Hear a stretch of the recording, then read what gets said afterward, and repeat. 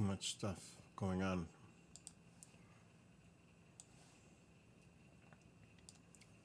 Went to see the doctor. He said, "You're doing wonderful." It's my cardiologist. That's the big one. And those were his words. "You're doing wonderful. All your test results came out perfect." He's actually lowering my medication. He mentioned what happened last year, and I said, "Uh-oh, what's he want to do now?" I thought he was going to make me do another. I just did a stress test like 3 months ago, and I passed it with flying colors. I actually did amazingly on that, above and beyond. But I thought he was going to say, "Oh my God." When he mentioned last year, I said, "Oh shit, now he's going to want to do something else." He said, "I'm going to lower your medication now." I was like, yes. I lost 13 pounds since I seen him the last time, 3 months ago. And he told me, I told him, "I've been doing research on losing weight. What do you think I should be for my height?" And he said 155 to 160. I said, "I'm only 12," because I was 172 on the scale today. "I'm only 12 pounds away from that." He goes, 155 to 160 is the sweet spot for you. Shit, that's easy. What am I looking for here? Rumble. I'm actually watching Amazon because it's nighttime. I might have to go outside and track the package. Go outside and meet them. They go next door a lot. I ain't letting that happen tonight. And they'll be back tomorrow, and they'll be back Thursday, and then they'll be back. Oh boy. It's 5 stops away. Reconnect. So, what is a plane landing? This is what it looks like, but it's not in color. Kind of stinks. It's too bad it's not in color. Let me move that first. So you can see I got all my lights on. All of them. Everything's cranking. It's supposed to snow overnight, 1 inch. So they say. But everything's lit up outside. And I'm watching the driveway with the Blink camera, because that's not Blink, that's Ring doorbells. But I've got 8 cameras around the entire house. It records, and I can see every little piece of my property.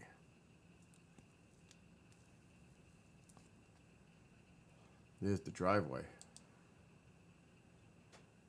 This thing could be glitchy. My neighbor passed away at 2:50 this afternoon in that house.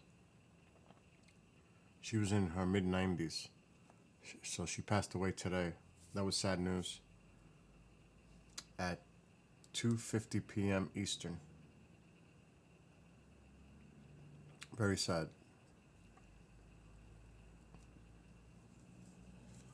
So I'm gonna keep an eye on this, but not necessarily that. That's the driveway. Not that. Let me go back.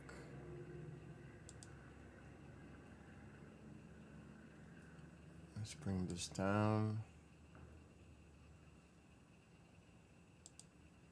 Let's look at the front door. So this is how it looks in the front, all lit up. the other camera. Right there.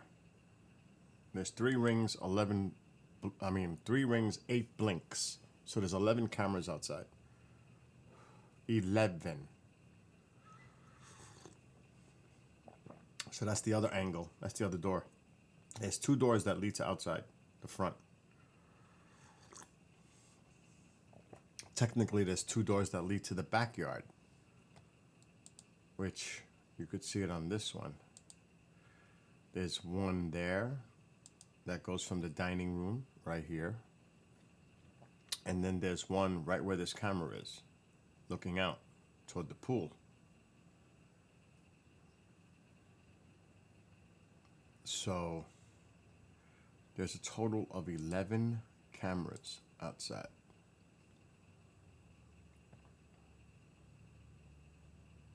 And you can see everything's lit up.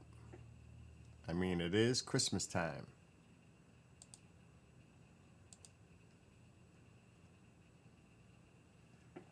So let me do this for now. I don't want to kill my battery. Stop this. And keep an eye on where my package is. He's 2 stops away. I need to go outside now. So I'll be right back because I don't want him to not deliver my package. And it's freezing. And I'm wearing a halter. It's a new type. It's a patch. But you got to carry the phone with it. I have to wear this for 4 days. It's a little patch. It sticks on, but this is what monitors it. They give you the phone and the patch. So I have to carry this phone with me everywhere I go. Let's go outside. Oh shit, I need my phone. It's a tracker. Shit. Let me do that first. He's 2 stops away, or she.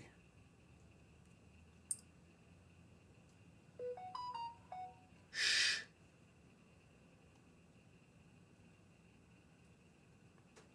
Shit. Arriving. How come this isn't tracking?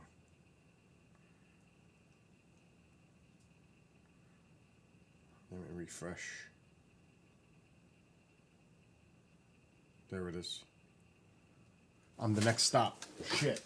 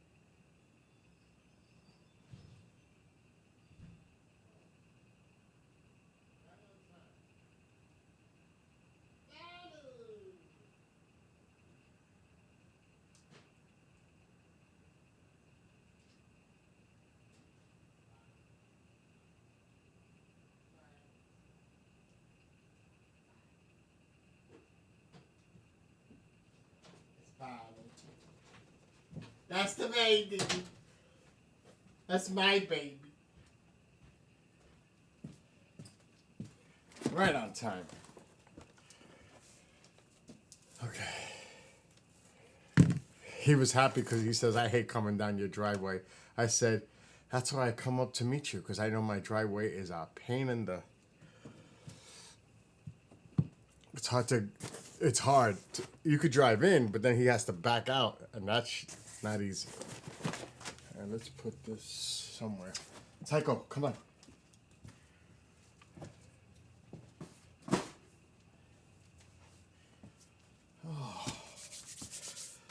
Alexa, what's the temperature?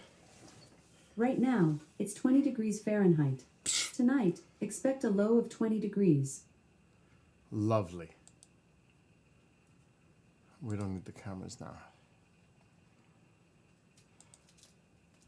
I do want to see something. I want to see if all my cameras are working. I haven't done a check in a while.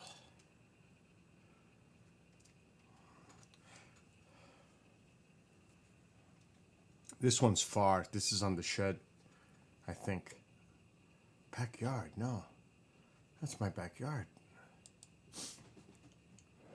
That looks so dead.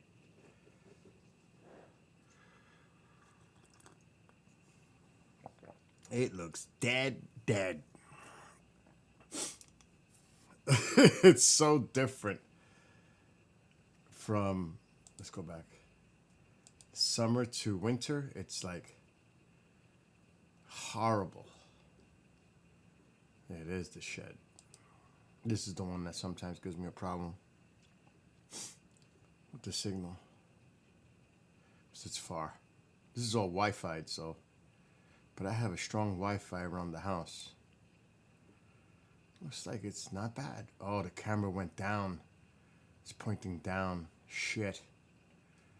Do I really want to go out there and push it up? I don't think so, but I need to. Oh my God, but then it won't stay on if I do it inside the house. I'll do that tomorrow. Hell no, am I doing that now? Side of house. Let's look at this one.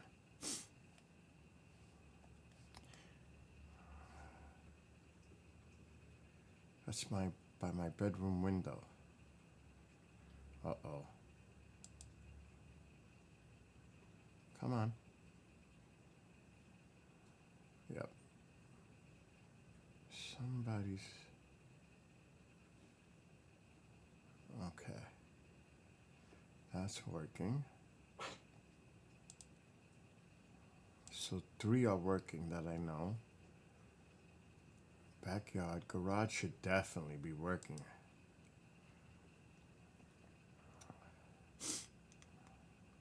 The lights might be in the way though for the Christmas. This will be interesting. Oh, okay. It's working. It's working.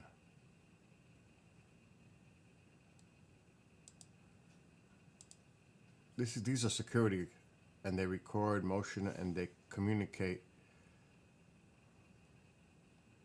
I'll just say that. They're monitored. I pay for it. Front woods. That must be by my door. Behind me. Yep. That's looking good. Let me just bring this down. Okay. That's good. The pool. We did backyard already.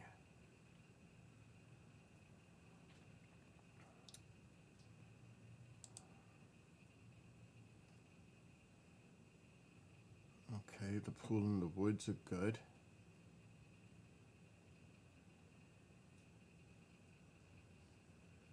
All the cameras are working, which is a good thing. We did the backyard driveway.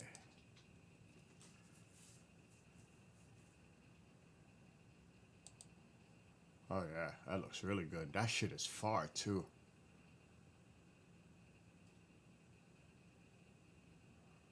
Driveway's good. And there should be one more. The side woods. Woods. All the cameras are working.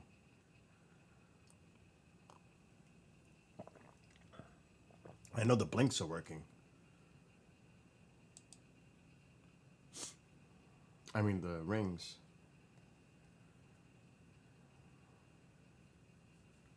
It's all good.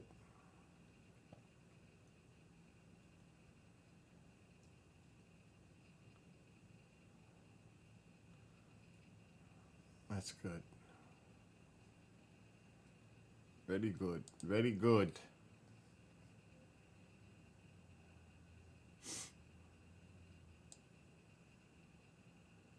Okay. Close.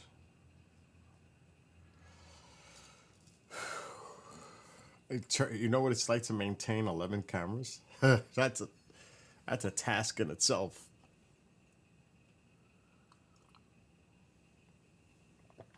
But that's getting too much TMI, too much information. It's best that people don't know I have all these cameras. Not that any of you are going to be on my property. But you never know who's watching. Just know that the entire property is monitored. And that includes every door with the rings. And those. It's a little crazy, right? Well, you know whose idea that was. It wasn't mine. That's Momzilla's idea. That's a story in itself. Anyway, is everybody ready for the holidays? Every time I go out, I get Mom something small to throw in. Like, she can't hear me. The door is closed. I only bought her one thing today. But every time I go out, I bought her some Christmas, like, snowflake thermal socks. 2 pairs. That's just a little add-on in the bags. Because I don't wrap. I don't do wrapping. I don't have time for wrapping. So I just buy the big-sized Christmas decorative bags. with a bow on top and you tape it. That's good enough for me. And it's easier it doesn't make a mess with all the paper everywhere. It's just a lot easier to put all the gifts in bags. But it's definitely lazy. But it's also because the same bags I can use next year.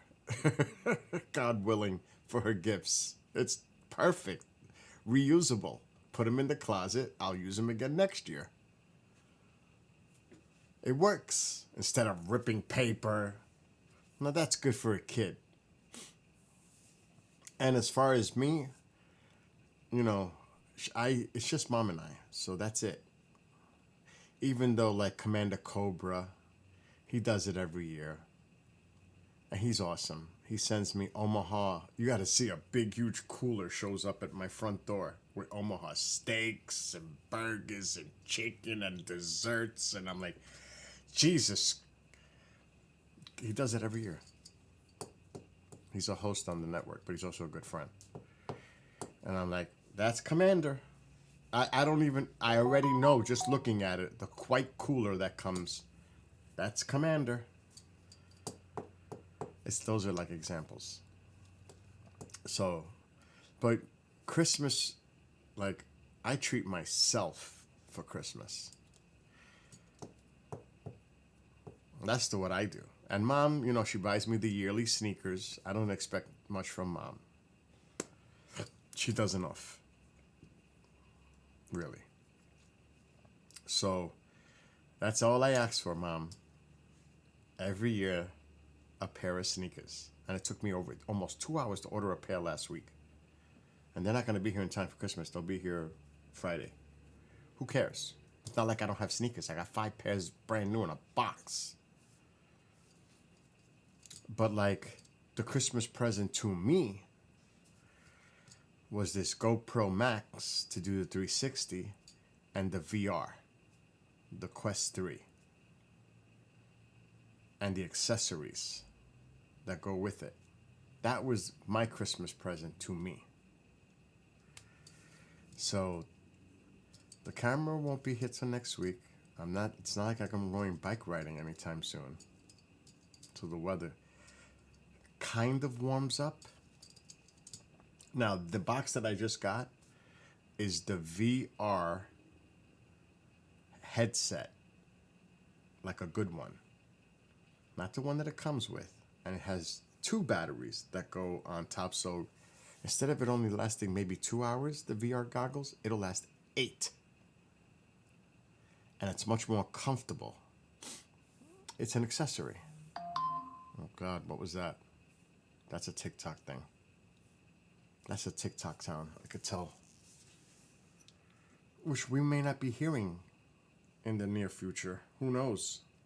I'm sure they're gonna do something to resolve that.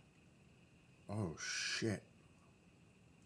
A package just went to my P.O. box. I gotta go tomorrow. Tomorrow's gonna be mayhem and craziness out there. Did you see the drones? Oh my God, the accident in Florida? Oh my God, that's so horrific. Yeah, that was TikTok. And that my package was delivered. That was bad.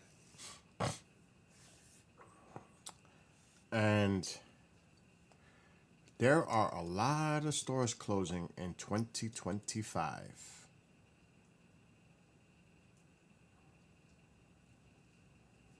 Good luck for the economy.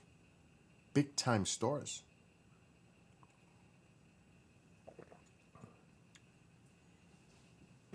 I couldn't believe the list.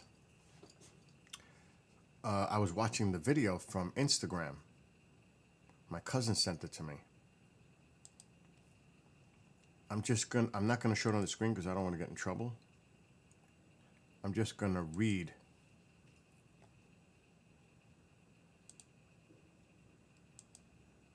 Oh no, that's not it. Yes, it is. Okay. Major store closings. Starting now. The end of the Christmas holiday. Party City was a big thing in the city with like balloon stuff. Big Lots, oh shit, it's going too fast. I can't keep up. Oh God, now I'm gonna have to let it go back. Can I rewind? I gotta let it loop. I don't want to read and have to go back. I'll just start it. Why is it doing that? Oh, okay, I could fast forward here. So I'm gonna read. Major store closings in December 2024 into 2025. I can pause it. Party City. They had a few of those in New York City. Closing all 850 locations by February.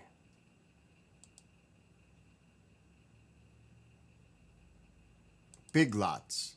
Closing all 900 plus locations. I couldn't believe one of these. Advance Auto Parts. Closing over 700 locations in 2025. Holy. Macy's. Closing 65 locations right after Christmas.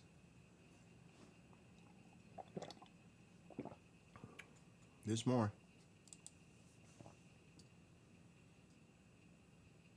Denny's closing 50 locations by the end of the year.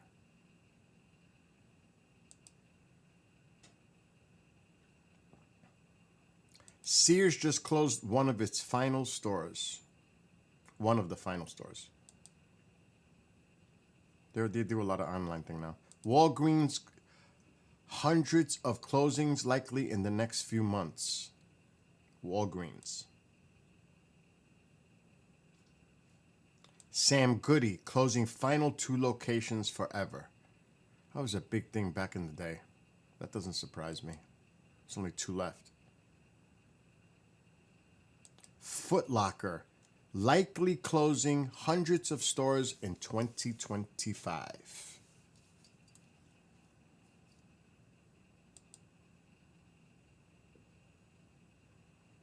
Family Dollar closing 350 or more locations in 2025.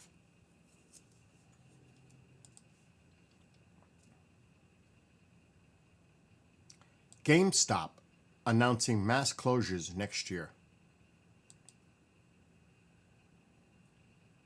CVS Pharmacy likely closing more stores in 2025. So this has been a trend for them. Rite Aid likely will close more stores in 2025 after closing 800 plus stores in 2024. JCPenney may also close additional locations in 2025. And that's in this one clip. That's a lot of stores closing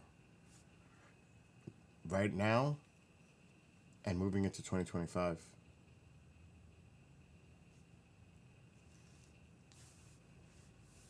That's now out of all those stores, Mom uses Walgreens. I do go to Advance Auto Parts.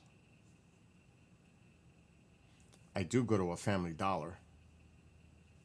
Very rarely, but it's here. I don't know if that's going to be one of the stores closing. I think there is a Denny's here, but I don't know if they're going to close that.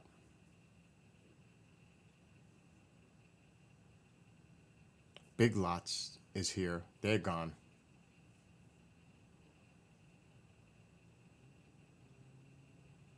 I think that's it for around me. So I'm just going to see if these close down, shut it down. I was just at Advance Auto Parts when Woody was here with Petita.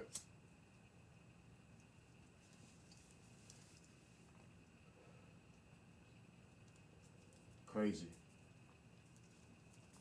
GameStop, I knew that was going to happen because everything is digital. It's all digital. Downloads, most of it. GameStop was a big thing back in the day when you would go and trade games in, sell your games. That was a big thing, but now so much shit is done digitally. Downloads, digital downloads. So it's like, that makes sense to me. Plus, they can't compete with the pricing. They can't. Because you can buy used stuff. I mean, there's sales all the time on these platforms. It's hard for them to compete. And Macy's is so expensive for people.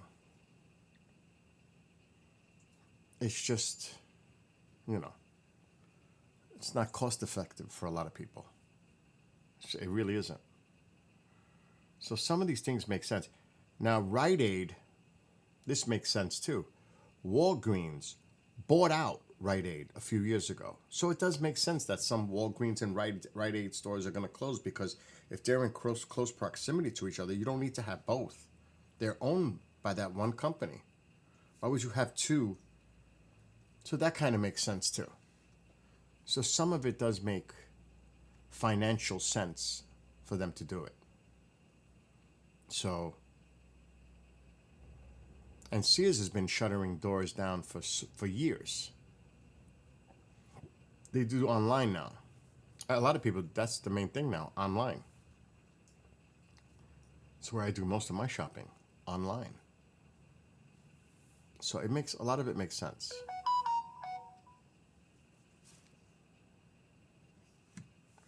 This phone, I swear, I feel like just shutting it down for the rest of the night.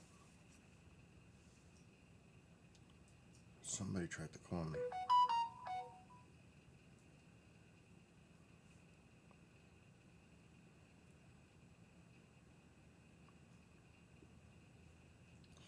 call them back later. Not important right now. So anyway, that's. But you got to see this drone footage. Oh my God! It happened last night in Orlando at a Christmas drone show. It is horrible. I'm gonna share my screen.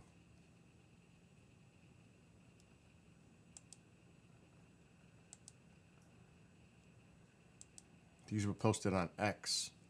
If you haven't seen this, it's horrific. I can't imagine being there and something like this happened.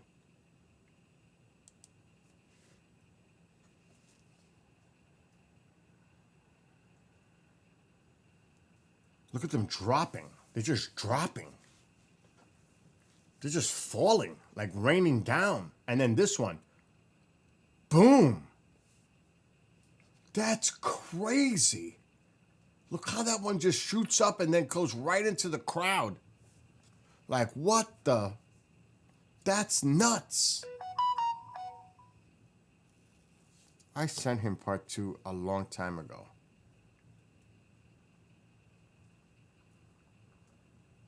Wow.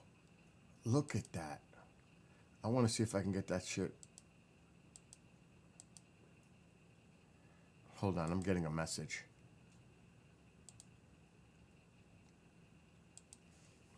I sent you part 2 days ago.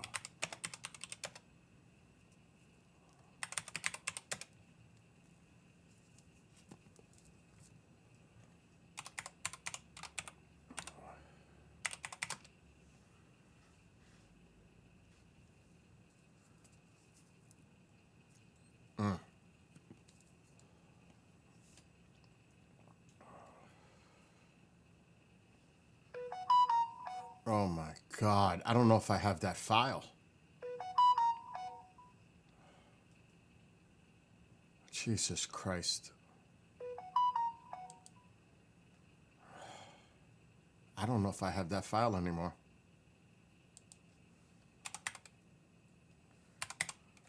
I don't keep files. I delete them.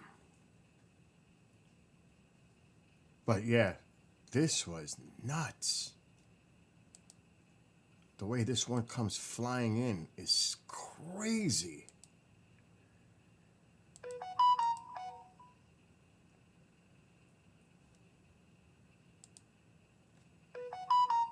Look at that. Holy. That's nuts. That's nuts. And then there was one more. This one.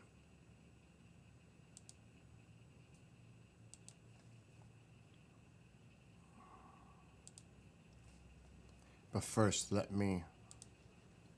Oh my God.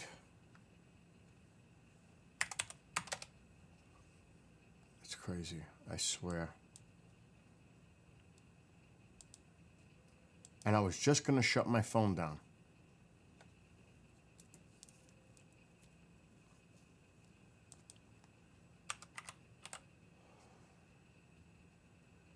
I had the right email.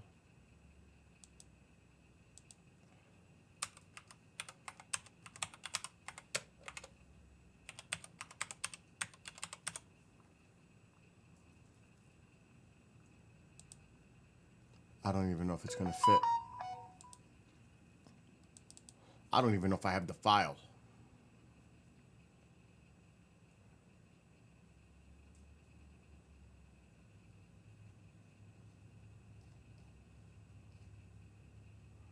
Oh, this is bad news.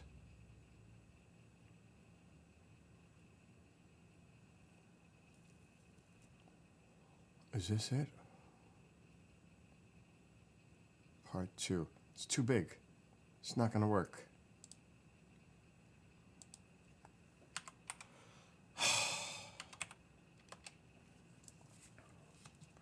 Now I gotta send it this way.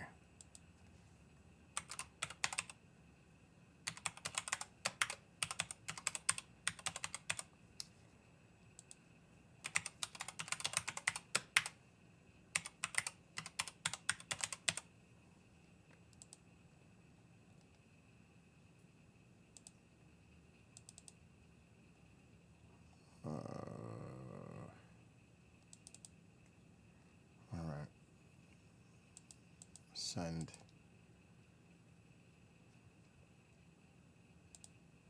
Okay.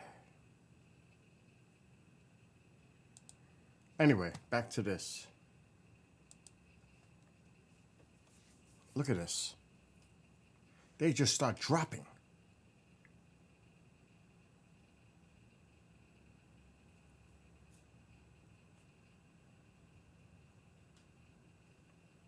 That's crazy. But that other one flying into the crowd is that's just nuts.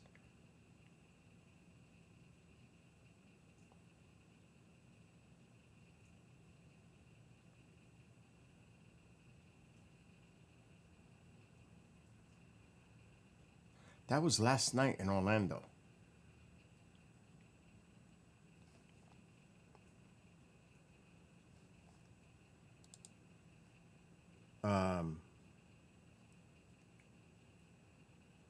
Wow. Yes, a kid got hit in the heart. Was rushed. It says it in the article. Right here. Several drones struck people in the crowd. One young child was hit and had to be rushed to the hospital for emergency heart surgery. Horrible. Look at this. Everyone's natural instinct was to duck and scatter, and before we realized it, my daughter found my son on the floor unconscious, whose son was struck by a drone. He had blood coming out of his face. That's horrific. That is just horrific.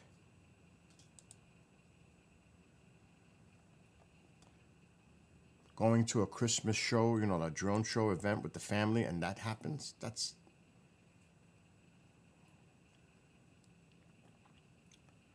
But like 3 hours ago, my neighbor passed away. The funeral home just came and they took her body away in the house next door. It's been a heck of a day for me. Not good. But life goes on.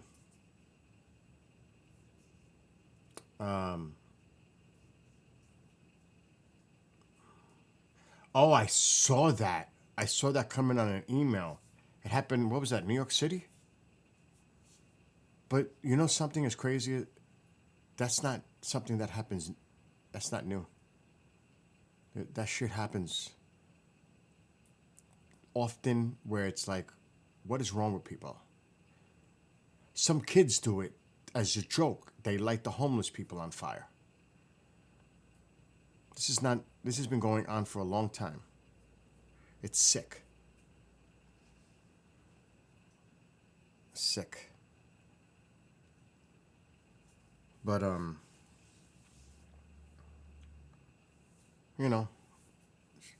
there's a lot of crazy things that happen out there. Anyway, I don't want to, get into this whole... What's up, Genghis? Go watch Mark by the Sky. It's a continuation of part 1 last week.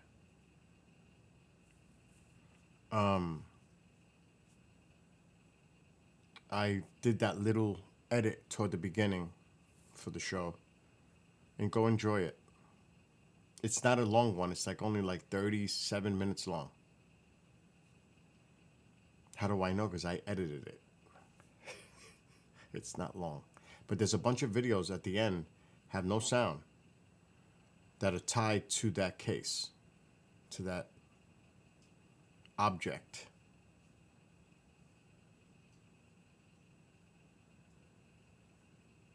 Anyway.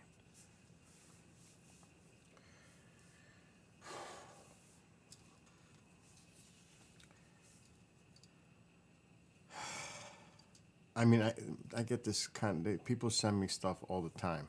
Like someone sent me this photo, but it was explainable. I explained it off, and so did the person. It didn't take long. Of this. And it makes total sense.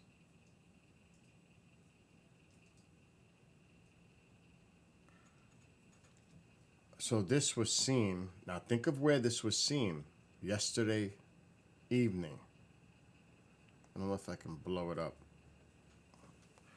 And I don't know if you'll be able to see it. It's hard to see it with the glare.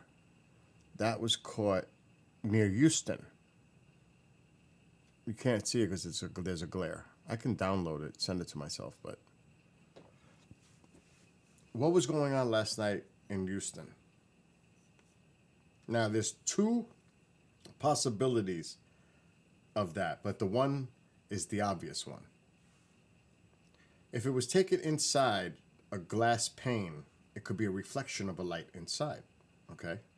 But what would be the other one? Remember, what was happening near Dallas last night?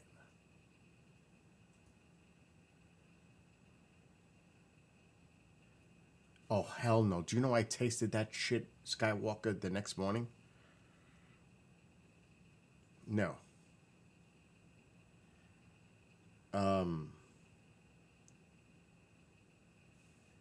At least not right now. I just finished eating. That's a blimp. The Cowboys game was last night. That's a blimp. Out of focus, but that's the blimp. Covering the game. Even though the roof was closed, doesn't matter. You still see the shots that they take of the stadium below. As it's, that's a blimp. So that was easily figured out. It didn't take long. What was last night? Oh, it was the Cowboys game. That's a blimp.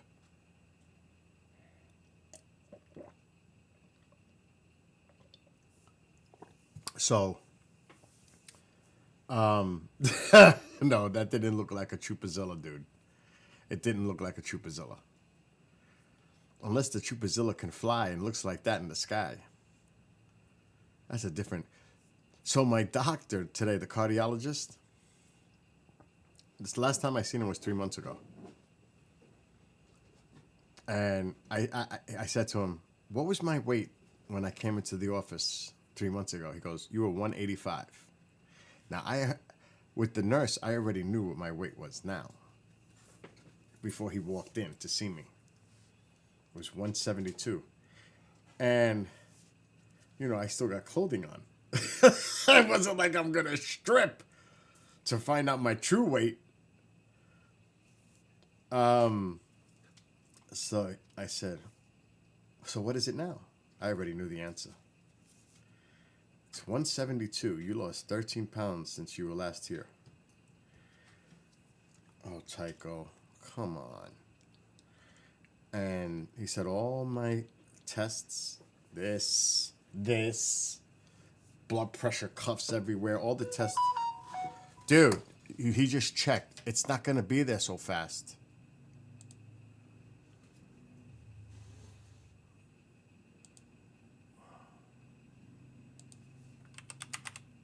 It takes time to transfer the file.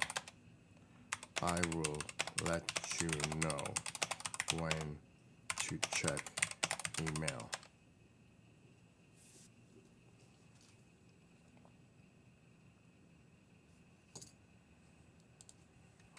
It's 2.1.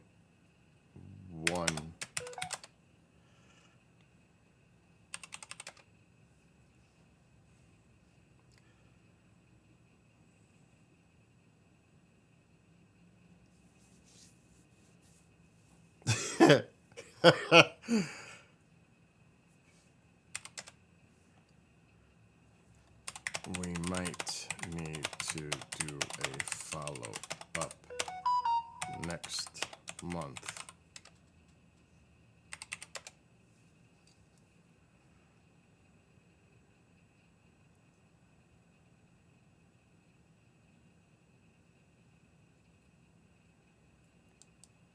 I'm telling you, it's going to be nice. Because I have the station right now. It's going to be nice to have like a little couple days off, true days off, but not really because I still got to do station work. But I already set everything up for the next 2 days. Oh shit, I almost killed the file that I'm transferring. It's done in 55 seconds. He keeps asking me for the file, so I'm just going to wait till I can officially send it to him. Because that's him messaging me for the file.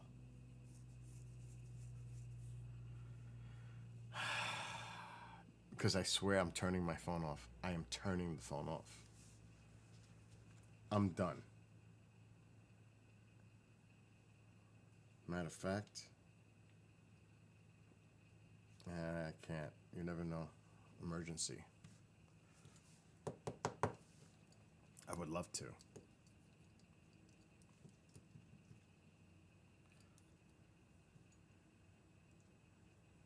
Alexa, what's the temperature?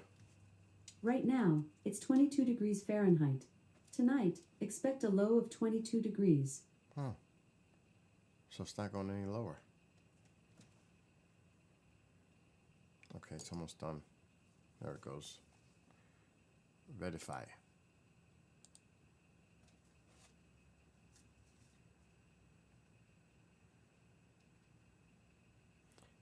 I can't do a Skywatch either because it's cloudy. We're going to get snow overnight.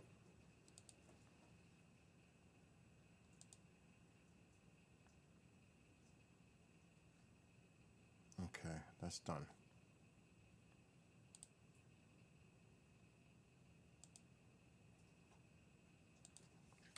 Check email.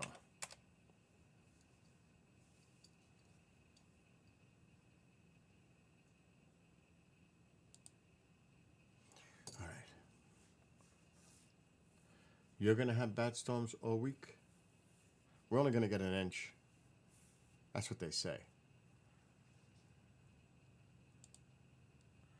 Let me go check Windy. Aren't you down that way, Skywalker? Where are you? What state?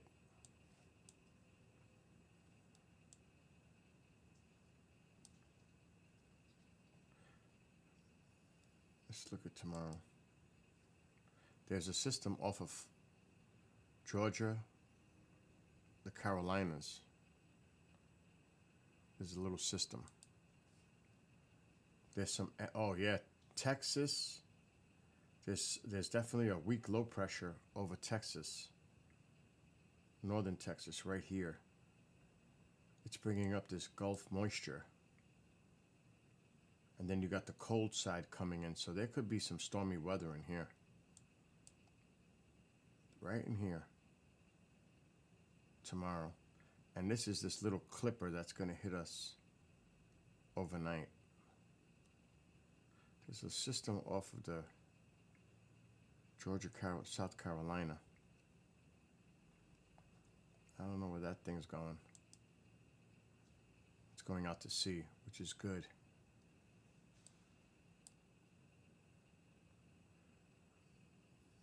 Up here, Christmas Day. Down here, up in here, the weather's gonna be dicey.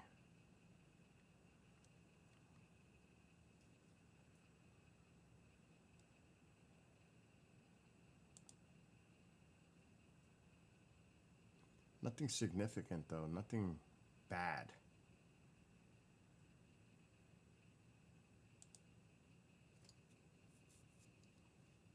Another system here, Texas again,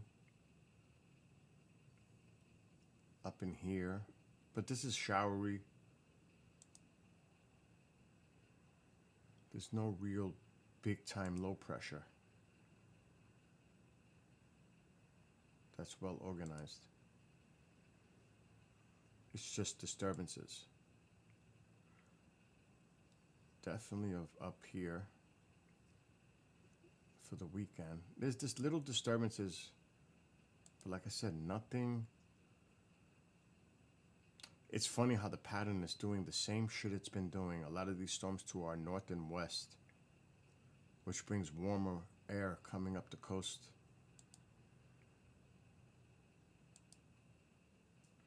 Now that's more impressive. If the model a week from now looks like that, then you're talking about some. Now this is stormy weather right here for the midsection of the country. If, wow, there's a system over here. This is the Euro. The Euro is more accurate than the American. But this is a system for next week to keep an eye on. This is definitely, with all this Gulf moisture and this colder air behind it, this can cause some severe weather in here. But this has my interest. What the hell is this little low? Oh boy.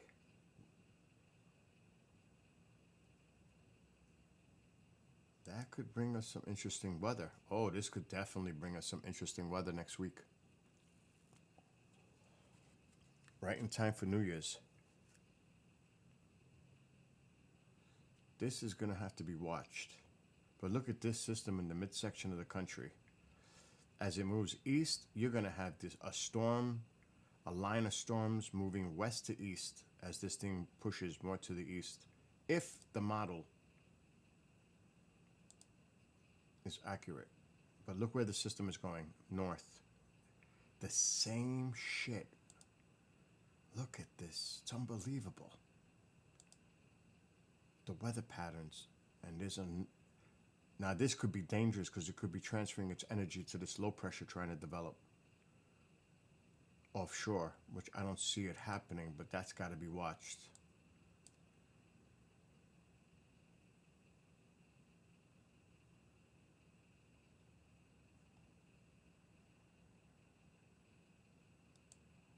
They could get hammered in Maine.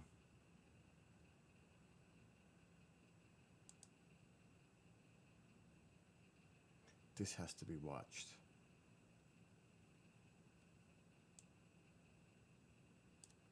But you don't trust the models this far out. I'm just going to have to keep an eye on this.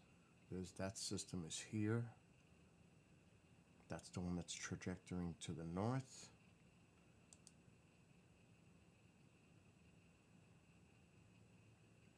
But this could change. Let me see what the American is saying. I don't trust the American.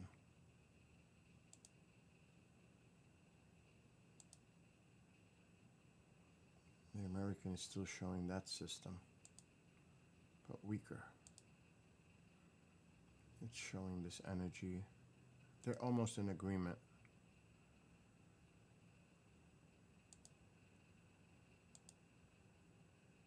Yeah, this is too far out.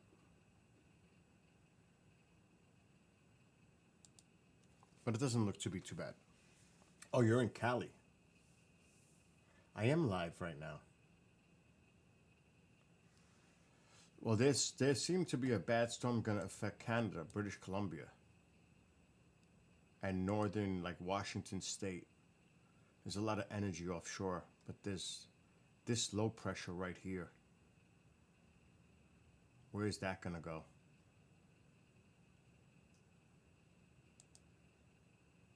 Look at that. Right off of British Columbia. That is a nasty looking system.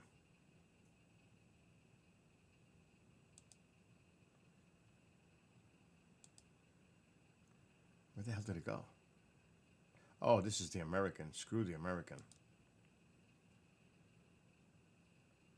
Wow, what the hell happened?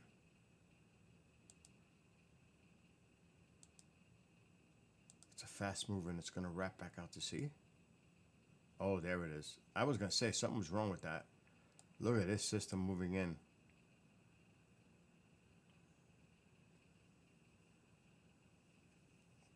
They're going to get hammered. And then it just disappears. Back out to sea. That's bizarre. But that's what they get this time of year anyway. That's not unusual. There's your California mess. More in Oregon. There's a lot of energy offshore here. Up and down the coast. Northern California. And there's more energy coming in. This is affecting a bigger area of rain. That's a big high pressure.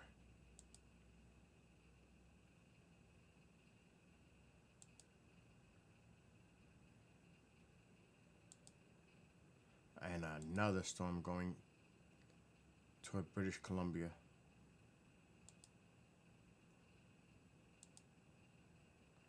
Oh my gosh, they just get hammered one after the other. That's a big high pressure just sitting there.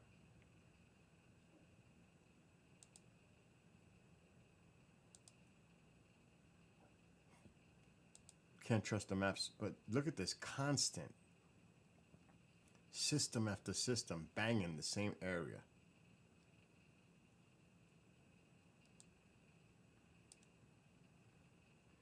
It quiets down in Asia with the typhoons now. You don't see that activity. You know where the activity now starts? Down here. Australia, New Zealand.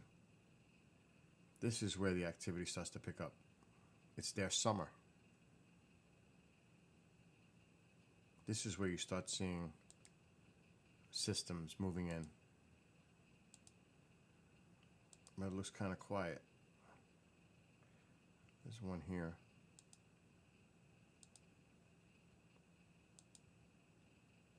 See, a lot of it's still staying to its south. So it doesn't look to be too bad. Tomorrow, really bad rain, wind, and lightning for us tomorrow. Are you in Northern California or where in Cali? Oakland? I'll share the screen.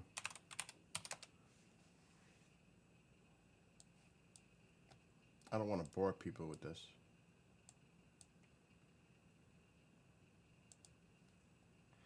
There is a little energy, Northern California. Doesn't look, there's definitely a piece of energy here. Now, I don't know where Oakland is, so. Is Oakland north or south of San Francisco? I'm not familiar with California.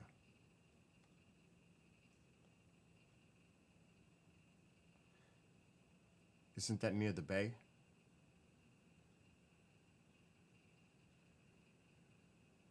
San Jose. I could search it.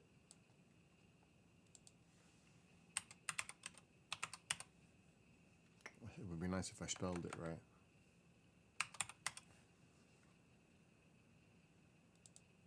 I was close. I was right. The bay.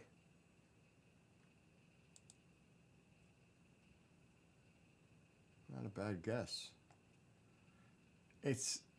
I mean, it's close. Yeah, you see that band is coming in. That energy's coming in. And you got the winds coming in from the west and also from the south. So it could definitely be stormy here.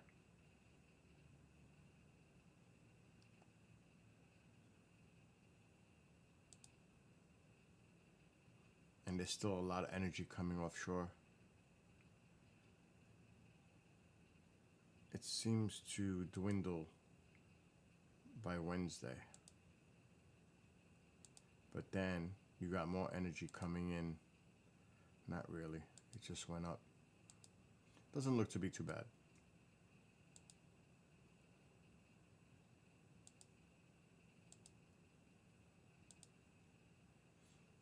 There's more energy for the weekend. You're probably going to have a rainy weekend. So yeah. Just based on the models. Because I always focus on models. I don't trust forecasts by what they say. It's all about the models for me. Like right now, there's no way I could stream. There's a clipper system coming in. Should be getting cloudy now.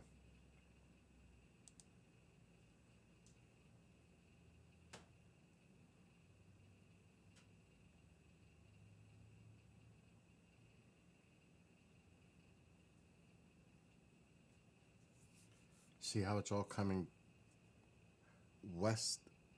From the west, it's moving east, southeast. Its trajectory is coming down slightly.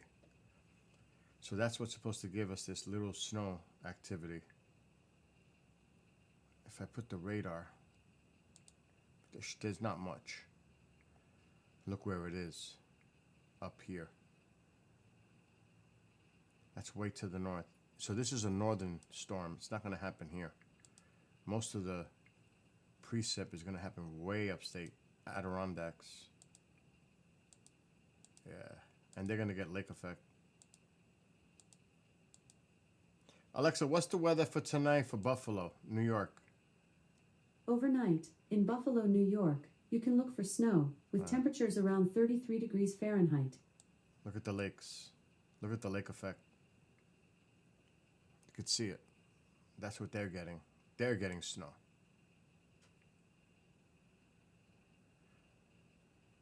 Look at these bands coming in, setting up. Look at the snow along the coastal areas, lake effect. Right along the coast. Look at that. And it's going up toward Buffalo. Alexa, what's the weather for Buffalo for Tuesday? On Tuesday, December 24th in Buffalo, New York, there will be snowy weather, with a high of 36 degrees Fahrenheit and a low of 27 degrees. Look at that. That's a machine on. No, I believe you could, of course, the weather. See the problem? That why they've been getting a lot of snow the last few years? Would you like to know the answer? Even though people will be in denial. Why do you think they're getting a lot more snow in recent years along the lake effect? It's a very simple, logical explanation to it. For those that want to deal with science and not conspiracy.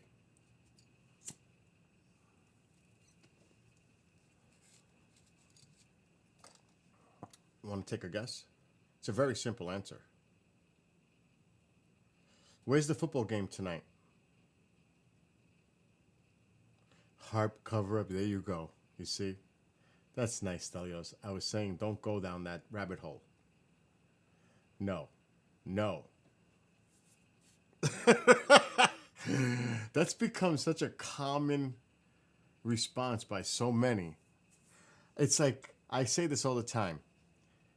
30 years ago, if you would have said shit like that, people would have looked at you and thought you were out of your mind. But now everybody does it, so it's commonplace. If people were saying that kind of shit 20, 30 years ago, they would look at you sideways like, are you okay? Are you dealing with reality or what's up? You know what I'm saying? Now everybody goes conspiratory rabbit hole.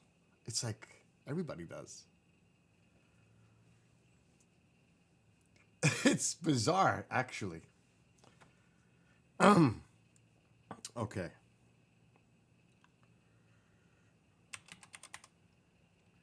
Let me see if I can find it.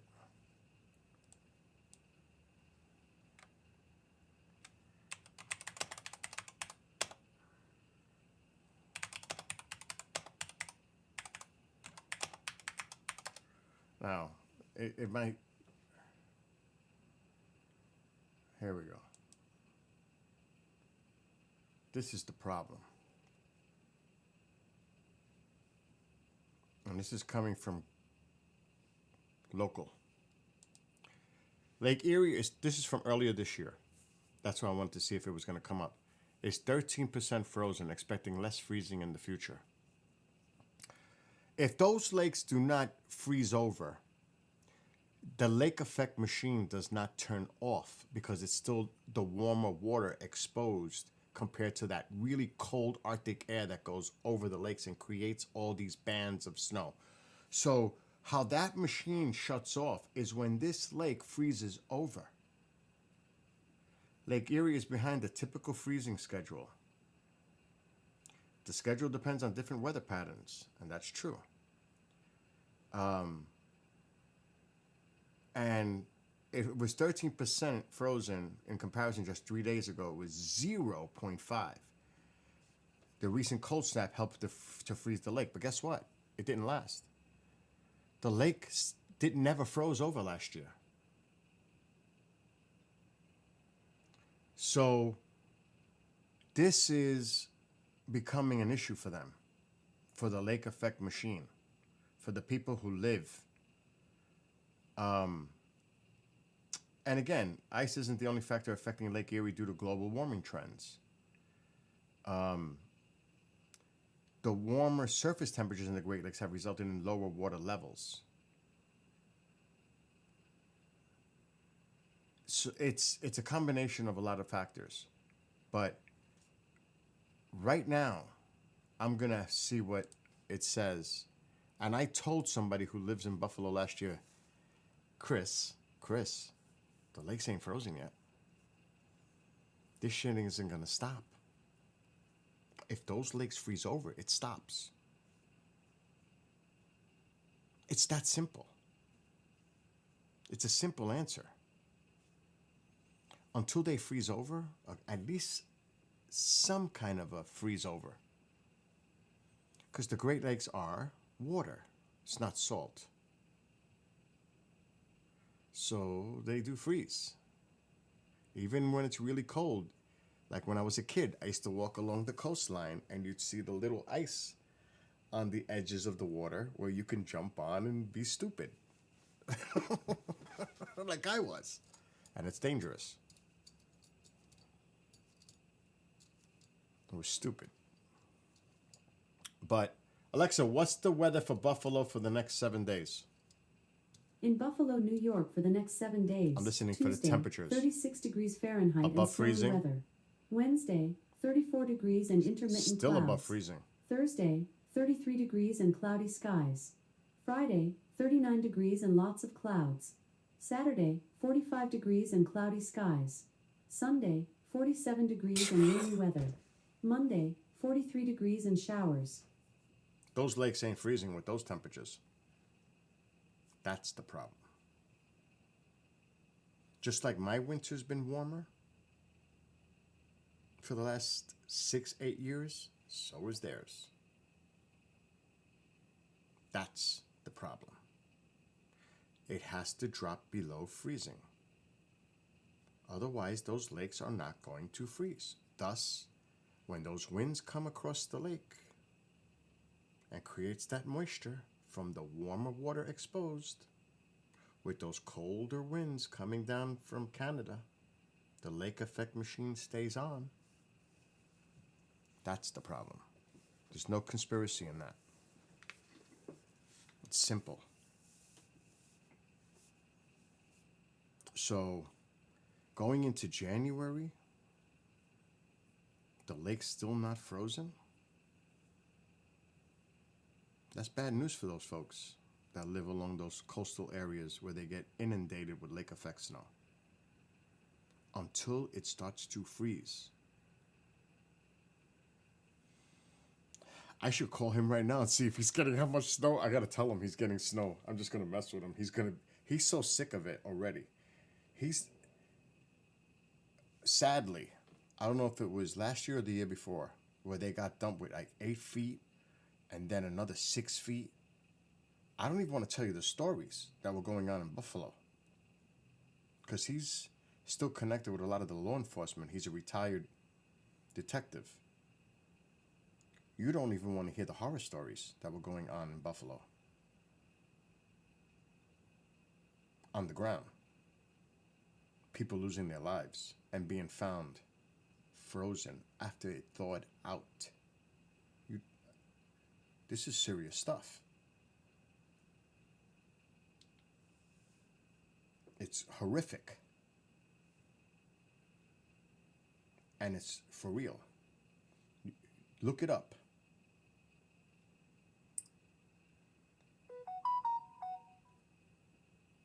He got it. He got the file.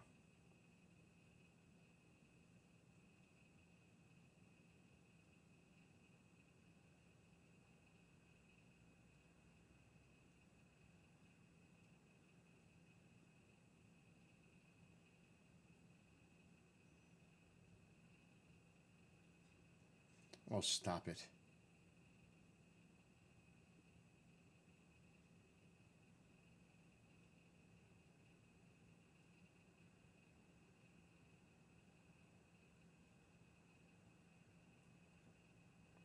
You know, even the Yankee broadcasters, they just take shit too far. It's like I don't understand. They need to be dealing with reality.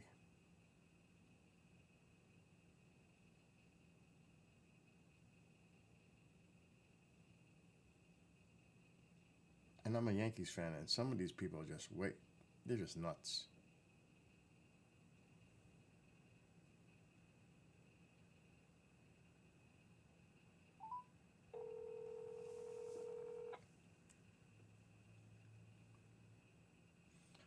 If he picks up, I'm gonna mess with him right off the get-go. Doctor give you a clean bill of health? Absolutely. Awesome. He said, his words, you're doing wonderful.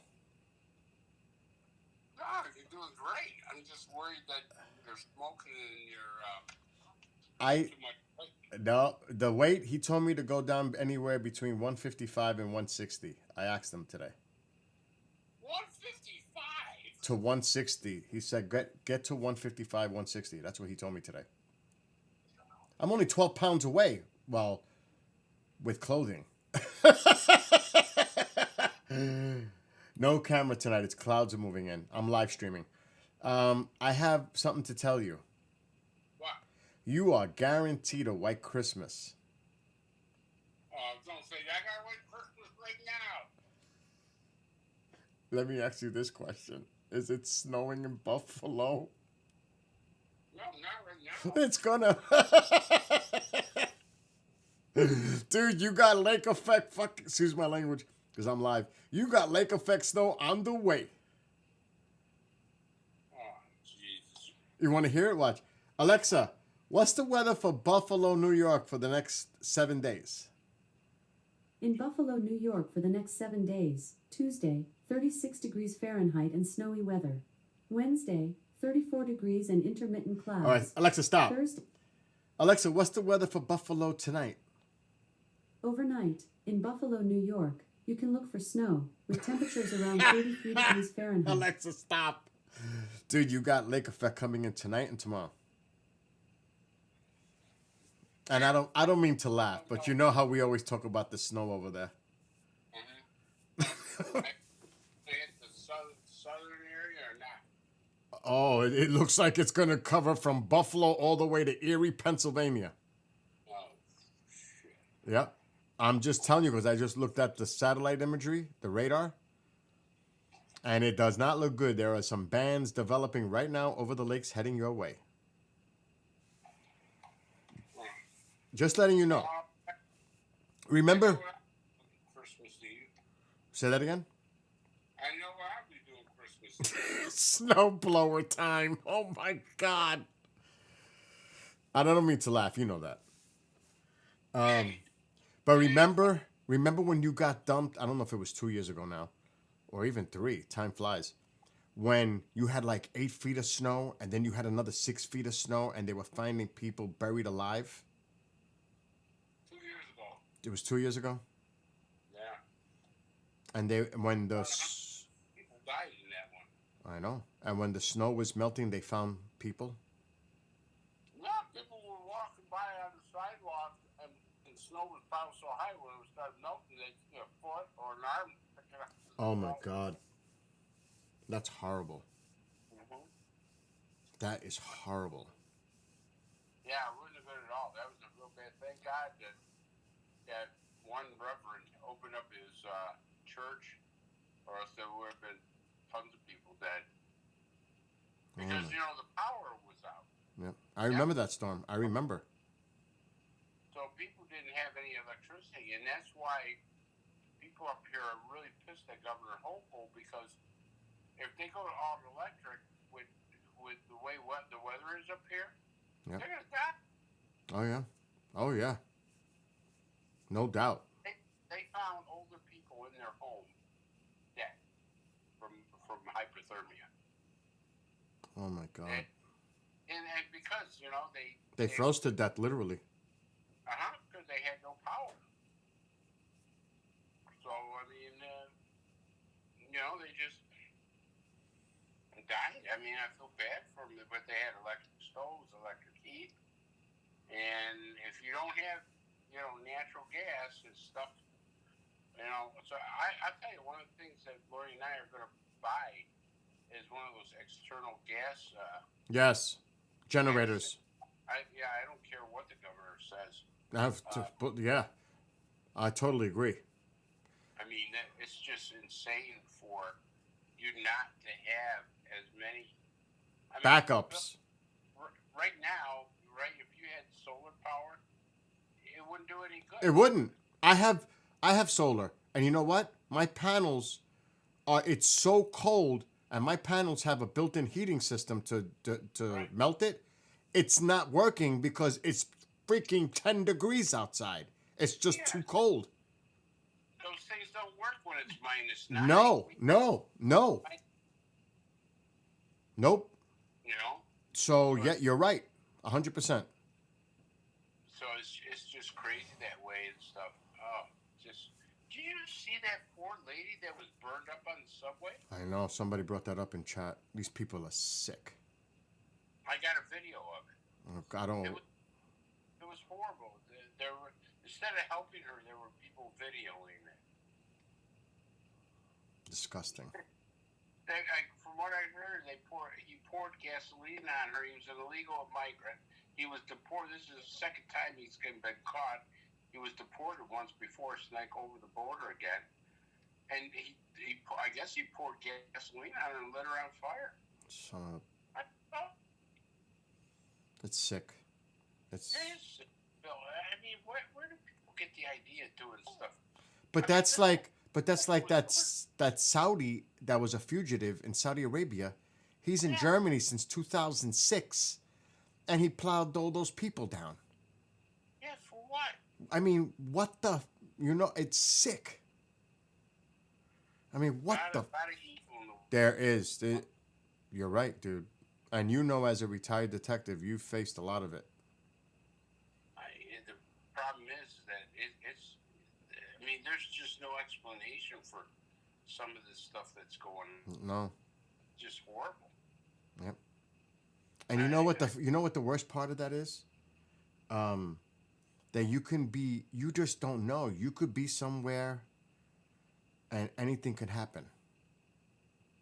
Oh, I know. You know what I mean? You're just out doing ordinary things or doing festive things with family or friends, and you just never know. It could pop off near you.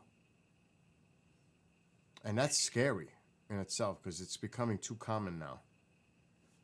Very common. That's the freaking scary thing. So, like yesterday, that drone thing that happened in Florida.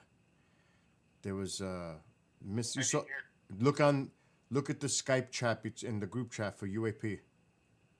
Look at it, Chris. It's horrific. What happened? They were doing a Christmas show with drones, and they malfunctioned, and they started to drop from the sky, literally. Then one went off in a direction, hit the crowd, and hit a young child. I think it was a boy, and they rushed him to the hospital for emergency heart surgery. Yeah, how big were these drones? Pretty nice sized drones. The ones that they used to do these displays with the lights and all that. It was a nice sized drone. It looked bigger than my Mavic Pro 2. or similar in size. I mean, if that shit comes at you, it could kill you. It really could. I didn't hear about that.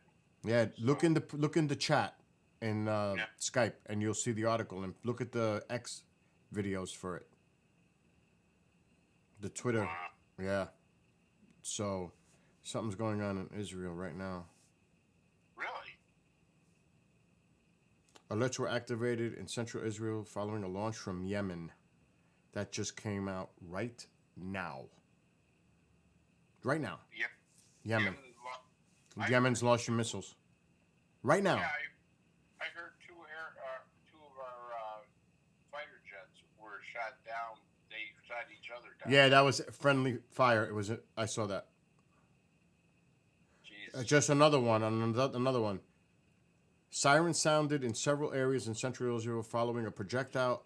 It says a projectile, singular, launched from Yemen. The details are under review from another source. Oh boy. Crazy shit going on, bro. Yep. Yeah, I'm just checking. Go ahead. So you up for Christmas? Technically, yes, but I still have work to do. What do you gotta do? Set up shows, there's still stuff that's pre-recorded and yeah, again, it's all over the place. Launch from Yemen triggered sirens across central Israel. This just happened. Wow. But you got to remember, it's the holiday. I know. I know. This is when they do things like this. It's are you doing live right now? Yes. All right. Well, listen, I got to get a couple of things done, but if you're still on, I'll join you. Yeah, I'll be on for a little while.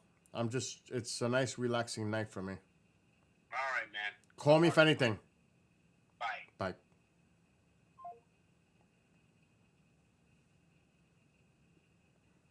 I'm just checking these. Okay. Yeah, that's the latest. That's another thing too. You got to watch the stuff that goes on now, because it's that time of the year, the holiday season. This is being like in New York City, and it's happened in the past. Christmas time, Christmas Eve, it's happened. Yeah, I agree, Skywalker. And New Year's, Times Square, thank God nothing's ever happened for all those people. Now, don't get me wrong, NYPD, they got that covered. I mean, but they can only, security can only go so far. You won't find me down there. And like I said, it's happened. Take some black seed oil. Oh, you and that black seed oil. Oh my God. Don't, Julian, don't. Don't listen to him. I actually gotta do it. I didn't do it yesterday. I skipped yesterday. I wasn't feeling it.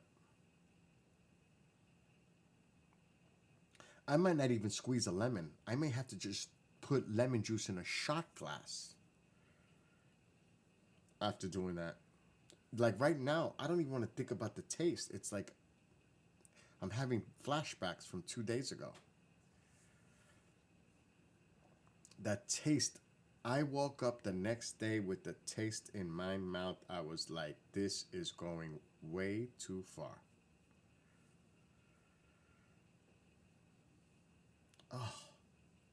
And you know what I can't stand? Licorice. I find licorice, anisette, anything like that disgusting. And it gives me that foul, teary-eyed feeling the same way. Oh, just thinking about it makes me sick. That's funny, Skywalker. I mean, I should just do it now just to do it. And it's supposed to be really healthy for you. And I paid $80 for that bottle. That bottle is not going to just rot. Hell no. But I'm trying to think what would be the best thing to chase it with. Water's not going to work. The water is not going to take away that taste. Now, I shouldn't taste it. I should just swallow it. Does that make sense?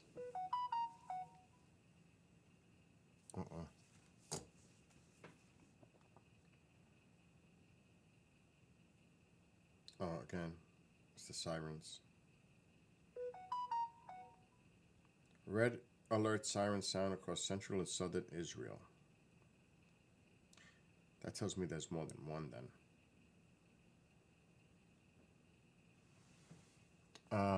Maybe some good coffee? No, Genghis, I'm telling you, dude, coffee doesn't work. Coffee definitely wouldn't work. Oh my God, no. It's got to be something. Lemon juice, probably. I'm not joking, dude. Have you ever tried this black seed oil?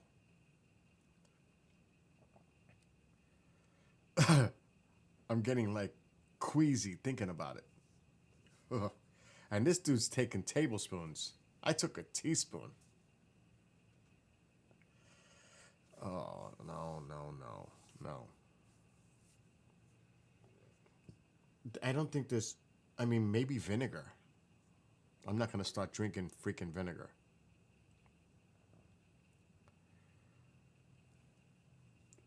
Soda didn't work. I don't have no orange juice till tomorrow morning on the delivery, so orange juice ain't going to happen. I don't have none.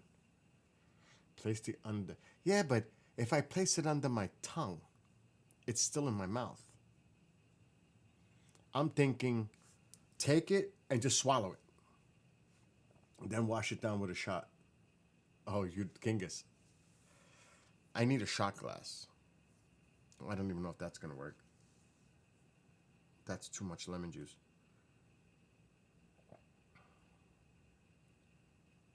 I have the teaspoon here too. The pill form is not the same as the liquid. I did the research on that. I was thinking of doing the pill.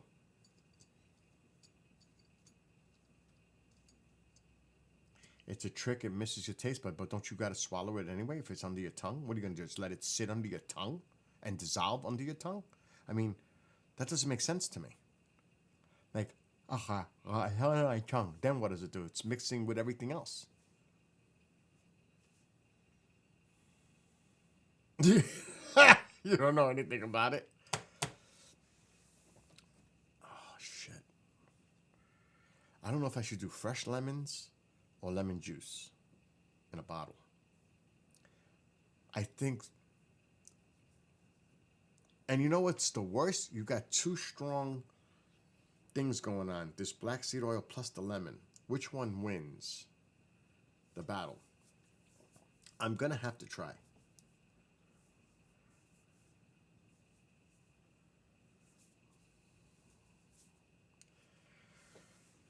I think I should go with the fresh lemon. I'm going to try it.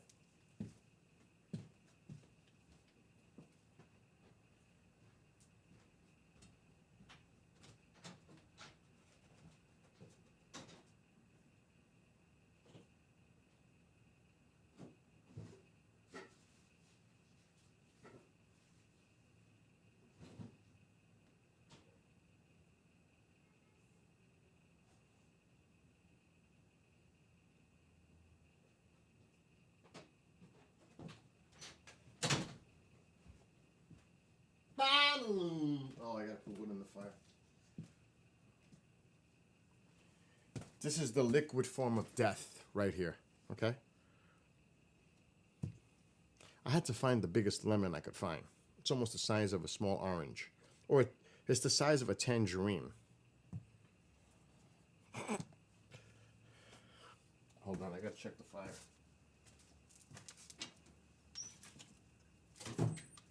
Yeah, thank God I did. The fire's going out.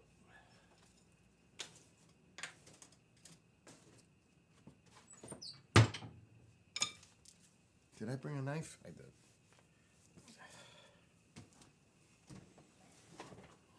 Oh, I need a paper towel. Just in case I gag.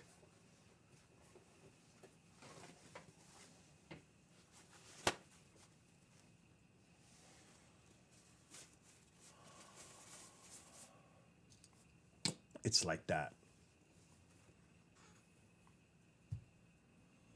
If I'm getting lemon, you know this is bad.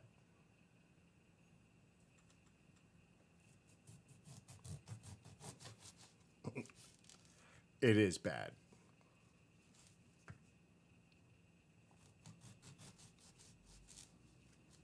Alexa, brighten living room light, 50%. I gotta take the seeds out. So I don't choke. I don't know if I'm gonna choke on seeds or black seed. Pits or black seed, actually.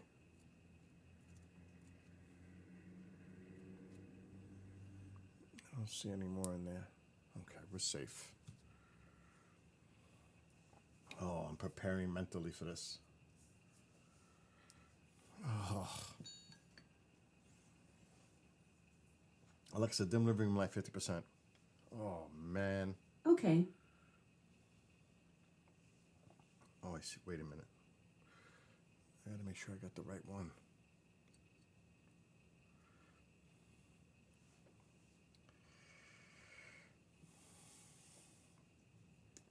$80 for this bottle. 80. Oh, it does? It does say to mix it with honey and lemon? I don't have any honey.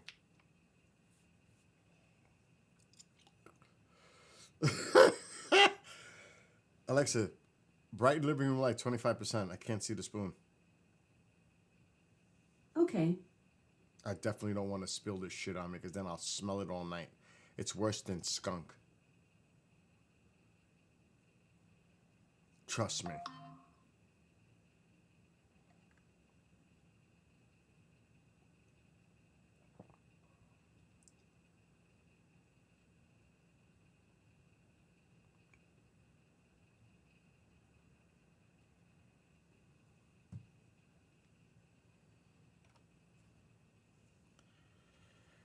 We'll find out if this works.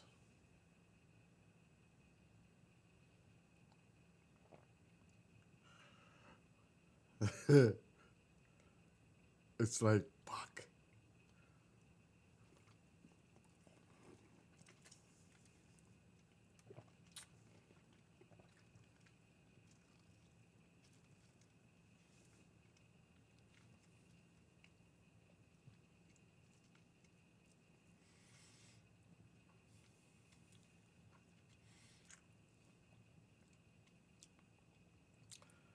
Lemon works. Lemon works. I can taste it inside my throat. It's like I can still taste that shit here. But it's not here. But I can still taste it. That was not bad. That worked. That worked. Heck yes, the lemon worked. It's the only way. It worked. You're smelling my fingers because I don't want that shit. That stuff reeks. I was washing my hands with, like, just to get the smell off. I had to get it with this.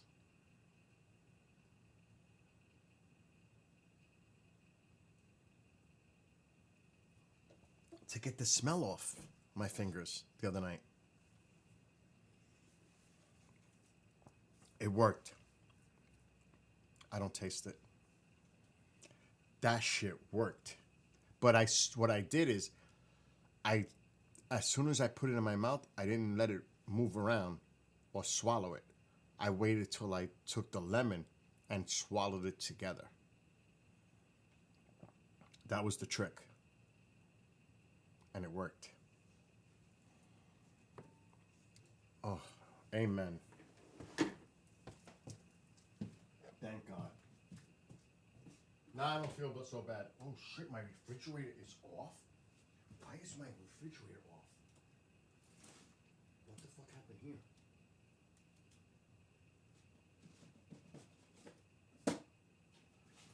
Okay, oh shit. What's going on?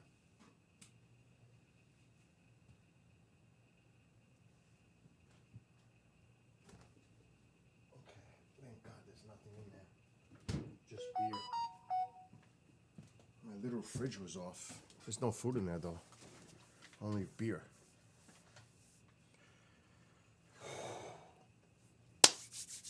Anyway. Genghis. This stuff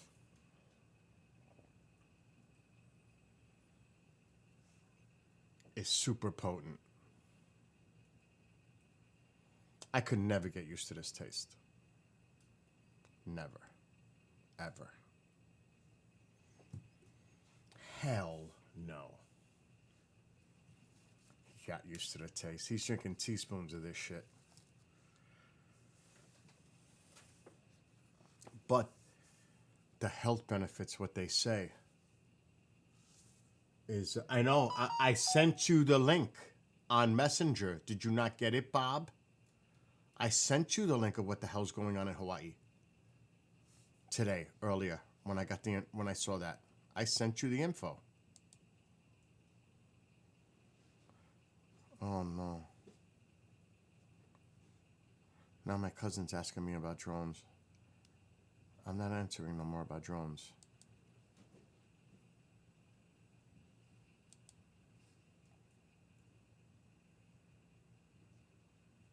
Okay, you did see it.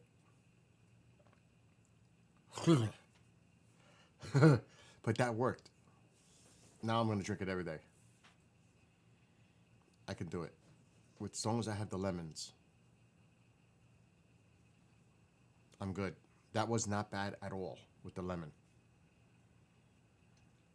But I can still feel that shit moving down. Like my body. It's like... I'm afraid... I don't want to say it. I'm afraid, like, if I... No, I'm not going to go there. Smells like a fresh cut lawn and has a sweet vegetable taste. I used to get it before drinking a smoothie. What is this? Tea tree oil. But I'm like, after drinking this shit, I just hope that I don't have gas. Because I'd be afraid.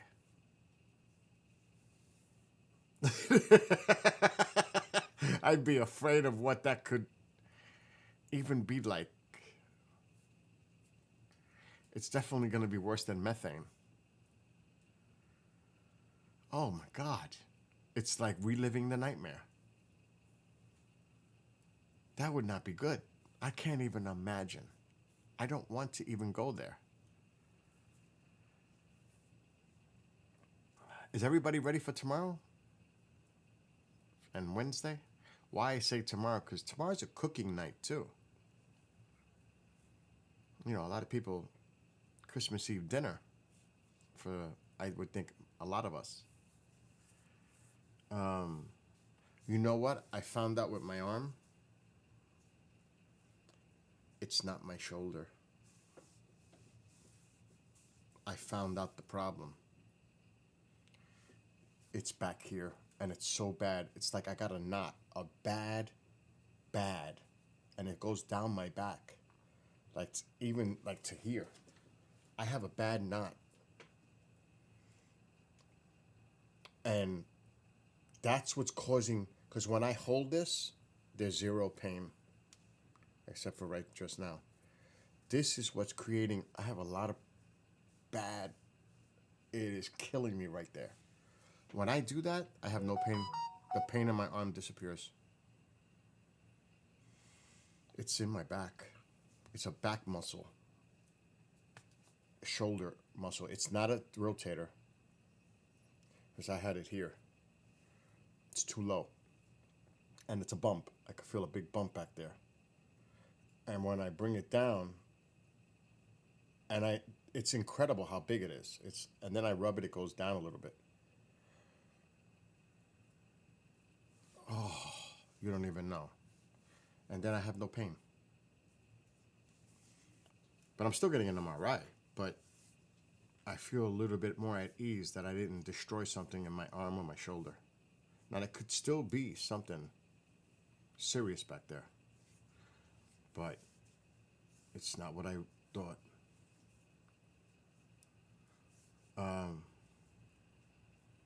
I mean, I don't have that knot here. It's nowhere to be found. Something happened with this shoulder that I did. And it screwed up the whole shoulder. But this thing is like a long line.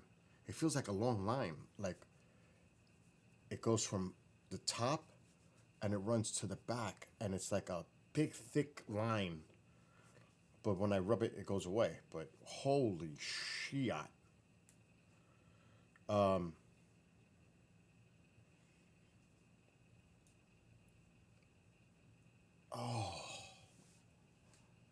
That feels amazing. And there's no pain. It's the craziest thing. It's got to be some kind of like tendon related thing back there. And it goes around and down. But I'm like, holy. So anyway, tomorrow, and I'm going to do it live because I'm bringing the bicycle in. The bike is still in the back of my car. Not tomorrow. Tomorrow's Christmas Eve. Christmas afternoon, maybe. I'm going to try to connect the rod to the bike. Inside the house. And get it ready for doing 360 video. It's coming tomorrow.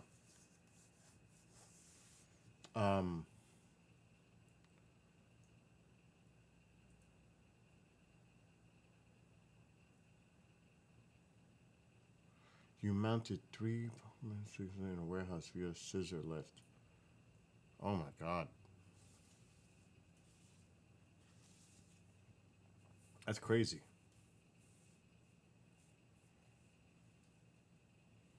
But I don't even want to mess with that right now because I get caught up in these. Jesus Christ. Yes, Momzilla. I don't know. Oh, somebody woke me up. It wasn't me. Maybe Sandy. Maybe your sister. I'm going back to sleep. Go back to... Oh, I got you Chinese food. All right, thanks. It's on the stove. All right, baby. Bye. Bye. I can only imagine.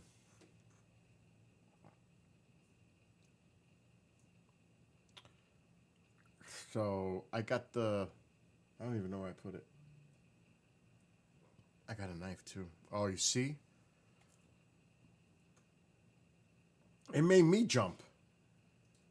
I wasn't expecting that. See, when I don't want to get too graphic, but when I burped, I tasted the shit. And I'm like, fuck. This stuff.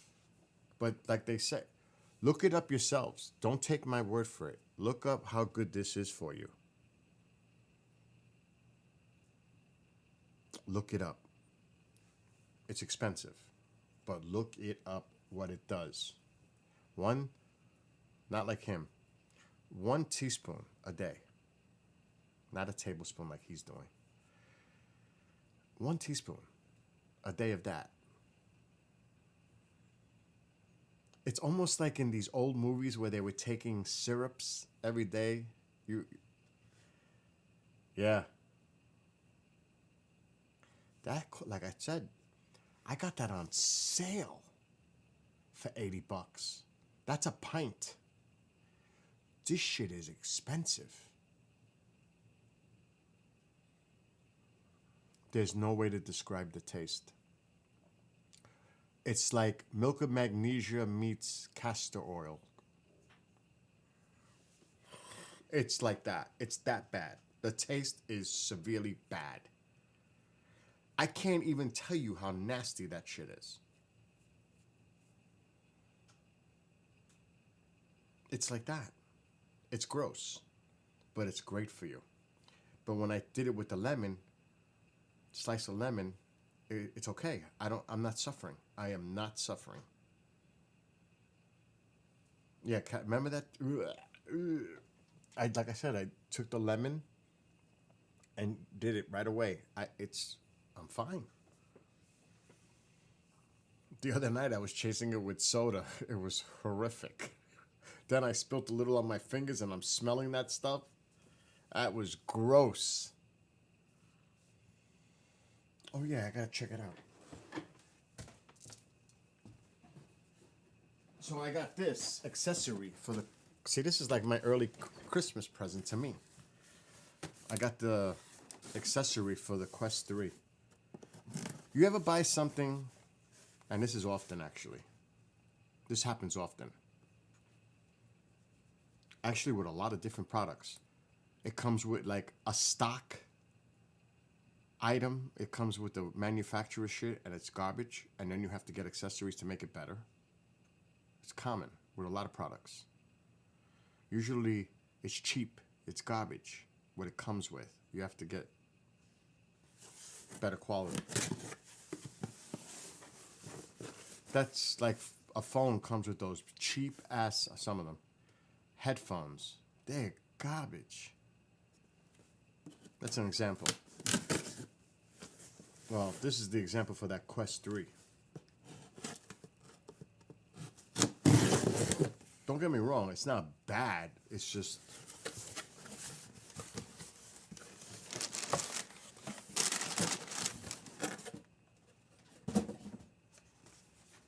So this is the headset kit for that. It's better. Yes, Mom. This one. It's way better than what it comes with. So I'm gonna attach it to this. Not now. But this is superior quality with the foam, how it's more comfortable on the top of your head, the side, the front of your face. This is an upgrade compared to what it comes with. That Quest 3. So it's a must.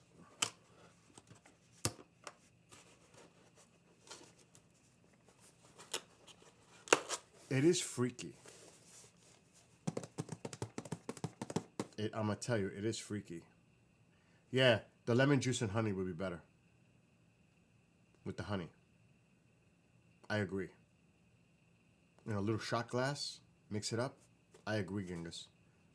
Lemon juice with the honey, stir it up, mix it up, and chase it with it. Probably better. I'm gonna... Oh shit, maybe I can. Maybe I can add to my Walmart order in the morning. I'm gonna try to add honey. Oh, I'm glad you mentioned that. I should be able to add to my order.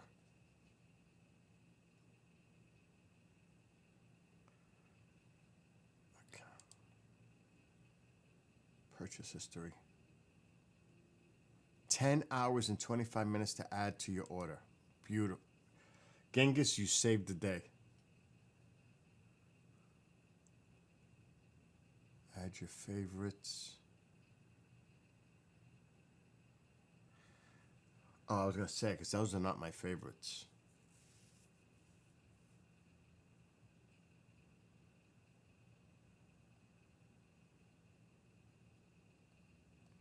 How do I add to the order, though?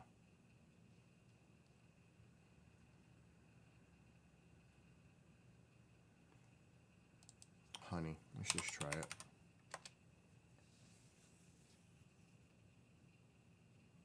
And you know what? A lot of people do in this, they don't... You have to buy real honey. Like some of this shit, like the plastic bear, it says great value honey. It's got corn syrup. It's not pure honey. That shit is garbage. You got to be careful. When you buy honey, you want to make sure it's 100% pure. Big mistake. For me, it has to say raw honey. Unfiltered freaking honey. And it's expensive.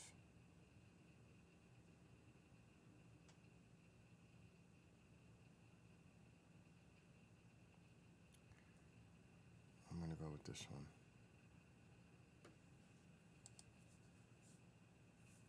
Add to order. You know what I'm saying? I get the organic. I try to get local, but now it's impossible to get that shit local. I have plenty of lemons. It just got added to the order for tomorrow. Alexa, make an announcement. What's the announcement? Mom, come here a second. Announcing.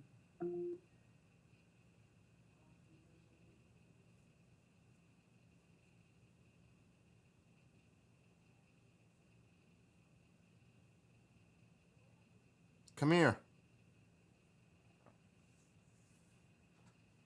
I need you to do me a favor. I need you to do me a favor. See how much of the soda we have there left, because I'm making the order for Walmart. Count how many bottles are left. Let me know.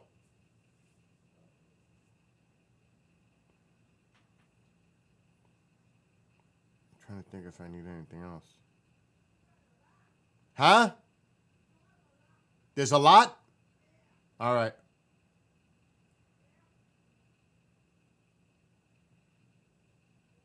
That's all I need.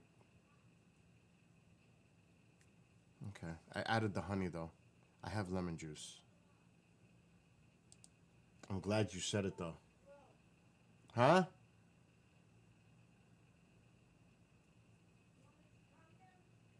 Count them, yes.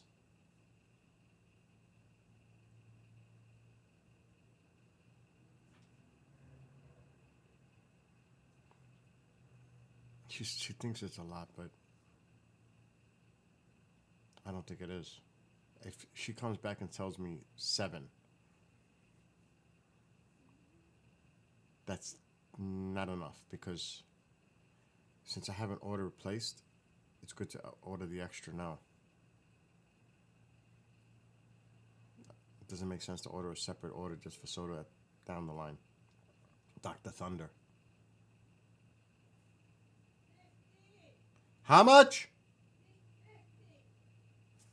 What? 15? That's impossible.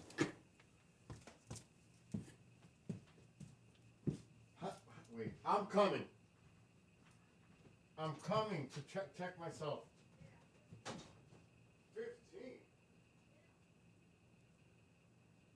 Holy shit. You're right. Oh my God. I didn't think we had that many. That's good. She was right. 15. That's a lot. What the hell was that?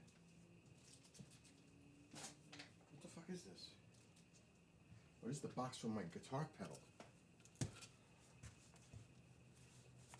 Why is it over there? Now we gotta put this away.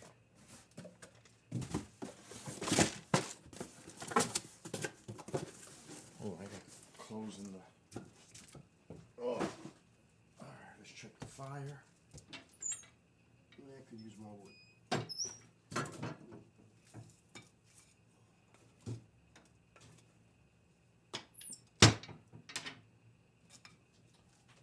That's the only way I'm gonna drink that, with the honey and... It's the only way.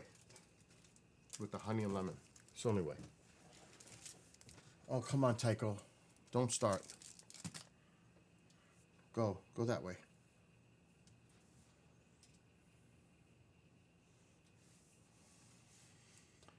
Okay. I don't know if I want to play a game. Actually, let's see if there's any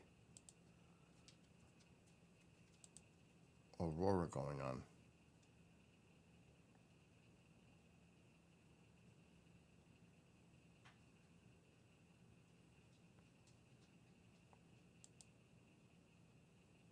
Nope, not there.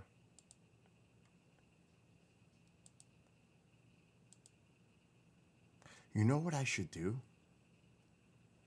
Play the shit that nobody's ever seen.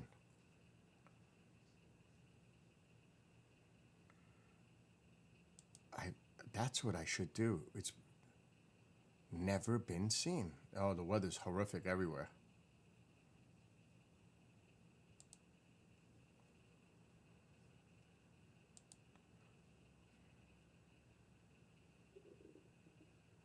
Oh my God, my stomach.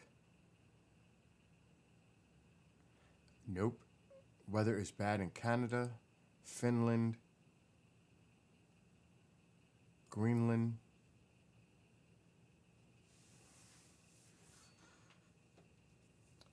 That's not a bad idea. I have a lot of it. Never before seen. Conferences. It was never released. And it's been years. Well, a couple.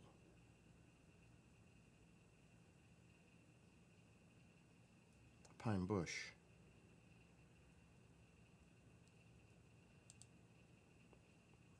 But where is it?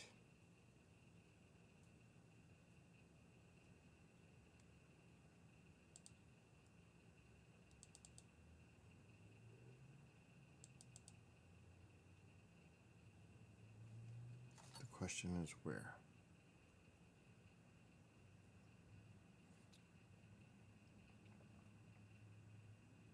Because I don't even remember them.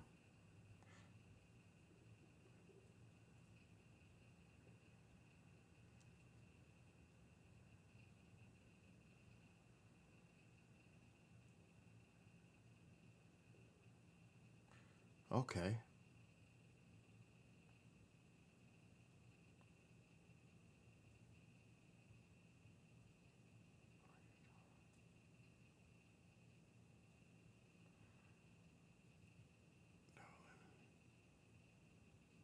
That was a good one.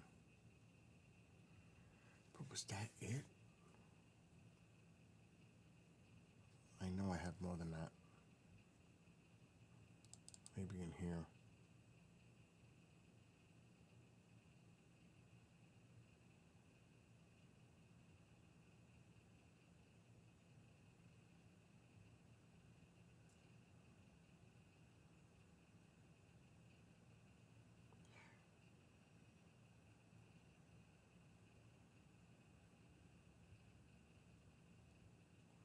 All right, I know where those are. Let me see where PB is. Wherever PB is, there's more where the PB is.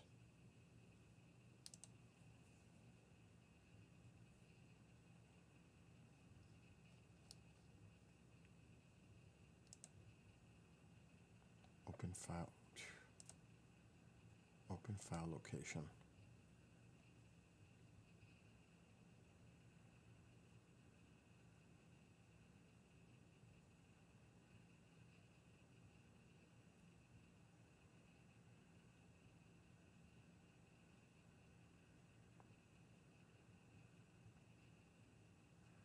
What did I capture? UAP clip. What the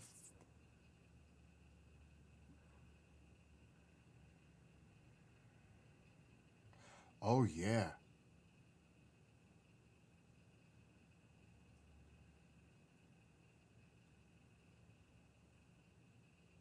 What do you think this is? A bird? I caught this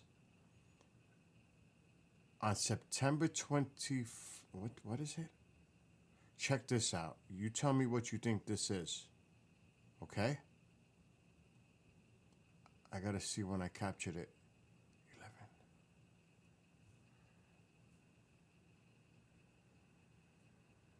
I don't. I just. This was one of my Skywatches. Wow, I look fat. Check this shit out. What do you guys think this is? And there was a shooter right before it. That's crazy. Look how big I am in that video. Oh my God. Watch this. Genghis, check this out. Well, let's just take my ass off the screen.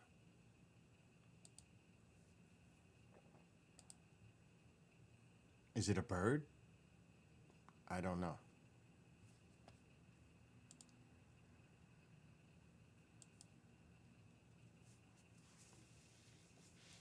That.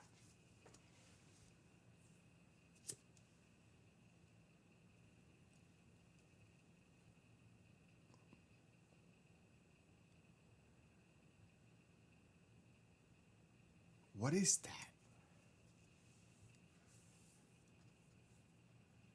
It was 2 years ago. It could be.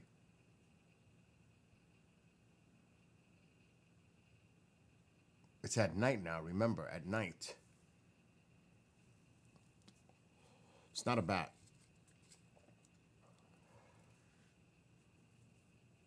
No, look at that thing flying around the center of the screen.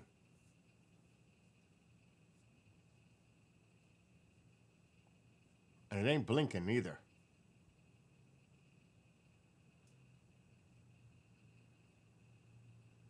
That.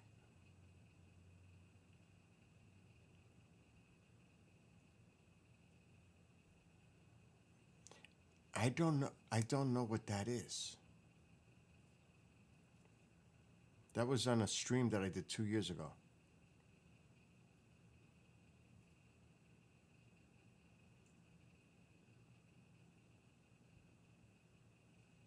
Isn't that weird? Look how big I was.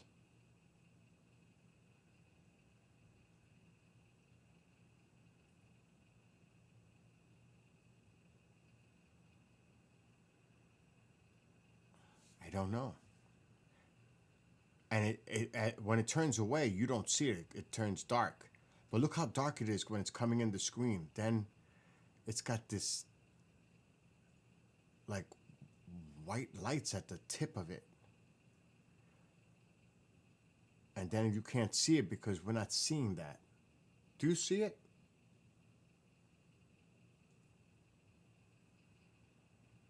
It's bizarre looking. It could be somebody's operating a drone, but it doesn't have, it's just two white lights. And it's not flashing either. It's steady.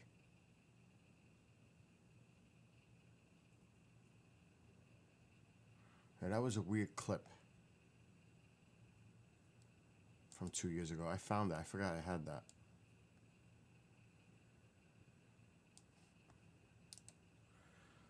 As I'm looking for this one specific video.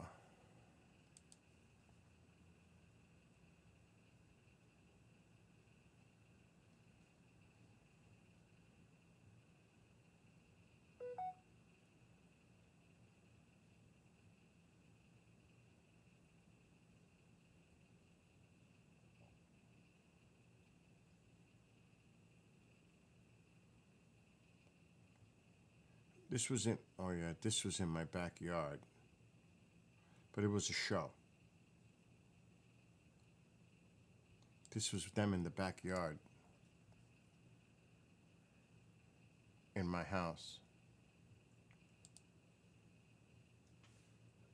All right, Jerry too. KDP, case of the week. I do have a case of the week. So the case of the week this week is case number 119712. It's actually a category 1, but I think maybe it should have been a cat 2 case, but we can all see what everybody thinks about this. It's from Papillon, Nebraska, November 23rd, 2021, 5:49. That was in my backyard, but that's not the whole clip.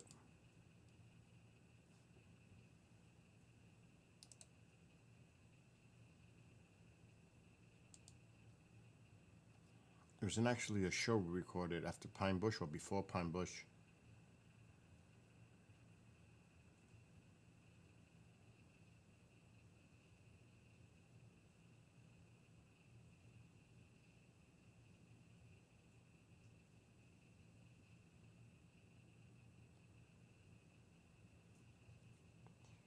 I don't know if this is the whole clip.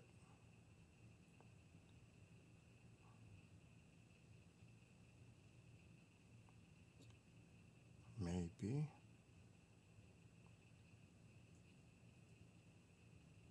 Actually, this would be the whole clip.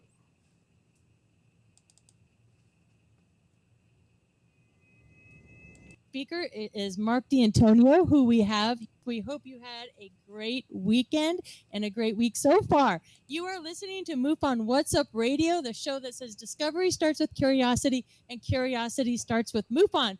Brought to you by kgradb.com. Please go to their website and please subscribe and please like our page there on YouTube. We have got a great show for you tonight because we are just grabbing up people here at the festival. So we have several guests for you tonight, and that is exciting. As always, we're brought to you by MUFON, the Mutual UFO Network, always asking that all-important question, are we alone in the universe? And it's funny because series, and they're amazing. Yeah. So she did have her books here. there's a part where my neighbor puts on his lawnmower, his riding mower, and I run over there for him to stop it. I think it was during Mark. You'll see me running. There's Eric. It was when Mark was on.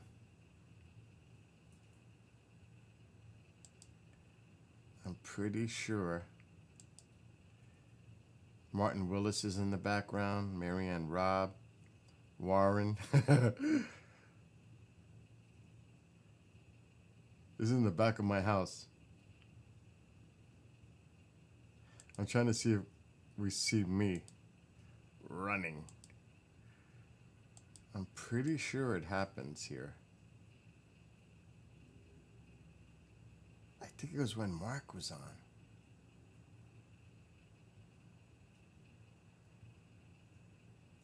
Damn, Chris lost a lot of weight too.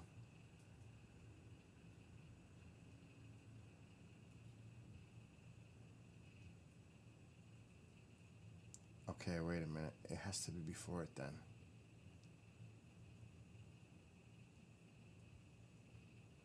Oh yeah, it was before the fire. Yeah, there I go. That's it. Because I'm operating all this from inside the house. There I go. Running.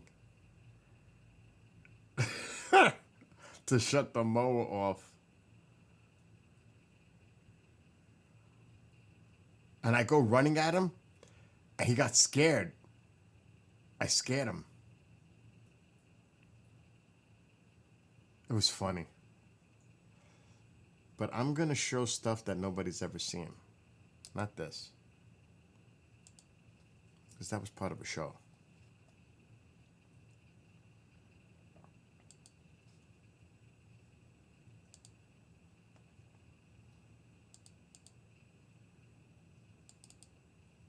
These have never been released.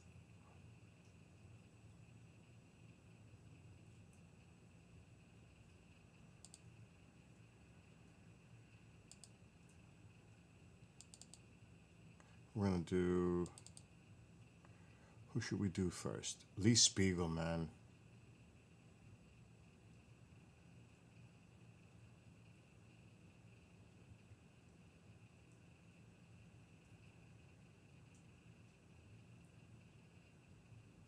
And yeah, we had a pine bush during 2020.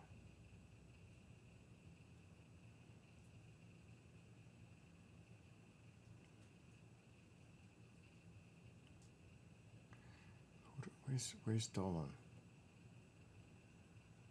Here he is. I'm gonna show it. I've never shown this before.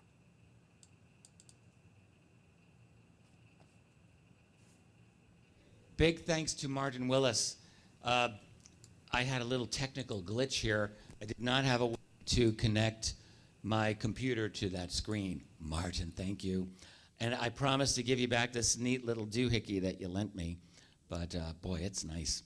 Anyway, I'm very happy to be here. It's a wonderful gathering in Pine Bush. I was here once a few years ago. I loved it then. I love it more even now. Lots of old friends who are here that I'm very happy to see. And definitely some new friends. Very happy to have met all of you as well. Lee was fantastic, and Mark, I just loved watching Mark really get into astronomy, totally geeking out. I was like, I want it in the sky, by the way. is beautiful. It's a great night for sky watching. So yeah, I'm gonna bypass my whole bio. I've been in this field for a long time now.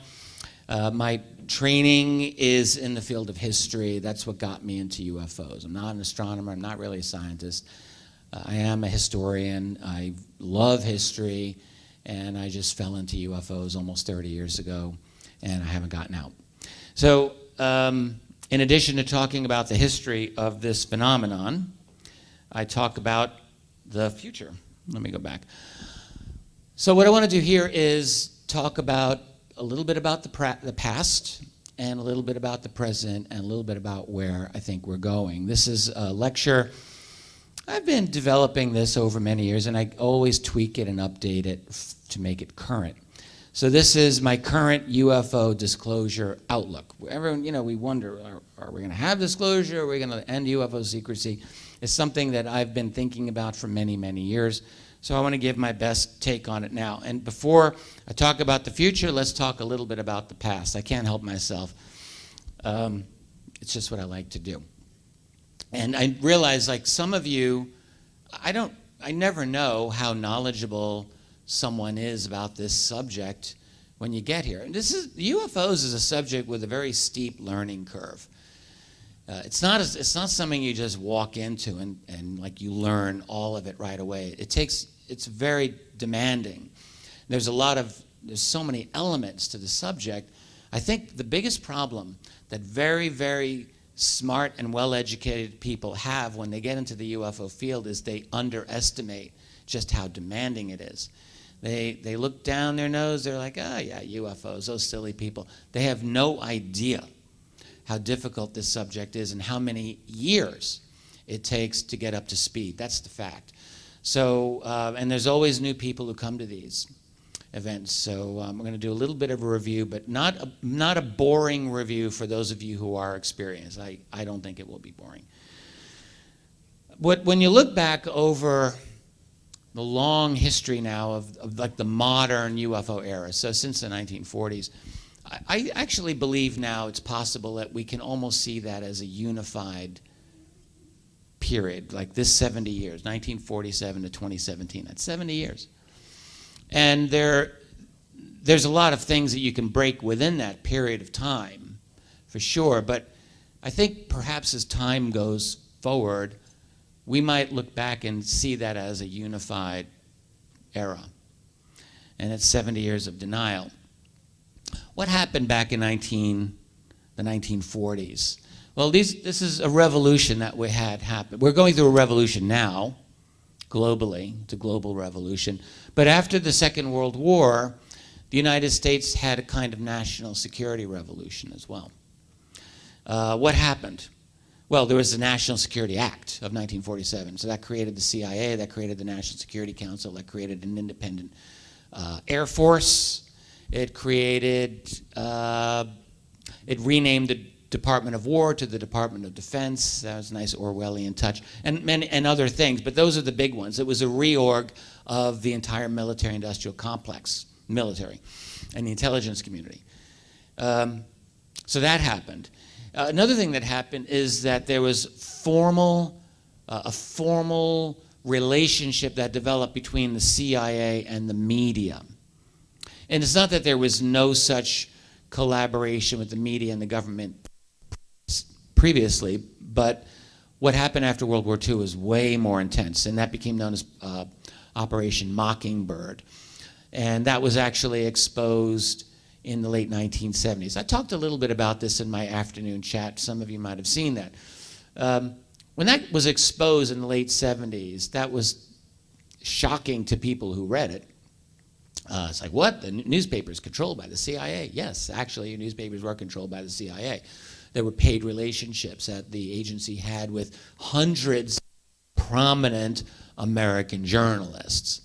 The American public had no idea. And this did include the planting of fake news stories, literally by the CIA, usually for purposes of regime change. Like if you didn't like Guatemala in 1954 or Iran in 1953. Those actually did involve Mockingbird fake news stories planted internationally that would then come back for the American public and justify, foreign actions. And this happened quite a few times. Anyway, so that happened. So you have the national security team basically dominating the media formally.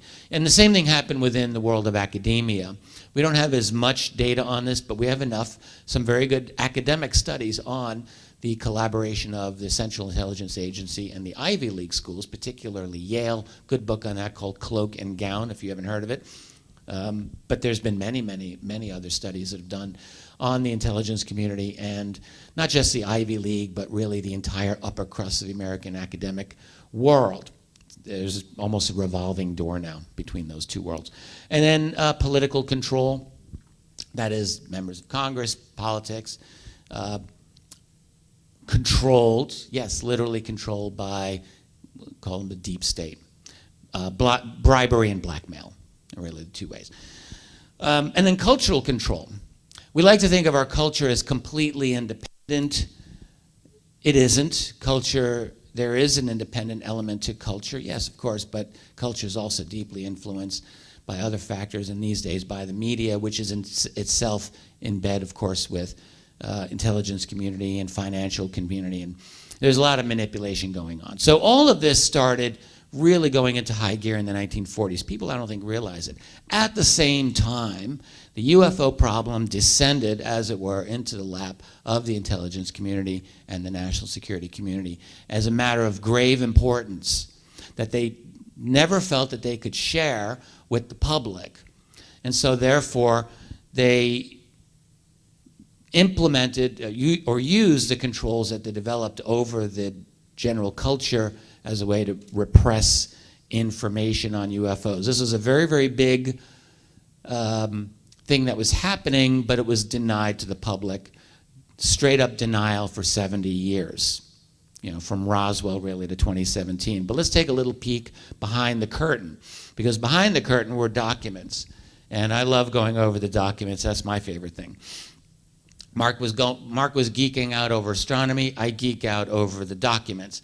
And these came out, most of them through the Freedom of Information Act after the mid-1970s when FOIA became much more substantial. I'm not going to belabor these for too long, but some of them are they're worth reinforcing, and they're worth your time, particularly if you don't know what these are. So this is a 1947 document by General Nathan Twining.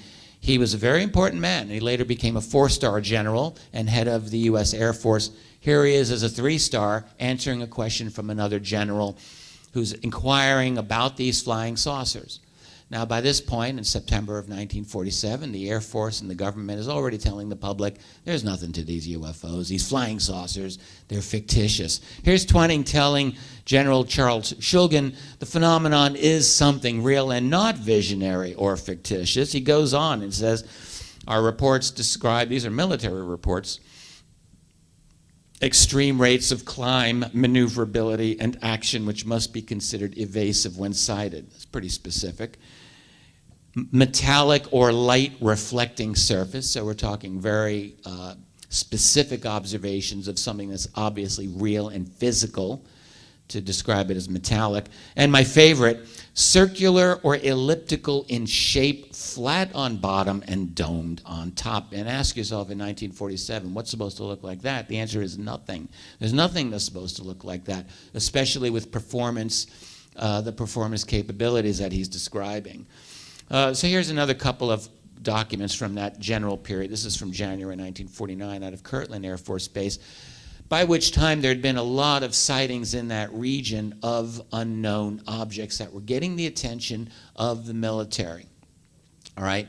So here's just one drop in the bucket. They're talking about sighting of an identical object by approximately 30 people, estimate at least 100 total sightings. Very interesting. Going on saying, Atomic Energy Commission, that's the AEC, the AFSWP, that's the Army, the Air Force Special Weapons Project. Fourth Army, local commanders, perturbed by implications of phenomena. Perturbed by implications of phenomena. That's an interesting statement in January 1949. At the same time, the same day, as a matter of fact, the FBI wrote a similar memo on these flying saucers. They were trying to get on top of the situation at the same time, and just talking about this. This is a memo that went to J. Edgar Hoover. This matter is considered top secret by intelligence officers of both the Army and the Air Forces. They were using the plural of Air Forces at the time, even though it had just gotten unified as the Air Force. Anyway, this was part of a multi-page detailed memo that talked in explicit detail about some of the performance characteristics of the objects that were being observed and tracked on instrumentation, sophisticated instrumentation moving at speeds like 9,000 plus miles per hour. Clearly nothing moves like that. This is the kind of speed that you get described basically by Commander David Fravor of the infamous Tic Tac UFO that everyone's talked about in 2004. But here you got it in the 1940s. These types of speeds were also being tracked, again, by very accurate instruments. This is another memo. I've only got one or two more of these. From Hanford, Washington, where they manufactured plutonium. We're talking early nuclear era here. This is a heck of a memo, again, released during the Information Act, early years of the late 70s. But this is from 1950, and it's just stating, since July 30, 1950, objects round in form have been sighted over the Hanford Atomic Energy Commission plant. These objects reportedly were above 15,000 feet. Air Force jets attempted interception with negative results. So boom, right away you know, okay, we sent jets. Jets were brand new technology in 1950. They sent jets to get this thing. They failed. All units, including the anti-aircraft battalion, radar units, Air Force fighter squadrons, and the FBI have been alerted for further observation. Investigation is continuing. Complete details will be forwarded later. We don't have any of the follow-up investigation. That has not come to us. Presumably there's documentation that existed at some point somewhere. Whether it exists now, your guess is as good as mine. That's a heck of a thing. Could you imagine, I've often wondered if that particular memo, just one of many, if this had just been released at the time it was written in 1950, what would people have thought back then? They would have certainly taken the subject much more seriously, and it would have certainly gone against the official denial, blanket denial by the government about this phenomenon. I'm going to show you one more memo. It's my favorite of all of them. This is a CIA memo. This went actually to the director of the CIA, who at the time was Walter Beadle Smith, famous guy. Here he is in 1952. He's directing the CIA, and his head of scientific intelligence writes this. I'm going to read this to you. At this time, reports of incidents convince us that there is something, keep cutting out once in a while here, sorry.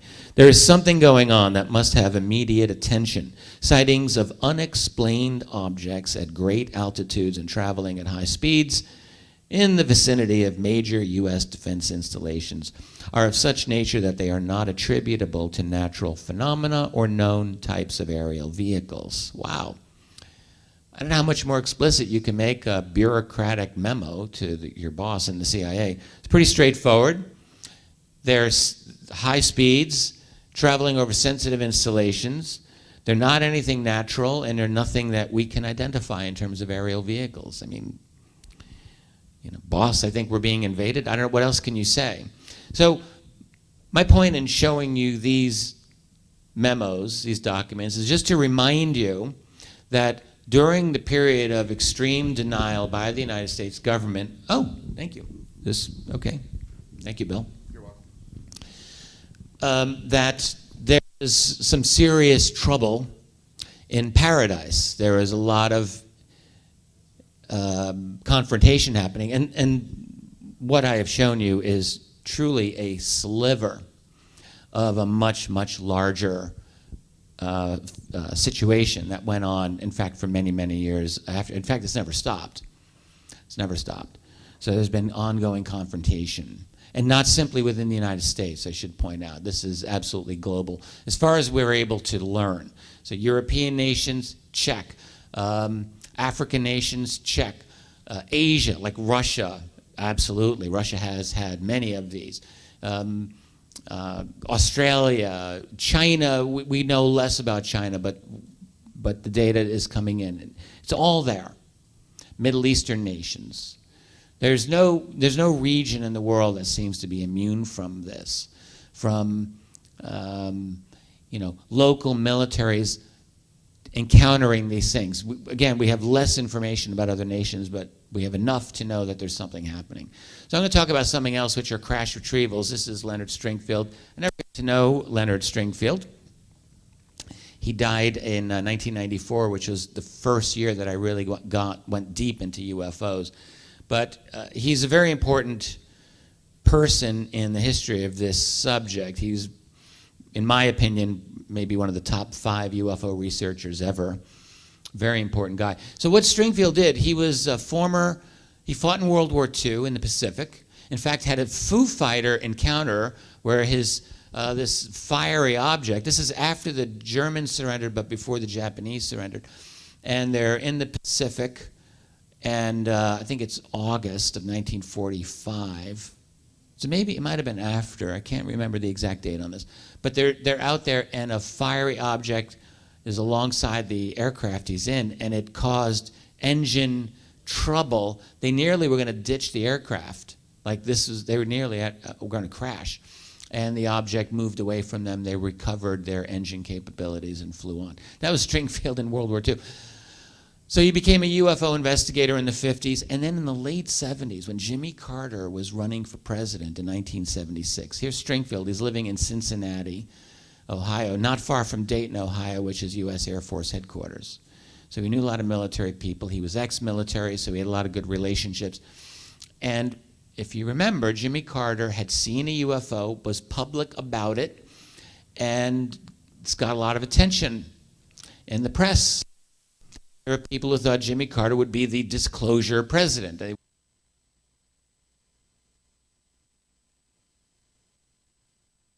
Quickly, he brought up Leonard Stringfield.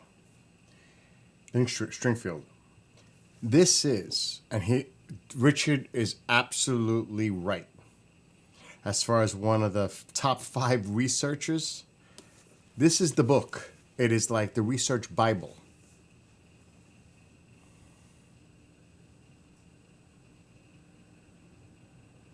'94 when he passed, as Richard mentioned. This book is $100. It's hard to get. It has all kinds of documents, everything. This is strictly data, research, nothing else. This isn't commentary. This is all data from research from Leonard Stringfield.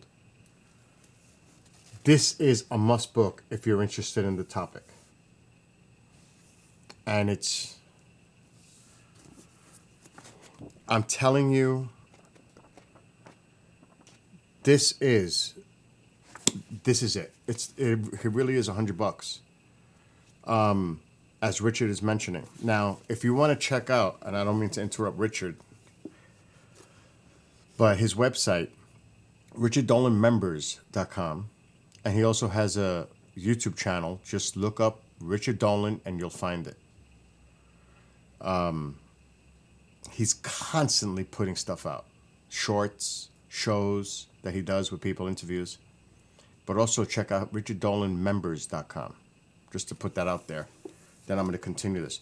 This was recorded in June or May of 2022. I set up the camera. I recorded a few people at Pine Bush. Now that's what I do every year. I'm the guy at Pine Bush. So hopefully we'll have Richard back in 2025. Hopefully. But I'm going to continue this interview. I think this was a 90-minute presentation that he did, and it's fascinating.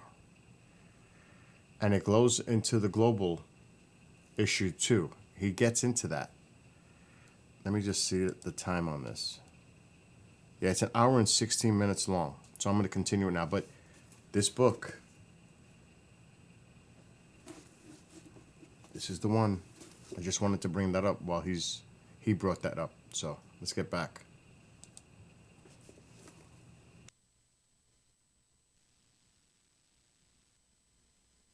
weren't using that phrase at the time, but that's what people thought.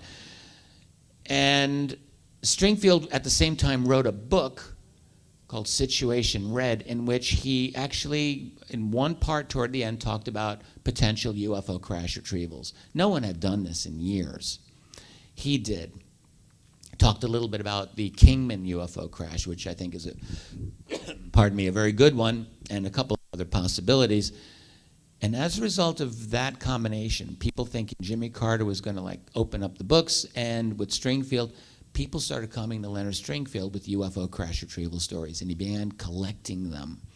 And he started publishing them to a very small audience, basically the MUFON audience. He would publish these little privately published status update reports, he would call them, which, by the way, you can now buy on Amazon, all of them, for $80. It's actually worth it. Not many books would be worth that much money, but his is. It's 400 plus pages, 8.5 by 11. It's big, it's well written, it's fascinating. $80, you got to drop the money. But anyway, so these are some of the things Stringfield came up with. I mean, this is just a sliver. Retrieval, UFO crash in 1957 with 4 humanoid bodies, that is alien bodies. A witness who did a security detail at Wright-Patterson Air Force Base in 1966, he said, I saw 9 alien bodies, 4 feet tall. He said, I was told there were 30 bodies at the base. There was a craft at the base, etc. Stringfield got a story directly from a guy who had worked at Fort Monmouth, New Jersey base, who had said, yeah, in 1953, I was brought in. I was ordered to go, and I watched this film in the military theater of what looked like a UFO crash retrieval. Looked like it was in a desert somewhere. There were tents. Inside a tent was a dead alien body. Looked at that. Then the lights in the theater went on, and no one explained to me what the heck had just happened. 2 weeks later, an intelligence officer comes up to me and says, that film you saw, that was a hoax. Forget it. He was mystified. He's like, what was that all about? He tells Stringfield. Bizarre.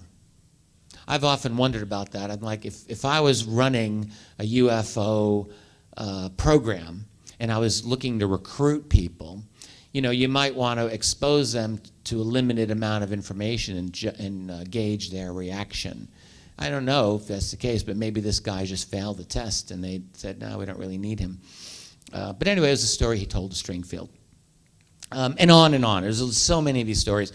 One of Stringfield's best witnesses, in my opinion, or most interesting to me anyway, is someone he called Dr. X. This is an actual physician who apparently worked at a very prominent medical facility on the U.S. Eastern Coast, the East Coast, so not far from where we are maybe, who knows.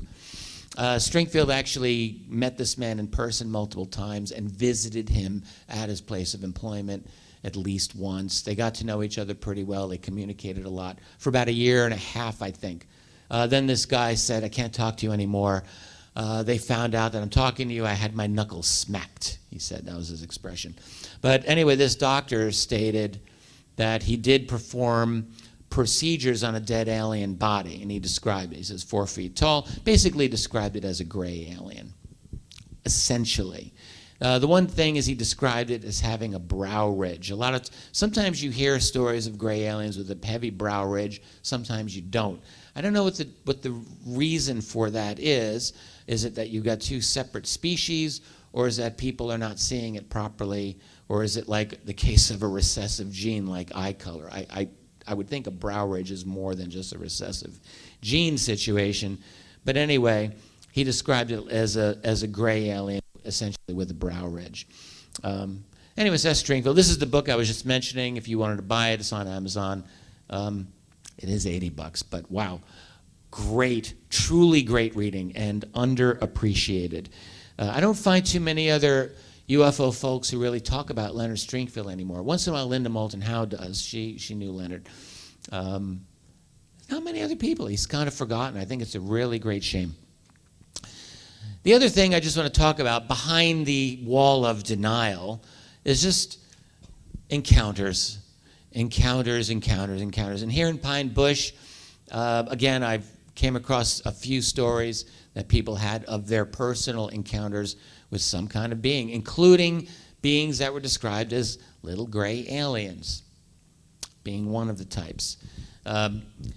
So, military encounters, which I talked about before, crash retrieval, and physical encounters with other beings. I don't have a lot more detail on this. I want to keep moving. So, to summarize, before we get to 2017 and our current era, this is my take on what researchers learned about the UFO subject by 2017. It's real and they're here. That's an expression I've always liked to use. It's real, they're here. Whoever they are, they're here. There's been countless military engagements through the decades, and I didn't even get into this, but I mean, even a vastly greater number of good sightings by ordinary people, you know, not military. It's not all about the military. I focused on the military primarily because I wanted to prove to the world that there's, like, you've got the government denying this, so if the military is encountering this, there's a problem there, and I just wanted to keep hammering away at that. Also, with the military, in theory, there's a paper trail, and I thought, well, let's look into that. But the fact is, sightings by ordinary people are vastly greater and often even better documented or better attested to. There's a lot of them, of course. Crash retrievals have happened. In my opinion, there is no question about that at all. I think there's definite crash retrievals. And I write here, other acquisitions of UFO tech. It's not necessarily the case that all of these come through crashes of objects. There's all these little weird hints that you get. Like Dr. Eric Davis, if you know who he is, he's very well plugged in. He explicitly has hinted that there have been retrievals of non-crash UFOs. And 2 years ago, I was in the thick of a controversy in this field on the Eric Davis, Admiral Thomas Wilson notes. Some of you probably know what I'm talking about. Conversation Davis had with a retired admiral in which this admiral stated, point blank, I learned about a deep black secret program to study alien tech. I was denied access, but I did learn that they had an intact craft that they had acquired, and they didn't know how to make it operate. Intact, perfect. So it wasn't like a crash. So I think there have been acquisitions of non-crashed UFOs. How that's happened, I don't know the details. I think some of the things that the deep secret entities have gotten are live bodies, live beings as well as dead bodies. There's been massive and deep secrecy on this, deep secrecy on this, like really deep. There's abductions, I think that's been happening, and other forms of encounters that are not all dealing with abductions. And they're not necessarily all bad. A lot of people are very happy with the quality of the encounters that they say they have. I'm not here to say that that's not the case. I would suggest that there's very likely cognitive and memory manipulation going on in some of those encounters. I've often, in fact, my main website actually isn't Richard Dolan Press anymore. It's Richard Dolan Members. A couple of you I know are members here. And I just recently, I do a lot of work on that site. And I did a thing, actually I did this on YouTube as well, on alien psychology. It was my own little speculation. And I just wondered, so you have an encounter with, let's say, a tall gray alien. Many people have reported this. So you got the short grays.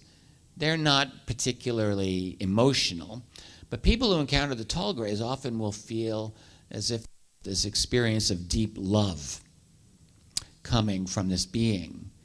Now, I'm not going to deny that that's real, but I would question something here. This is just me.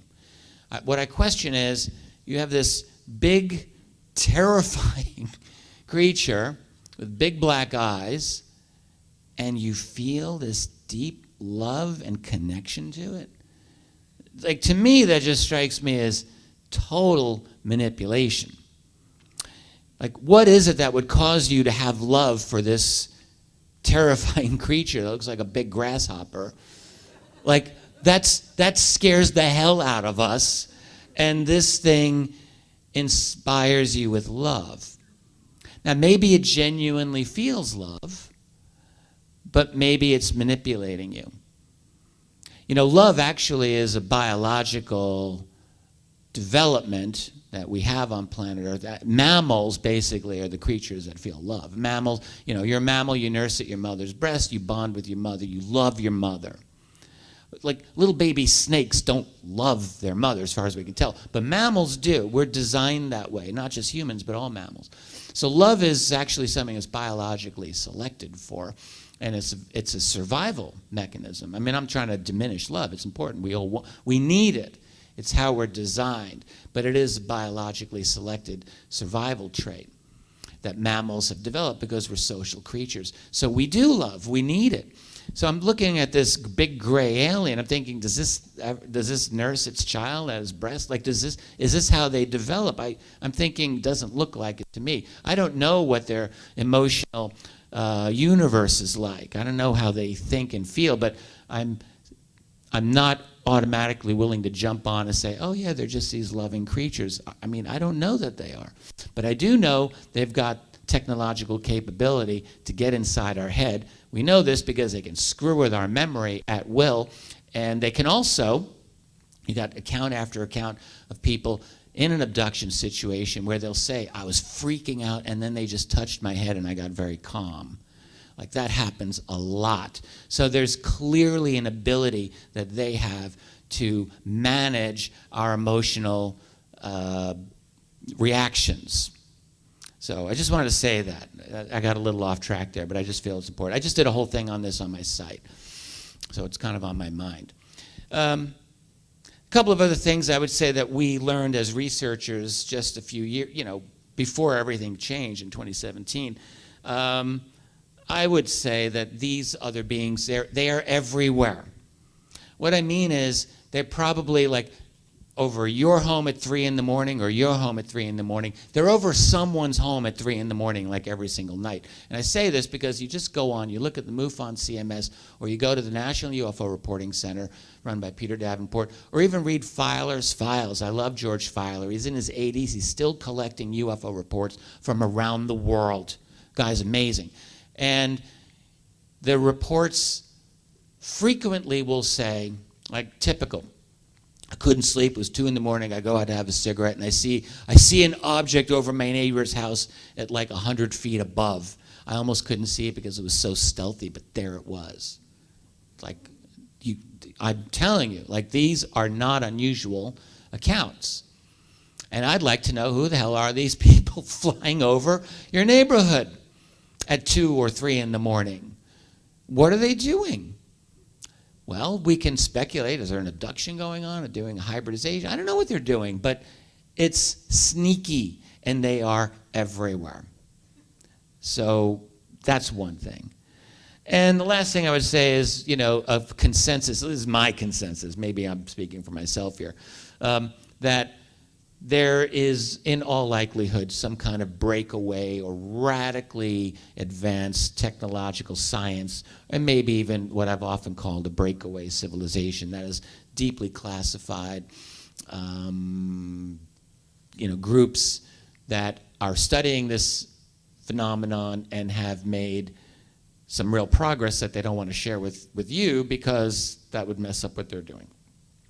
So anyway, that I think, I'll say that's my consensus as 2017, and maybe the consensus of some other people. And then things changed. Like, I remember in the years leading up to 2017, people would ask me, like, are we going to, like, and I would ask myself, like, are we just going to be spinning our wheels, talking about this in an echo chamber for the rest of all time? Like, are we just not going to get past the wall of denial? And somehow we did. To some extent, right? We get the formation of the group To the Stars Academy in October 2017, and 2 months later you get the first article in Politico, and most importantly, 2 in the New York Times in December of 2017. And we all know about that. So they announced, they revealed the existence of the ATIP program, the Advanced Aerospace Threat Identification Program, which was a UFO program. And it wasn't that long ago. And in fact, here's during the period when the government was still denying. I remember this is all during the Obama years, my pal Steve Bassett started a disclosure petition. And I did one with my co-author of After Disclosure, Bryce Zabel. It's not as well known, but we did one too, because the Obama White House had created I think it's like For the People, like your own petition. You could petition the government.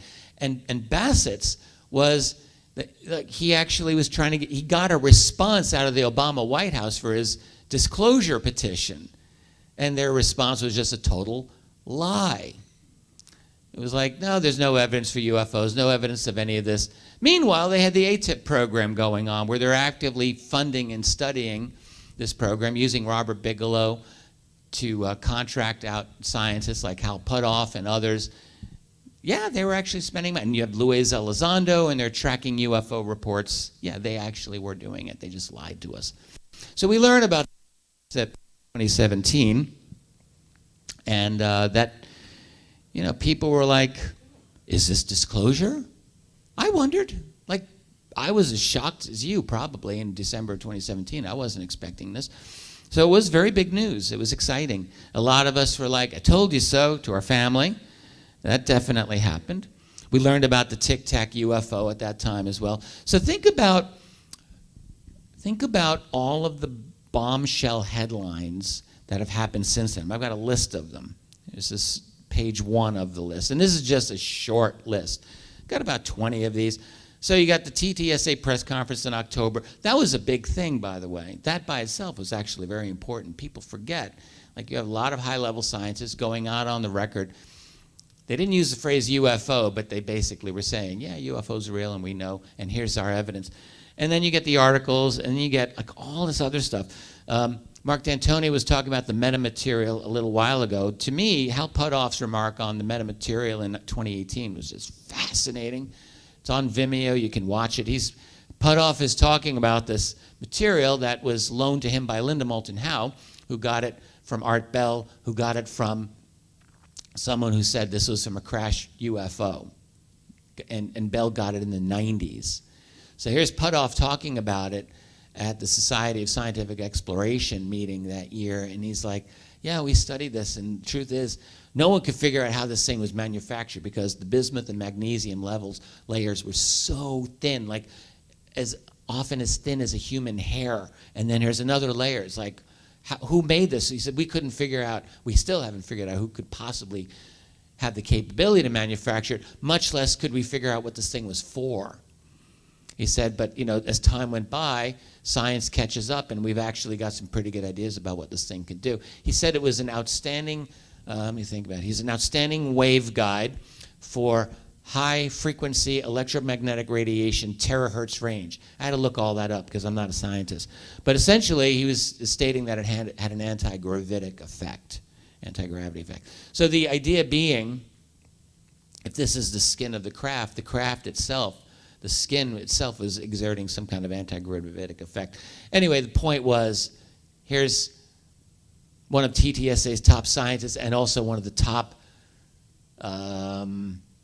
UFO people really in the world. Hal Puthoff absolutely is. And he's saying, yeah, we don't, this looks like it's probably from a real UFO. He was all but saying that. So a lot of bombshells came out. The New York Times article on the USS Roosevelt encounters came out in May 2019. That was heavy duty. You have Elizondo on Tucker Carlson at the end of May of 2019 stating, Carlson says, so have we acquired any of these objects? And Elizondo, this is May 31st, 2019. Elizondo says, well, Tucker, my NDA prevents me from discussing any of this. Long pause, and he says, but yes. He actually said this on national television. I thought that was kind of a big deal. And then, you know, some other bombshells that have happened, you know, since that time, and culminating in the recent UAP task force report.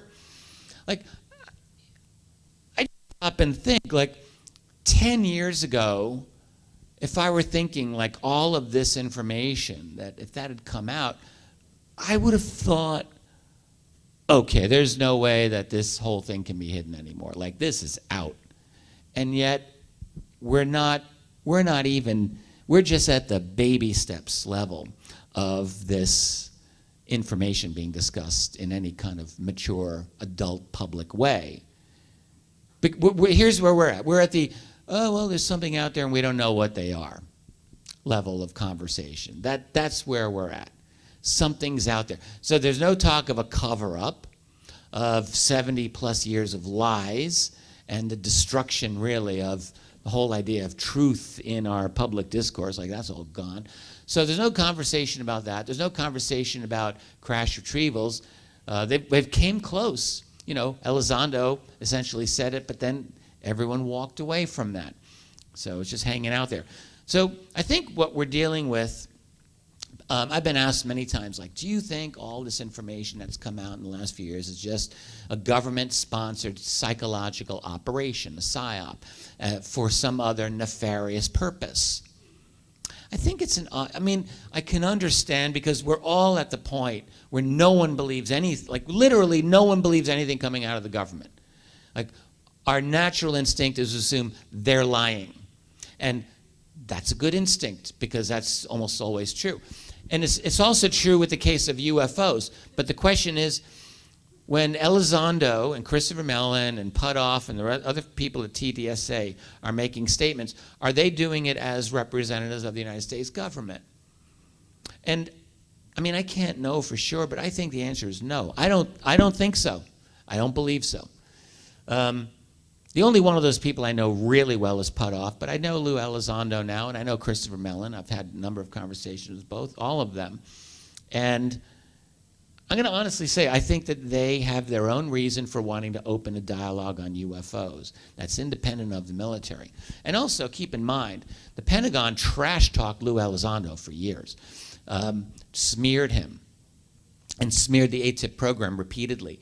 So there's clearly, like, pushback from the Pentagon's Public Relations Office against a lot of the things that the TTSA people were saying. So I think the two forces we're dealing with, you've got one force, I've been predicting this for years, to be perfectly honest about it. I said, look, we're getting into a phase of our history where you're going to have pressure coming from one side to open the dialogue up on UFOs. I was saying this 15 years ago. I remember this very well. And I said there's always going to be other forces that are opposed to this. And essentially, it's not just an anti-UFO force. It's way bigger than that. It's a force that wants total global control, which we are now seeing being put into place worldwide for the last year and a half. So you've got these two forces that are opposing each other. So let's talk about force number one. There's Robert Bigelow. All right, before we continue, because this is, I'm telling you, I've seen him do presentations numerous times. And just like anybody else, there's people that agree with what he says, disagree with him. Knowing him, the man is just an intellectual, brilliant individual. Now, whether you agree with the things he says, and that goes with saying with everything else. There's things that people say, you agree, you might say, oh man, I don't know about that. And that goes, without saying with anything. But this guy, he's definitely got the finger on private conversations with him. This man knows what's going on. I can't get into specifics, but my gosh, you cannot imagine. Now, I'm actually going to call him for a second. He might not, but I want to ask him, because I know he's got a new book coming out, but I don't know when it's coming out. And I don't like to bother him. I really don't. I'm going to tell him what I'm doing, too. If he picks up.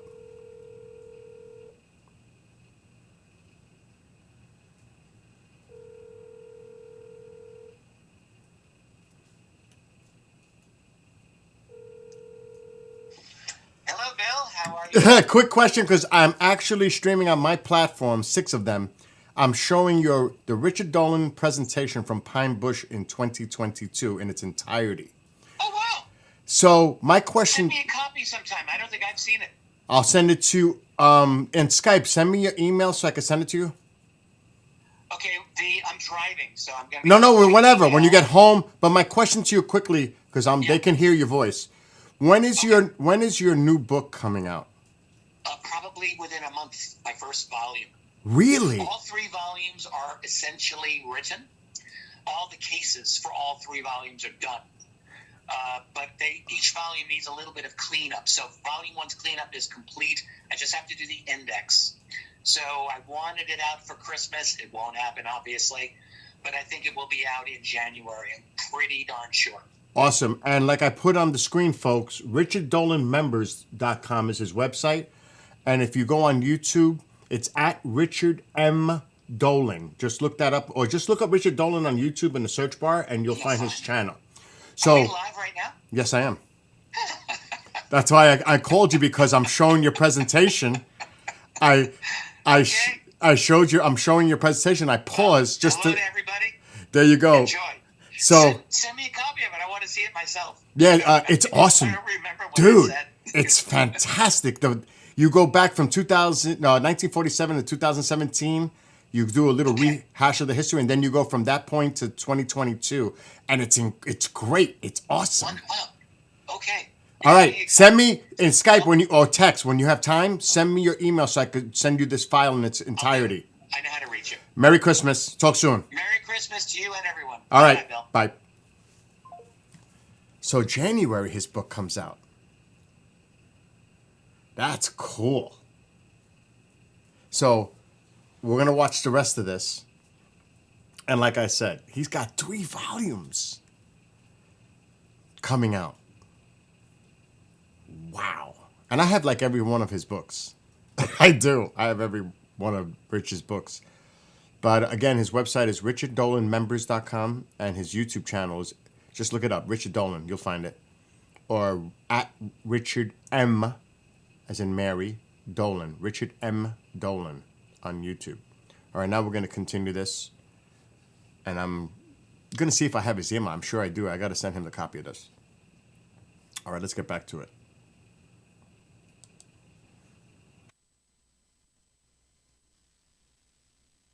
I call all the TTSA people Bigelow's crowd. Robert Bigelow's been interested in UFOs for more than 30 years.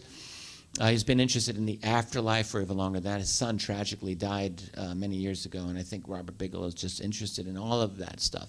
He happens to be a billionaire, so he's got means to fund his interests. He was doing abduction research back in the early 90s. He supported John Mack's kind of entry into the UFO field at an MIT abduction conference in 1992. He's very sophisticated. So anyway, I think I identify him as really at the center of the core group of people who are pushing a narrative. It's him, it's former Senator Harry Reid, it's Hal Puthoff, it's Eric Davis, Lou Elizondo, Christopher Mellon, Tom DeLonge, George Knapp, the journalist, Leslie Kean, the journalist, Ralph Blumenthal, the journalist.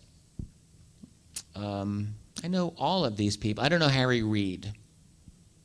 So I think they're the core group. And they have allies and they have enemies within the establishment. So some of the allies, I would say evidently, would be Carlson over at Fox.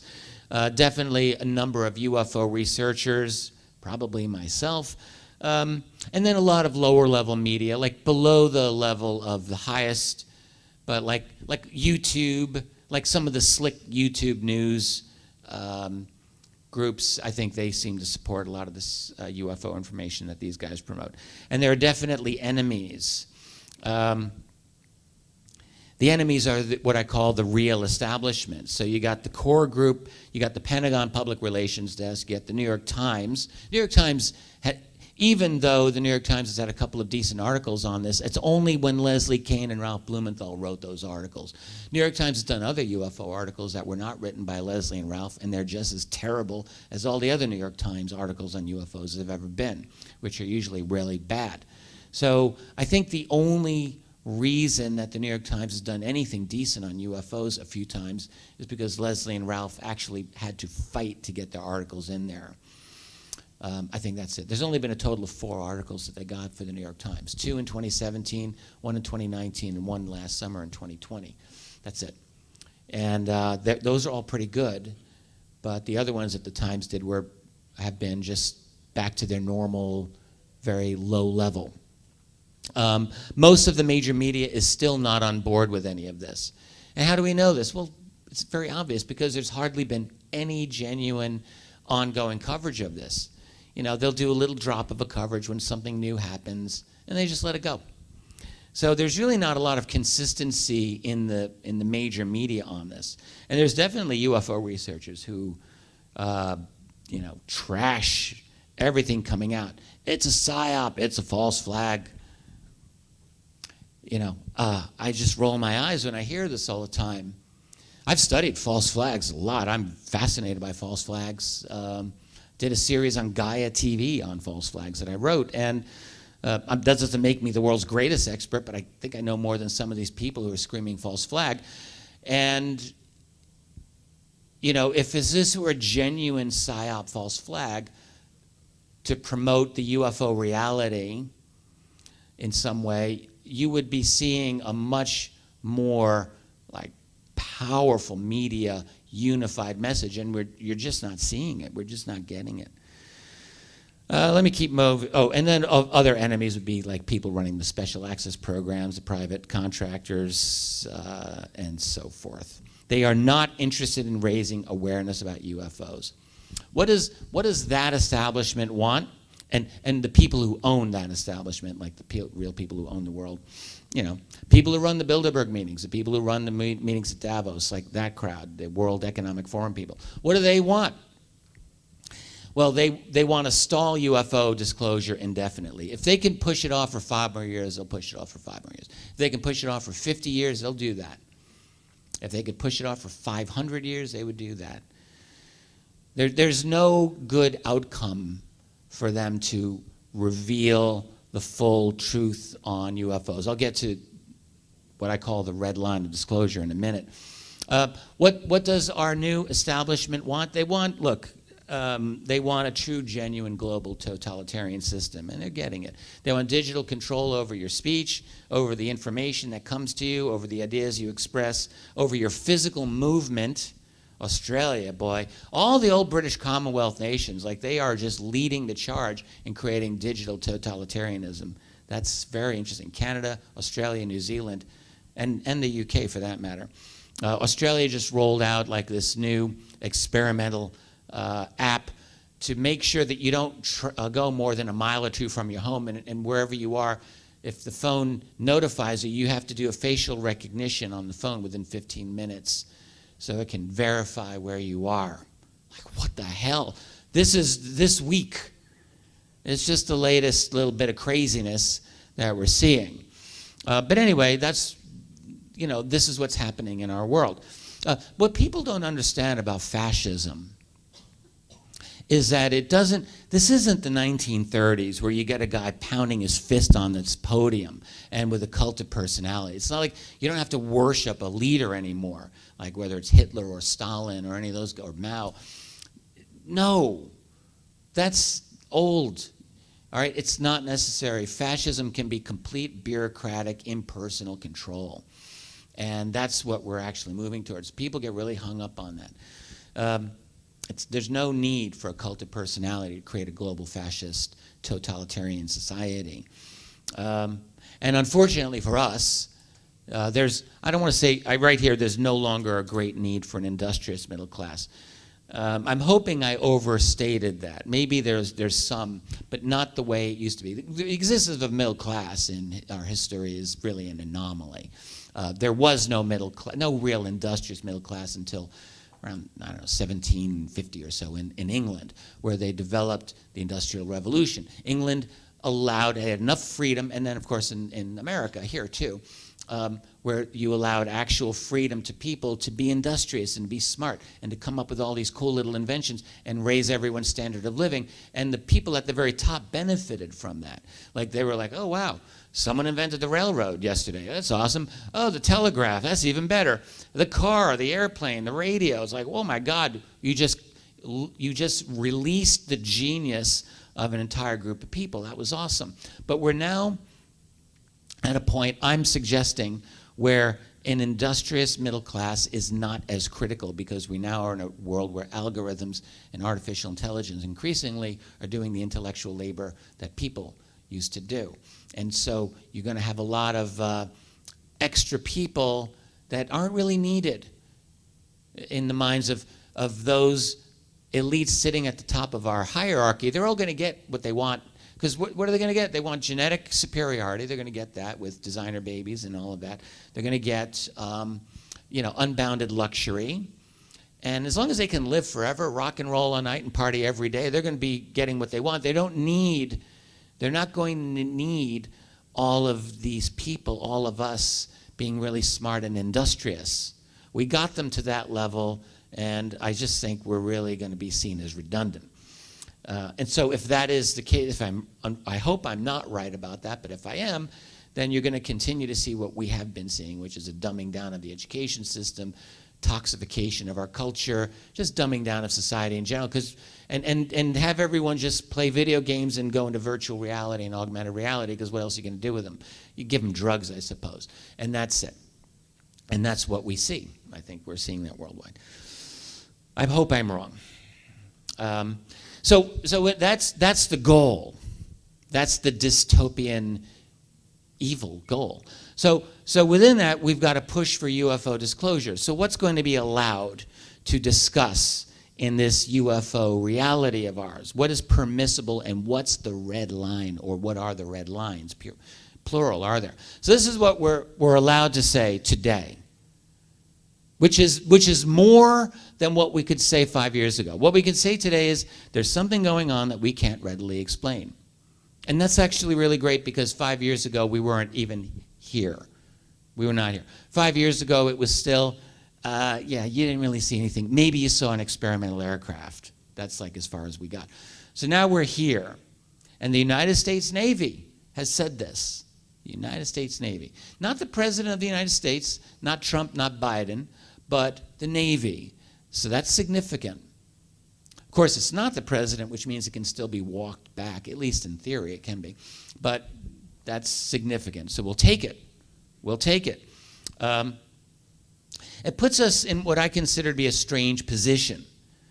It's like, as I was just saying, it comes from the Navy, which is good, but it's not from the President. So is that like a disclosure or not? It's kind of a weird place to be.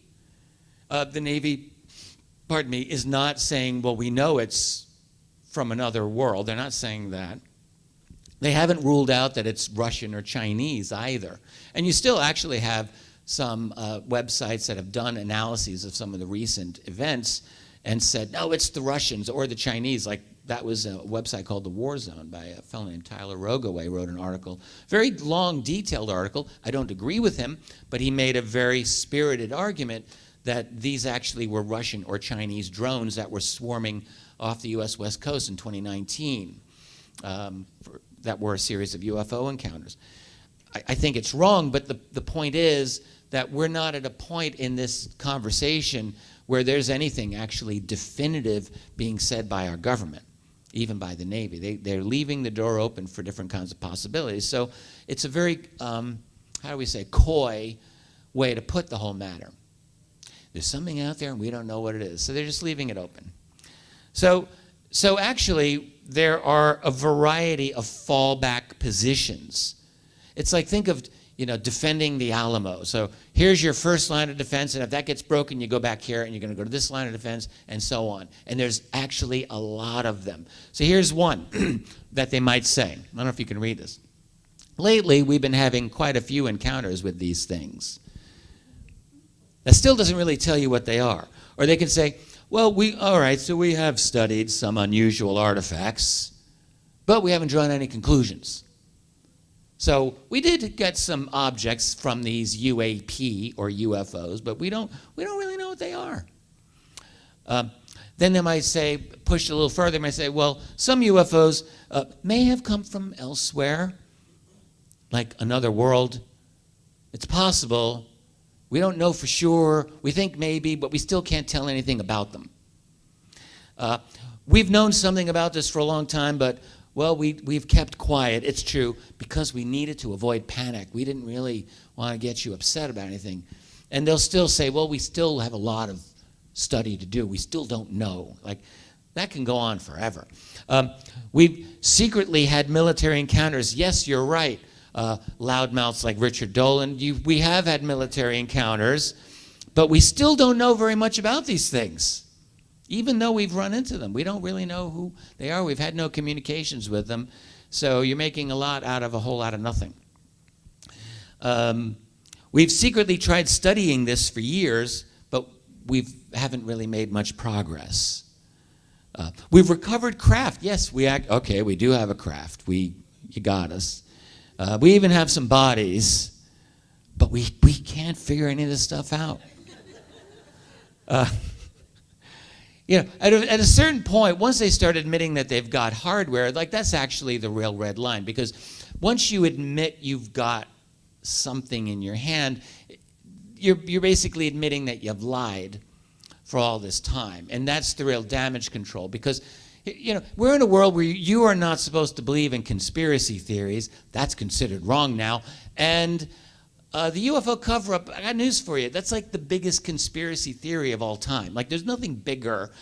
9/11's not even bigger. Maybe the COVID pandemic is bigger. But okay, so we'll say that along with the UFO cover-up. They're equal. 9/11, we'll put that up there too. JFK, he's up there. But the UFO cover-up's about as big as you get. And so can you imagine, in an era where you're not supposed to believe in conspiracy theories, the government says, you don't believe in those conspiracy theories, although, yeah, we did lie to you about UFOs. It's like, what are you talking about? That's the mother of all conspiracy theories. People are going to be like, what else have you lied to us about? So they can't go into admitting that there's crash retrievals. That's just a really difficult place to put. So anyway, there's just a whole bunch of these. Yes, there's been extreme secrecy. Yes, there's actually been Men in Black. Corporate involvement has been pretty heavy duty too. And our institutions are totally corrupt. You're screwed. Like, that's where they go next, and that's not a good place.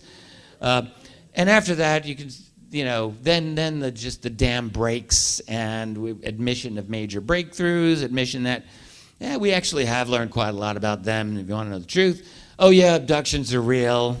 You're screwed. Oh yeah, I thought maybe a recognition that consciousness somehow is actually really, really important in this phenomenon, that's a secret, because think about it. That says something not just about them, but about you. And that's a secret that we keep from ourselves about our own capabilities. I just think it's kind of interesting. And then finally, an admission that maybe one or more groups have, hey, I'm just spitballing here, so don't get mad at me. But one or more groups have infiltrated or monitored or manipulated us. Like, they're walking among us and they're doing things here in our world, and they're actually so deeply embedded in our society that we can't even root them out if we wanted to. Like, that would be a pretty bad thing to hear, and I don't know that that's true, but I will say, in my many years of speaking with people about this, I've talked with quite a few who've told me about human-looking beings, and they're not human. They get inside your head, and they don't seem like they're from around here. And it's not just me who's gotten these stories. They are out there. So anyway, all of these are possibilities, and when you start thinking it through, it's actually not that difficult to see why certain people would want to keep this whole thing a secret and to delay letting this out as much as possible, especially if there's an agenda going on, either by them or one group of them, and in conjunction with our own elites. Like, it's not that hard to see why they would want to keep it. So the question is, can any of the admissions I just sort of went over there, can these happen? Is this possible? Or will they be walked back? Will they be, a few years ago when TTSA was like in the news with UFOs all the time, I know I went on the record multiple times publicly and I said, this group is not going to last forever. TTSA will probably break apart soon. And I didn't, this wasn't me with inside information. This is just me looking at them thinking, they are not as formidable and powerful as a lot of people think, and they're not as unified, and they have a lot of people fighting against them, and I don't really think they're going to be around very long. And sure enough, they're toast. They're not around. I mean, some of the individual members are still active, but the organizations, I think, are kaput. So nothing, the progress that we've made, in other words, none of that is guaranteed, and everything can be walked back. Even where we are now can be at least stopped and slowly walked back. I think that's actually possible. I write here at the bottom, can you have disclosure without freedom? All through the history of our society, with the UFO eras in the 1940s and 50s, 1940s, when all of this started, the United States was at the top of its all-time history. I mean, there were a lot of things we had to do. We had pre-civil rights era, pre-women's rights. But you really look at America in the 40s. First of all, listen to swing jazz. I love swing jazz. Most optimistic, cool, like belief in your country music probably ever made. It's incredible. That's an optimistic society. These people have just gone through the Great Depression, and they're dancing, and they're cool, and they got great music, and it's like, believe. Songs about every city in the United States, Chicago, Hollywood, Chattanooga, whatever. They loved talking about themselves. Americans were in love with themselves. And they just won the war, the Second World War, and we had all the money in the world, and we had everything. And we had this utopian belief in scientific progress that we all grew up with. And it was like, this world's going to be great. It's going to be great. That's where we started in the 1940s. And in that, we also believed in our awesome democratic system of government. We were like, this is how it's supposed to be. And so the assumption that Americans made at that time was very simple. We're going to work with Congress. The group NICAP, which was very active in the 50s, their attitude was, in the 60s, well, you obviously have to go through Congress. That's our system. And we're going to open up UFOs through Congress. It made perfect sense. Of course, even then, the system was already breaking. I don't think people quite realized it as much as we can look back and see. But the assumption was always, they weren't using the word disclosure, but the assumption was disclosure will happen within a democratic society for a government that will respond to the people. Imagine, though, if Nazi Germany had survived the war, would there have been a German disclosure movement? It's hard to imagine that. Or a Soviet disclosure movement? No. So disclosure within a dictatorship or a fascist society, it's very hard for us to imagine. And I'm just going to suggest to you, we should think, what is the society that we have today? Do we actually have a truly functioning, genuine government that is transparent, that is answerable to the people? I think most of us would say not quite. Now, it's not that we're in full-blown Third Reich here. I'm not saying that either. But I am saying we're in some kind of in-between place, and it's not really the best place. So can you actually have a UFO disclosure in a society that is, at least by most of our guesses, our observations, I'm going to assume, is losing, not gaining its freedoms? So the problems facing any genuine UFO disclosure are actually, well, there's quite a few. So think about the recent UAP task force that was just published in June, just a couple of months ago. Actually, we had a conversation with Luis Elizondo about this before the task force report was published, and he just said, he shared with me privately, said, look, I'm going to tell you right now, that task force team, guarantee you they don't even have the clearances that are necessary for them to actually get a proper investigation to find all the UFO reports they're going to want to find. He said it takes many months to get the clearances, just to get the clearances, let alone to be able to work your way through that labyrinth, that complicated maze of bureaucracy, and know where you're supposed to look to get all the UFO reports. And he didn't even get into this, but the fact that private contractors like Lockheed Martin or Northrop or Boeing or Raytheon or whoever very likely have access to data that's even totally outside of what the Pentagon's Office of Special Access Program Oversight Committee has access to. Like, there's just so much that's off limits. And Lou is just saying, these guys, they're not even going to get the clearances. And I think that's pretty obvious that they didn't.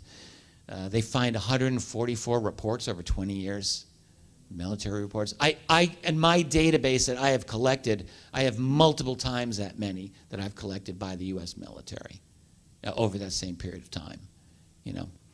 No one asked me to contribute to the report, but the fact is that these reports are, what they were able to get was minuscule, minuscule. So yeah, that's the problem. That's the problem. What Chris Mellon had to say about this, I thought was quite significant. So Mellon, of course, very prominent individual. He's in the Mellon family, like lots of money. High-level defense official. Mellon was a member of the SAPOC, that's the Special Access Program Oversight Committee, I think back in the early 2000s. Anyway, so this is what Mellon said. I will say this, if it were me and I were trying to bury it deep, I'd take it outside government oversight entirely and place it in a compartment as a new entity within an existing defense company and manage it as what we call an IRAD, or Independent Research and Development Activity. It's a very nice, bureaucratic, vague title. So in other words, this is how he would just say, this is how I would hide these UFO programs. And you got to wonder, is that where these programs are? Are they buried within an IRAD? I think I'll make it to 11. I think we'll get this done on time. Is our window closing for us to be able to get true information out? Again, I talked about the two forces. You have a force that really is a genuine force for UFO openness.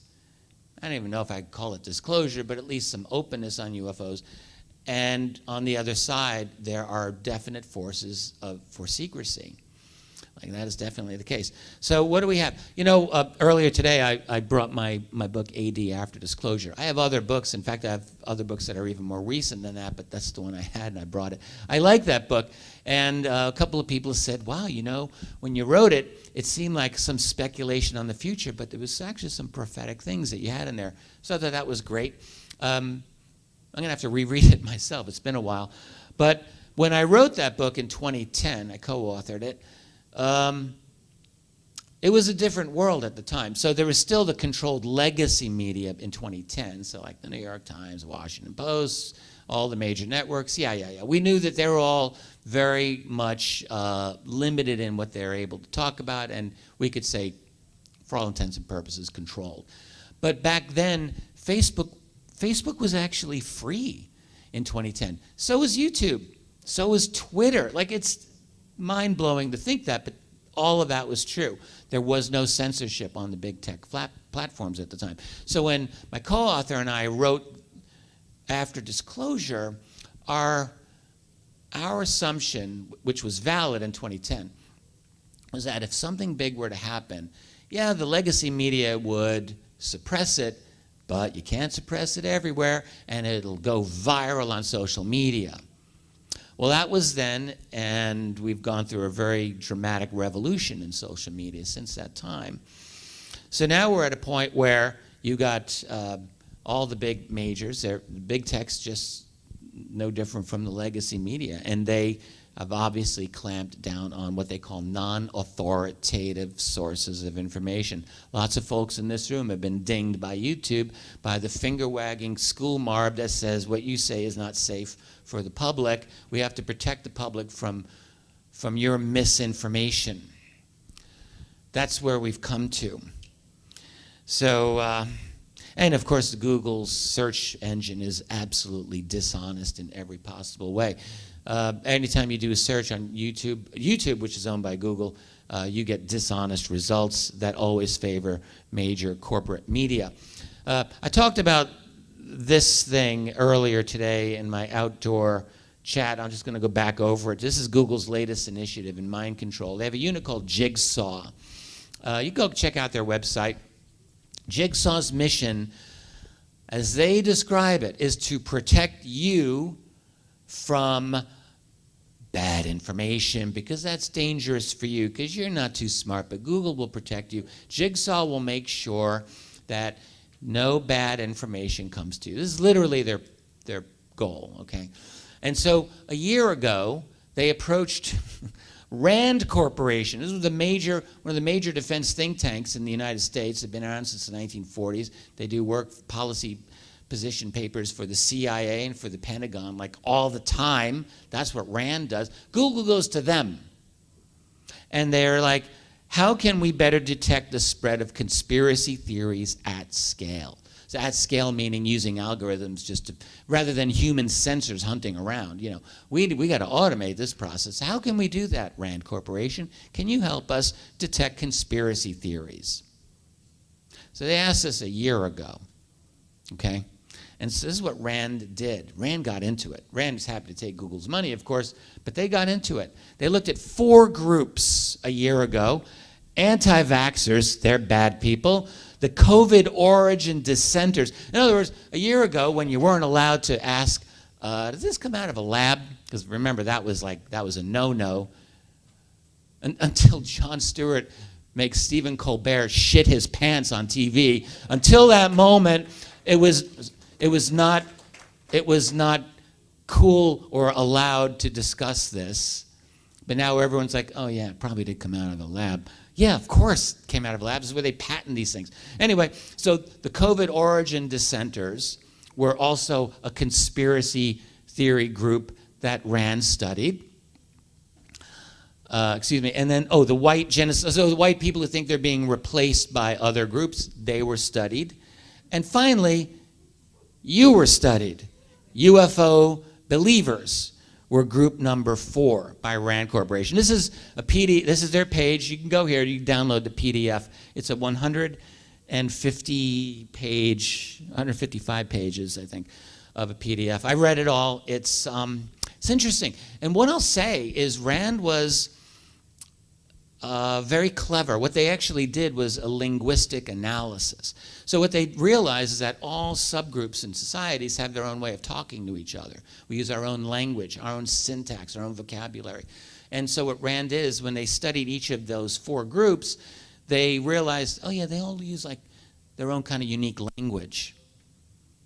And so they did a very sophisticated linguistic analysis, and they were very proud. They said to Google, we should have a good system here, and this is how we've created this.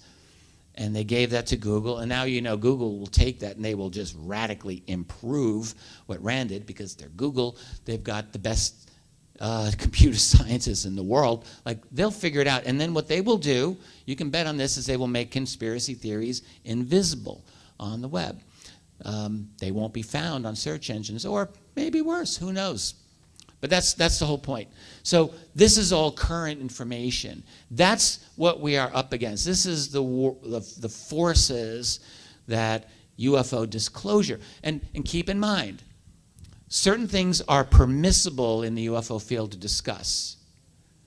There's something out there, we don't know what it is. That's okay, you can do that. You start getting into conspiracies, you start getting into the cover-up, you start getting into criminality, corporate dominance over special access programs, and all the other deeply criminal, unconstitutional things that have been done to hide the truth from you. No, that's conspiracy theory. That will become invisible. Like, that's what we can see. More evidence to that thesis is in the form of this series that just came out by J.J. Abrams. Some of you probably have seen it all. I have seen it all. 4 episodes called UFO. Now, episode 1 is fully available on the Showtime YouTube channel. And it's quite good. It's quite good. There are 4 altogether. Episodes 1 and 2 were actually very good, in my opinion. Episode 1 deals a lot with the Phoenix Lights. A lot of new information that was in there, stuff I didn't know. I talked with Jimmy Church on his show. He didn't know. We were both like, this is actually pretty well done. And it was. And the message of the first 2 episodes of this series were, you saw a UFO. You're not crazy. You're not crazy. You did see a UFO. There are UFOs. And it was well done. You're like, wow, okay, great. Then you go to episodes 3 and 4, and the message is expanded, And the message for episode 3 is, there are UFOs, but none of them are alien. We make them all. We make them all. And, I don't have enough time to pick apart the BS of that argument. That's an absolutely false argument. And not only did they say we make them all, the argument was the U.S. government pretended these were alien craft to hide the fact that we were making them, which is exactly the opposite of the reality. Back in the 40s and 50s and beyond, you would hear the argument, maybe these are our own secret aircraft, and wink, wink, let's not talk about it. No, hell no, we're not making some of these. We weren't. The CIA in 1997 published a paper that actually made that argument. A guy named Gerald Haynes, who was their official historian, said, yeah, all those UFO sightings, that was actually our U-2 spy plane and the A-12 Oxcart and the SR-71, our experimental aircraft. People were seeing these things and they were thinking they were UFOs. That was a bullshit argument on every level, but it's the same argument that J.J. Abrams really trots out now 25 years later. We were trying to do a head fake against the Soviets and psych them out by making them think that we had flying saucers. Wrong. That is absolutely historically false. Anyway, so that was the thesis of episode 3. We're making the UFOs. And then episode 4, the final episode, is about abductions. And they brought in, they talked about John Mack, respectfully for the most part, a little bit of Bud Hopkins. But here's what they did. Strong suggestion that poor John Mack, nice guy, well-meaning, but he kind of went native. He sort of believed the abductees, probably a little too much, and there's no evidence that they're abductions, therefore no evidence of aliens whatsoever. So when you are finished with this 4-part show, J.J. Abrams is a accomplished producer. He's very successful. And so the message is, yes, UFOs are real, but all the sightings are of our own secret tech. There are no abductions. There's probably no aliens. Go back to sleep. That is the message of this, which was very highly touted and a lot of excitement, and that's actually what it was. So, as I say, the writing is on the wall. Oh, that's what I just said there. You didn't see that slide. So there you go. No abductions. Go back to sleep. So we're moving. I'm almost done here. I'm getting close to wrapping this up. I've studied history my whole life, but I can't help but try to speculate about the future. I don't know if that makes me an actual futurist, but hey, when we did AD After Disclosure, that was a bit of an exercise in futurism, I guess. So I do think about the future. I try to be careful.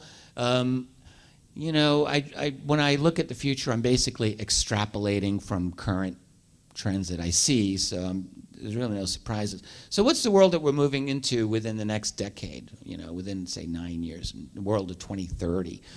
A couple of things I think are pretty obvious. So there's going to be much greater centralized international control over national governments. We're seeing this happen very rapidly with the response to COVID. Tremendous global coordination among governments that are essentially rolling out the same measures to control their populations. There's clearly marching orders coming from somewhere. I was talking about the British Commonwealth nations. That to me is just shockingly obvious. Canada, Australia, New Zealand, and the UK are walking in lockstep with their policies, which each is more draconian than the other. They're in competition to see who can be the worst. But it's beyond the Commonwealth nations. It's pretty much everywhere. We can definitely predict a world of much greater surveillance and control, digital control, with 5G, AI. I talk about these things all the time, whether on YouTube or in articles or on my website, whatever. I think about this a lot. The world of not just artificial intelligence, we all kind of know about that. That's coming. It's here, but it's going to get stronger. But 5G, of course, which means all the smart devices in your home are going to monitor every single thing you do for the rest of all time. And then outside, you get facial recognition, voice rec. There's nowhere to hide anymore. We all know this. There's no more wiggle room in our world. There was always wiggle room. There isn't going to be any anymore. Control over all public narratives is going to be even more and more intense. I mean, we can see this happening, unless there's enough pushback and we can stop it somehow. Deletion of non-authoritative perspectives, that's happening. And, that's what we're moving towards. So the bottom line, are we going to be isolated into our own little separate virtual worlds, our own little separate ideological bubbles? So far, that's happening. Propagandized 24/7, so far that's happening, enmeshed within a fictitious, controlled, artificial world. Remember, Spielberg did a movie called Ready Player One.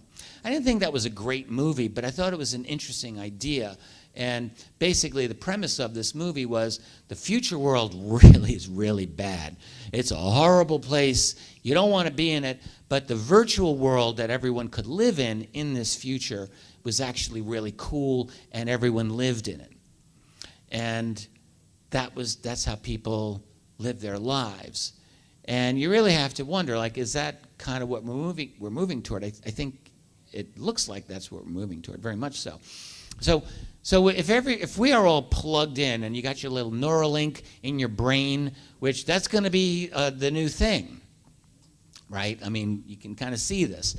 And the problem is, like, the younger generations that come along, like, they grow up with this tech and they are propagandized into thinking, this is awesome, this is great. Who's one of the founders of Google? Eric Schmidt, I think. He was talking about Google's their ecosystem, which was like the precursor of what they got now. It's like Amazon's Alexa. And what he was saying in an interview, I remember this, I should have written this down. He's like, our goal is to give one single authoritative answer to any question you ask. And when you think about that, that's like the stupidest thing. And like, the truth doesn't work like that. Like, reality is complex. So you ask a question, boom. Like, if I want to know how the Mets did last night, great, I can do that. But like, most of the things I want to ask about are a little more nuanced than that. So now you have a whole generation of kids, and it's very possible they're going to grow up without any research skills whatsoever, because all they do is ask Alexa this or that or the other thing, and they'll grow up without any expectation of privacy to boot. And of course, increasingly narcissistic, like, look at me, look at me, look at me. So that's the world with little to no economic opportunity. The real freedom, I mean, we talk about cultural freedom. Sure, you can wear whatever the hell you want. Who gives a shit? If you have no freedom economically to improve your lot in life, what does any of that other stuff matter? And all of that's getting pushed out because the robo-apocalypse is coming. That's not my word. That's the mainstream economists talking about Terminator. Not to kill you, just to take your job. So that's the world we're moving into. So are we just going to have like this virtual reality that you're enmeshed in? Well, maybe that's all that there will be. And what if disclosure happens within that world? In that world, a VR world where everyone's plugged in and the world is plugged into you as well. Like, that's an easy world to manipulate, it seems to me. It's, the digital world is much easier to control, it seems to me, than the analog world, that's for sure. And then the other thing I wonder, I wrote about this in my last book, which I wish I had brought copies of that. I call The Alien Agendas, in which I introduce a concept called the fourth stage of humanity. And I know I'm getting close to the end here, but if I could just have a minute to describe it, I would like to. So what I personally believe, I'm a student not just of UFOs. I'm actually a very avid student of human prehistory. It's fascinating to me. And it just turns out the last several decades of archaeology and work on this, we've really discovered a lot about our origins. When I was a kid, I learned that Cro-Magnon man was about 40,000 years old. That's the earliest human. They're back to now 315,000 years. We have a human skull, perfect human skull found in Morocco that's that old. It's amazing. It just keeps getting pushed back. So we've been around for a long time as this species, fundamentally. We've had variations and changes, but basically Homo sapiens, us, 300,000 plus years. And for nearly all of that time, we existed in one way of existence, one form of living, and that is as hunters and gatherers. Men would get spears wooden spears hardened by fire, sharpened, and kill wild boars with those things, all right? And women, they had hard work too. They had to manage the home, they had to gather food, they had to guard the kids. Like, it was a dangerous world, and that's what we did for over 300,000 years, just that. And then about 10,000 years ago, we started to develop agriculture. It's only 10,000 years, not even that, less than that. And we started domesticating animals like pigs and goats and wolves. Okay, that was a little early. But really recently, that created what I call stage 2 of human civilization. Really the first true civilization, you know, everything from ancient Sumer and ancient Egypt to the Roman Empire to the, you know, Italian Renaissance. All of that's stage 2. It's agricultural based, sophisticated civilization. Gave us the wheel, it gave us writing, the first towns, you know, all of metallurgy, all that stuff. That's like when our history begins. But that's only quite recent. And then we hit stage 3 just a couple of hundred years ago, you know, in the development of like actual science and industry, which transformed our world to something completely different. That's what we were all born into. I believe we're moving in now into advanced, like we've gone to the advanced stage 3, we're moving into stage 4 now. I call that the transhuman stage. And that's not just about genetic modification, although it is, but it's about much more. It's about turning humanity into one big giant anthill. You know, total monitoring of all people, complete management, bureaucratic, legalistic, international, global surveillance and management of the entire global population. Like the Borg, basically, turning us into the Borg. That's actually, I would love to be wrong, but that's what I see. So, what I have wondered is, and by the way, that's why I think we're seeing massive UFO encounters now, because those other beings, and they are other beings, and they are monitoring us, and maybe they've manipulated and controlled us, but they're certainly interested in us. They know right now we are about to leap right into their world. We're actually, because progress doesn't go like this. It's not an incremental thing. That's where people make the mistake. They're like, they're eons ahead of us. We have no way of competing with them. Baloney. We do, because progress goes like this. It jumps to levels. Just like in chemistry, valences, electrons, you know, they jump to different levels. That's our progress. You jump to the new level. We jump from hunting and gathering to agriculture. That's not incremental.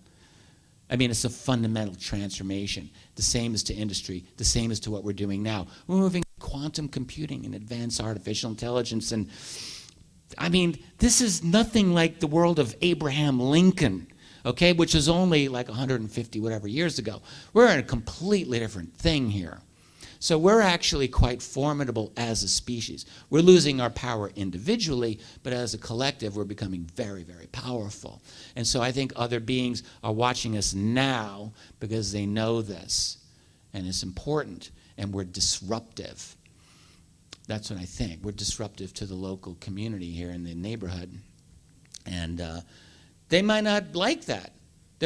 My take is they're probably intensely conservative in the sense that they've probably been at their level for a long time. And when you're at a like if they've done thousands of years of monitoring us, that in itself indicates a super long-term ability to plan, which means we don't have that ability in our society because we're too volatile. We change too much. But if they've got the long-term ability, they're probably run by their own algorithm. They're probably slaves to their own algorithm, just like we're becoming slaves to ours. That would be a weird irony, but it's totally possible. But anyway, so are we going to achieve disclosure or exposure, maybe you want to look at it that way, just as we become like them? Like, is that a possibility? That would be the ultimate ironic twist to this whole thing, that we achieve disclosure just as we become the Borg, the very beings we've been observing. Now, maybe I've got a lot of this wrong. Very possible. I've been wrong about a lot of things in my life, and this wouldn't be the first time. But this is one thing that I really do wonder. I'm just about done here.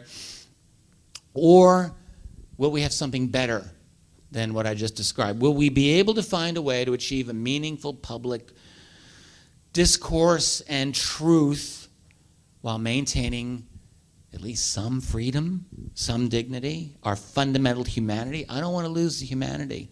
I don't want to become a transhuman. I don't want to like become immortal in this body like some crazy people do, like Ray Kurzweil or some other transhumanists, like some of the most dangerous people. They think, oh yeah, it's great to live 500 years. I'm like, are you nuts? You will go insane. No one is designed to live for 500 years. Like your brain can't handle it. I don't care how smart you think you are. You will not remain sane. There's a movie, the Matt Damon film. This is another good one, Elysium. I'm sure some of you remember. So you got the shit world down here where most people live, but in the up there, those people they live forever, and remember how debauched and decadent they were because they're so bored. I think that's actually true. Like they've got everything they want, and it's just like I need another hit of life. So what else can I do? To so that I don't have to look at the desolation of my soul, because that's really what they're all about up there. So anyway, 500 years, these transhumanists, they think, oh yeah, it's just gonna be great. I don't think so. I just don't think I think the ancient people really had it right. Like they said, we are between the beasts and the angels. Like we have reason, unlike the beasts of the field, but we are really deeply flawed in the depths of our soul, unlike the angels. And I actually think that's right. I think, we're great, we're awesome, I love us, I love humanity, but we're not perfect. We are what we are. And personally, I've come to embrace that, not the reverse. One final question. This is my final slide. How can we expect, this is really what it comes down to come to an understanding of everyone who's here observing us? Is it one group? Is it multiple groups? I think it's multiple groups. How do we figure this out? Especially like those that are physically here, as opposed to disembodied entities, which some people talk about, that are interacting in a covert manner in our world with us. Because I firmly believe that is happening. What are they all about? Are they here to observe this transformation that we are obviously going through as a civilization, as a species? Like, they must know that we're going through this global transformation right now. I don't think it's an accident or a coincidence that we're talking about disclosure of the UFO reality at the same time that we're going through a global transformation into something totally different than we have ever been ever before as a species. Like, I don't think that's an accident. This UFO, this ET reality, wherever these beings are, at the same time that we're transforming. So are they indifferent to that? Are they interested in that? Do they want to see that? Do they not want to see that? Like, these are questions I would like to know. Or are they covertly abetting it? Is another question. If they have the ability to do that. Or, there's all these kinds of possibilities. So that's really all I've got. These are my two websites, and I know I've run over it. I want to thank you very much for being here with me. All right, thank you. Thanks. We got time for a couple more questions. I'm up for questions, but I know it's after 11 o'clock, so we want. Does anybody have questions? Just a couple. Okay. Yes. All right, so from what I'm understanding, if I could use this word, the New World Order, why are they kind of pushing us toward the model, what you would have called, like the Greys? Like, for instance, in the movie Close Encounters, you had two species. You had the big ones that were the kind of the elite spider, you called them grasshopper. Oh, right, okay. Right. And then you also had the small workers. Mm-hmm. I can kind of see through what you're saying that there could be a possible subset species. So you'll have a worker species, you'll have a elite species. Do you think that's a thing in the plan from New World Order side? Well, I think what's planned for us is not that we're going to become like the Greys themselves. I think the plan is that we're going to be controlled and really micromanaged to a degree like them. So I don't think that we're going to be, I don't know if I might be misunderstanding part of what you're saying, but I don't think that we're going to go through such genetic modifications that we're going to start looking like them. But we will go through genetic modifications. But I think the real thing is that where the capability never existed until now. Like, this is Stalin and Hitler's wet dream. They never had the ability to control populations the way that can be done now through digital management of people's lives. And this is something that I think all people who crave power just want, and they will do it. And they think they're smarter than us, and we have an interconnected world. Yes, we do. And so there's got to be some management, and I just think they can't help themselves, and they just want control. On a side note with that, little interest if you do a little research, Dr. Eric Pianka literally said, through diet, injection, and injunction, he will create the proper slave race to enslave and create the New World Order. Good Lord, Dr. Eric Pianka, was he serious? Like, he thought this is a great thing, or is he talking against it? He's a professor at Yale, so he must be in favor of it. Oh, he's probably in favor of it. Yeah, he's at Yale, Yeah. so that's enough said right there. Yeah. Thank you, Eric Pianka. I'm going to remember that. Any other Yeah. questions? Any other questions? Anyone? All right. I guess we're going to. We've answered all questions. Yes. Well, thanks very much. This was a lot of fun. Thank you for staying up with me this late. I appreciate that. I got to make sure that we return this awesome technical equipment to Martin. Thank you very much. And thank for you that. for everyone for coming tonight. Hi, everyone. Hey, That was awesome. That was awesome in my opinion. And I hope that Rich comes to Pine Bush for 2025, but he was spot on 2 years ago. Spot on. And yes, his website is richarddolanmembers.com, and his YouTube channel, just search Richard Dolan or at Richard M. Dolan, and you'll find his YouTube channel. But I wanted to share that because that's never been shown before. I've had that in my possession for almost 2.5 years. Nobody's ever seen that. The only people that actually seen that was the people that were there. But Rich does presentations all over the world.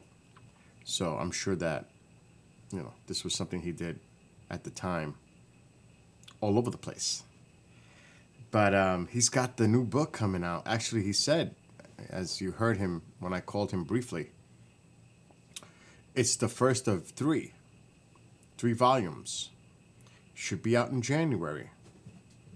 And I believe the topic is USOs. And that's what Chris DePerno told me. I should have asked him, but I didn't want to. I don't like to bother him because he's always busy. And it's the holidays, so him and his lovely, beautiful wife Tracy are probably busy because he said he was driving. So I'm not gonna. Oh my gosh! I mean, I try not to drive the poor guy crazy. But was he not spot on 2 years ago on the things he said? It's happening exactly now. Everything that was on that screen is exactly what's going on right now. And he says in his book, it was almost like he was prophetic. Well, damn straight you were prophetic. You were prophetic 2 years ago when you were saying that stuff 2 years ago. Well, look what's going on right now. It's exactly what's going on. And I'm sending him, when you heard that little sound toward the end, that was, I compressed the file because I'm sending him this presentation. Well, it's currently uploading, so he can have a copy of it and he can do whatever he wants with it. I think a lot of people would love that presentation. I know Genghis enjoyed it, right? And maybe we'll do one of these for the next few nights, because let me tell you, I have one of the last presentations. And also, not just that, the roundtable thing with Richard, Mark D'Antonio, Martin Willis, and Lee Spiegel. And I have Lee's presentation, Well, hello, everybody. and it's an hour I- and 9 minutes long. And this man was a pioneer. What he did years ago at the UN, and the country representation was Grenada, to bring this subject to the UN, he was a big part of that. And he actually did a presentation at Pine Bush. I'm just going to share it quickly on the screen. We're not going to show it tonight. Pathway to the United Nations. And he was an integral part of that. Jacques Vallée. And there were others. And I don't know how many people have actually seen that presentation. I had the whole presentation. It's incredible. And of course, I've got Mark D'Antonio and others. I mean, I've got a bunch of stuff nobody's ever seen. At least on video. In person, I'm sure. If you were fortunate enough to be at an event that they were doing their presentations, like this happens all the time, every year, everywhere. Contact in the Desert, here in Pine Bush, and elsewhere, globally, internationally. But I haven't seen this since I was in the, and plus I was in the back of the room, in a corner, monitoring all this. It was my camera. You know, I'm the guy who connected all this equipment together to make it work. And we're using the convention centers, the community center really, their microphones. And, you know, I have the same microphones down here, the wireless mics. I have 4 of them. And the battery, and I heard Rich say, I don't know, when he said that was my trigger to find the mic and the other mic, because there's 2 there, which is surprising. Now it's better. It's more modern. They have different types of mics now. But I ran up to the front and he saw me, give it to him. And he says, "Thanks, Bill." So I was like, the last person, I definitely don't want Rich to get cut off during his presentation. I mean, no way. Not anyone. But he was the keynote speaker that night. As you could see, it was a little after 11. He was the last one to speak. He's the main speaker at that event. The last thing I want is his microphone to go dead. And I'm like, oh my gosh. So, you know, you have to be ready for anything. But it was great. And I know there's what people say, you know, I hear it. I hear it about everybody. I hear it about me. And that goes with the territory. It's okay. It's fine. But he is a stand-up individual. He is well-researched, very intelligent individual. He knows his stuff. Now, like I said earlier, he may say things you may not agree with, and agree with. That's just the nature of it. Do you agree with everything anyone else ever says? But all I know is I have his books. I spoke with him in person. It's always a fascinating discussion with him. I actually, when I first encountered Rich, I was recording. I don't know. I don't think I have that. I do. I might have it on the other channel, the YouTube channel. And I caught him for a few minutes where he was at his table. This was not in Pine Bush. This was in Kingston, New York. And I asked him, Rich, if there was one person that would represent humanity, who would you choose? He says, Bill, I've never really even thought about that. That's a great question. Because I'm thinking, I told him, would it be a philosopher, a scientist? Like, who would be best person, you know, representation of humanity in first contact, initial contact? Now, you know the military is going to take total control of any situation, obviously. They have to assess and contain, threat assessment. They're going to be in control. But, I mean, and it's funny because that was years ago. And then that movie came out. Oh my God. Arrival? The Arrival, I think it was called. And you see the scientists conflicting with the military on how to engage and communicate with a species. That's pretty interesting on how they came up with that concept. But as I was watching that, because like I said, I was sitting in the back of the room and I was more focused on making sure everything was going good. That's the first time I've watched that and actually like sat down and intensely watched it, and it was phenomenal. Phenomenal, in my opinion. And I know there's people out there, hey, he's this, he's that, or that. Because I hear that about so many people. Mark D'Antonio even. He's a shill. He's part of the government. All that stuff.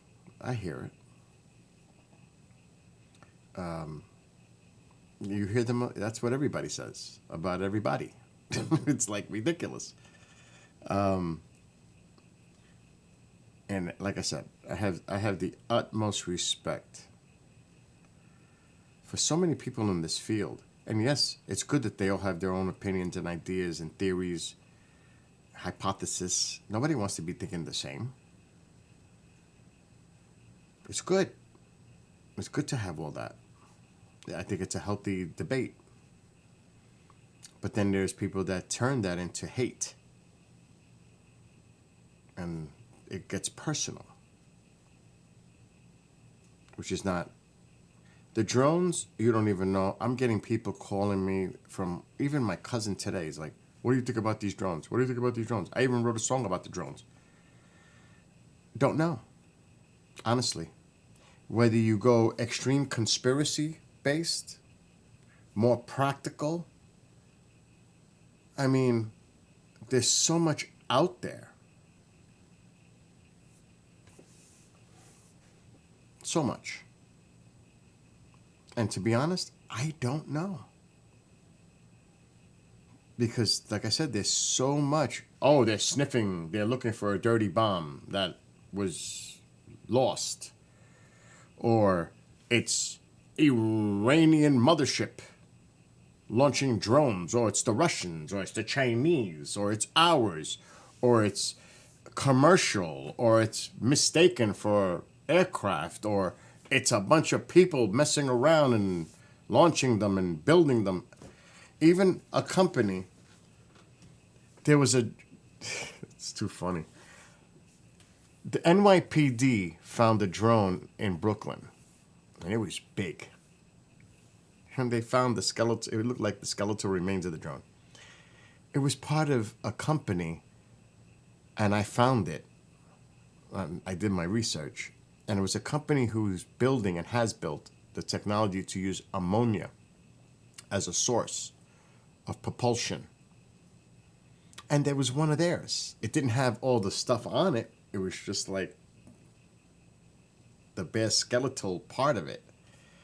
But that's what it was. And they're based in Brooklyn.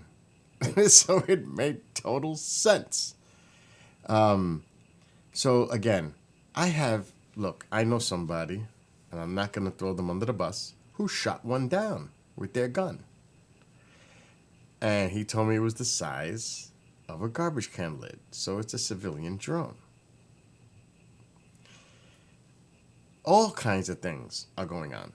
They brought in the Robin radar system. They ran tests here last week near me because Stewart got shut down minutes away from me 10 days ago for an hour. So there's all kinds of stuff going on. So I don't know.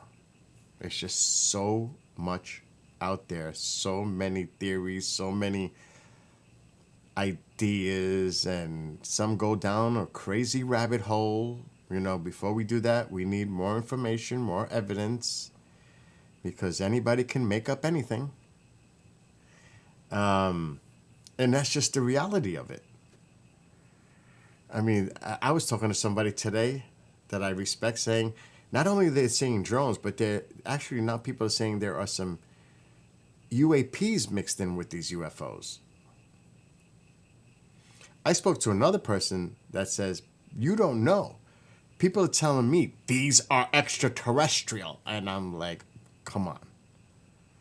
Really? They're serious. So it's all across the board. It's across the board. So your conclusion is just like anyone else's. Whatever you think they might be, they could be, because right now, really, there's no answers. Took a nap. What did you miss? You missed Richard Dolan's presentation from Pine Bush in 2022. That's what you missed. And I think Genghis and I definitely enjoyed it. A lot of you may have come in late. Or not at all. Let me just, I gotta verify the email, so then he'll get it.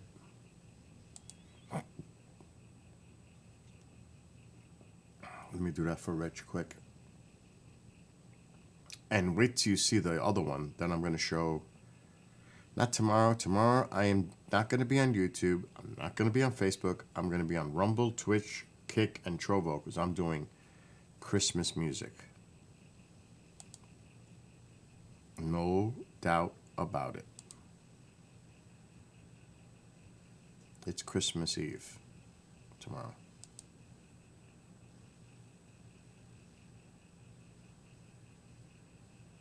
Okay.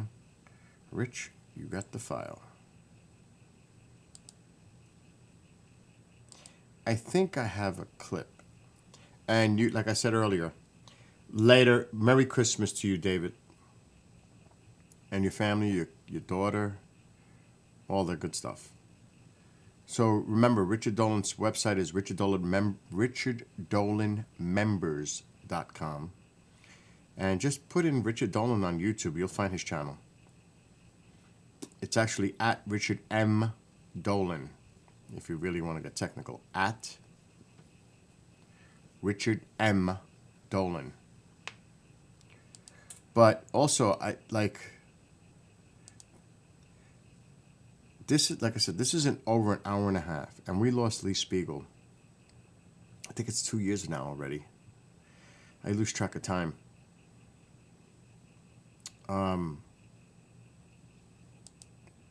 Okay, that was his website. Let me go webcam off. This was his presentation in Pine Bush, I think 2022. And I'm going to show this in a few days in its entirety. This is, nobody's seen this. This is one of his last presentations he did before he passed, which was a shock. But I may have a clip from this that I can play. The next distinguished speaker that I brought there to the All right, we'll play this little clip. There was a little buzzing because of the mic. Something was creating the buzz.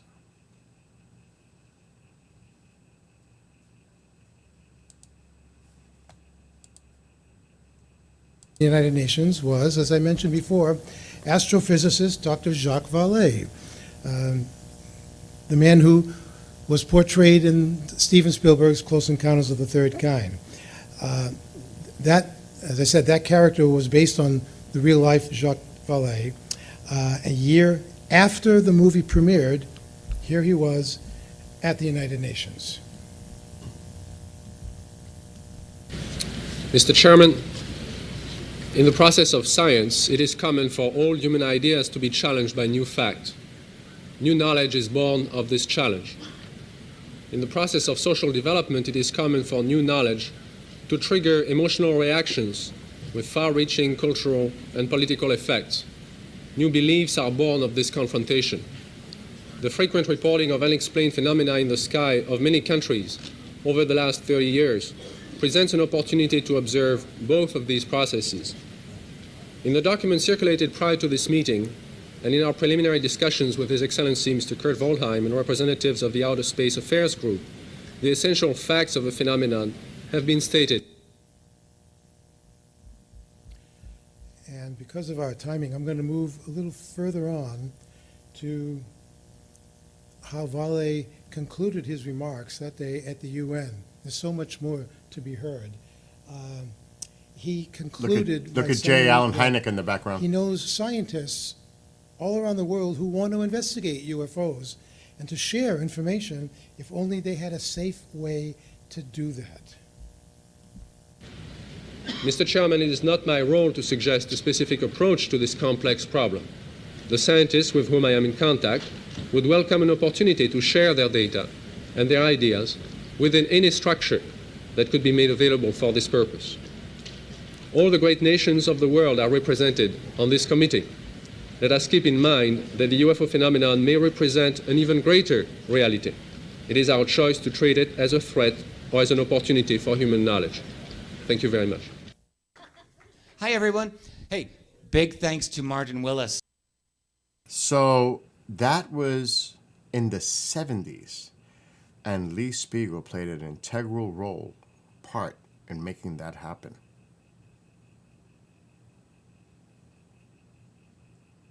I mean, he even had segments, because he had a show on WNBC. Even Howard Stern and Robin Quivers would mess with him. I mean, my gosh. Rest in peace, Lee.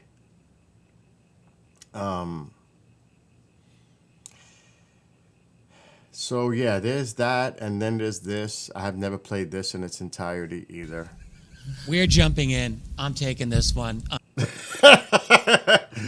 Richard. Oh my gosh. What characters. Oh man.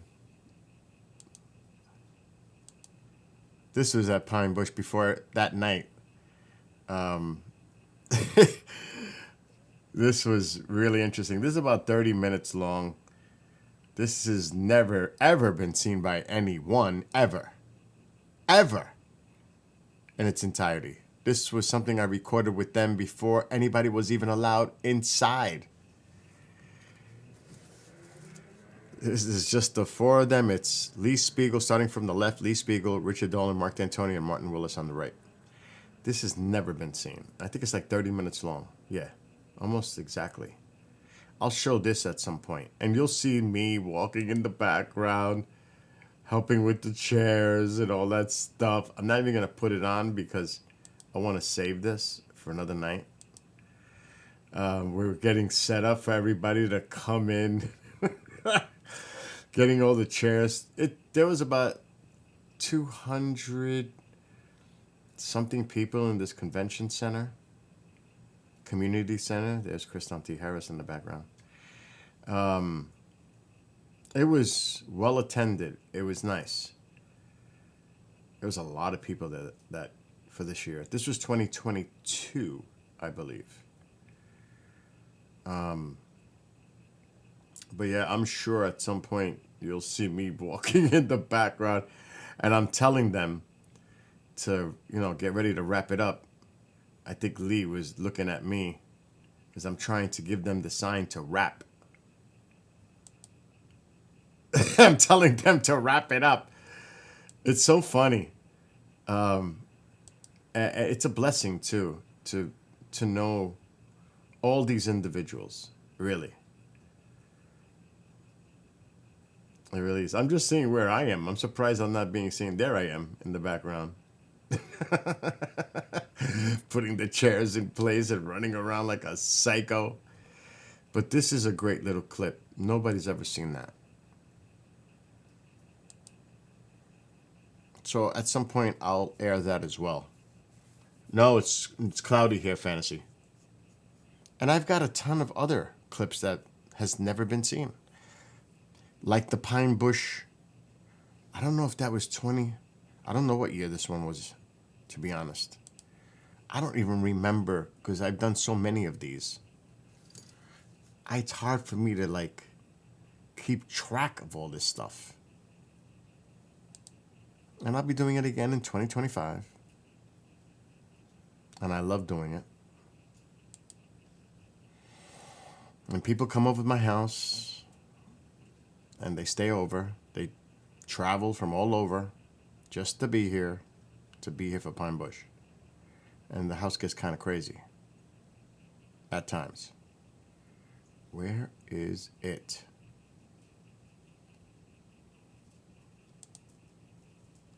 Let me see. PB. I don't even remember who spoke for this one. At least I sent Rich the file. What time is it? I gotta check the station.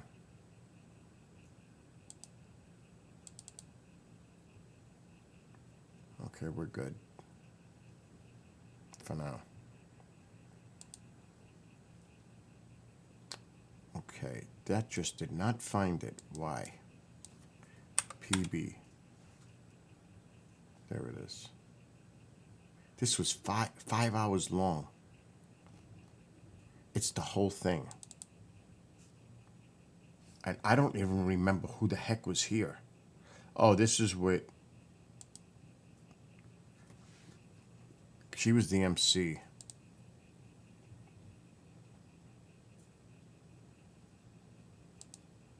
Cheryl Costa. I think Katie was there. Yep, Katie was there. Mark. I think Bob Spearing. Yep, and Martin Willis. This has never been seen.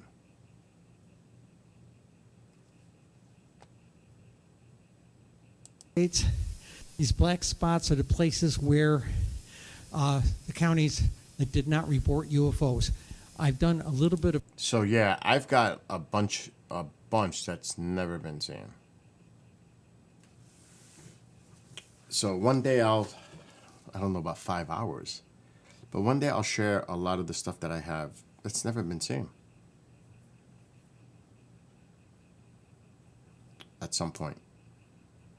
We've seen one tonight. I think that's good enough to see Rich's presentation. Because, Genghis, I know you enjoyed it, because I think you were here the whole time. And as Rich mentioned, where is it? What did I do with it? It is a must. If you're into this topic, and he said 80, I think it's like 100 now. This one. The Leonard Stringfield. I think I paid 100 for it. He said 80. This is a must if you're into this topic. It is a must-have, and it's massive. And he is considered one of the top researchers in the field ever.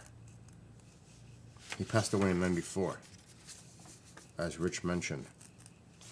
I mean, U.S. crash retrievals. And this isn't like a book. This is all stats. This is all research. This is not like got any commentary. It's just straight data research.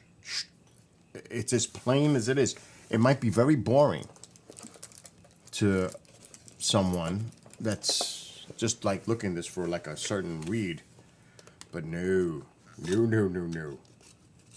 As Rich said, it's one of the most fascinating books ever. Alexa, brighten living room light 50%. Okay.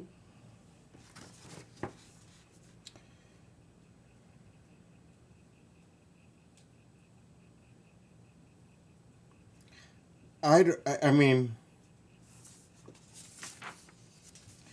this, it would take forever just.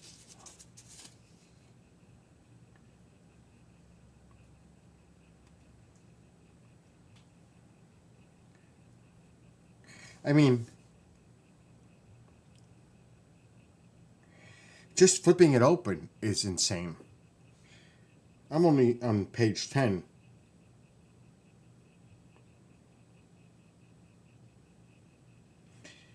And it has to do with Roswell, this one. Actually, no, it's in 1952.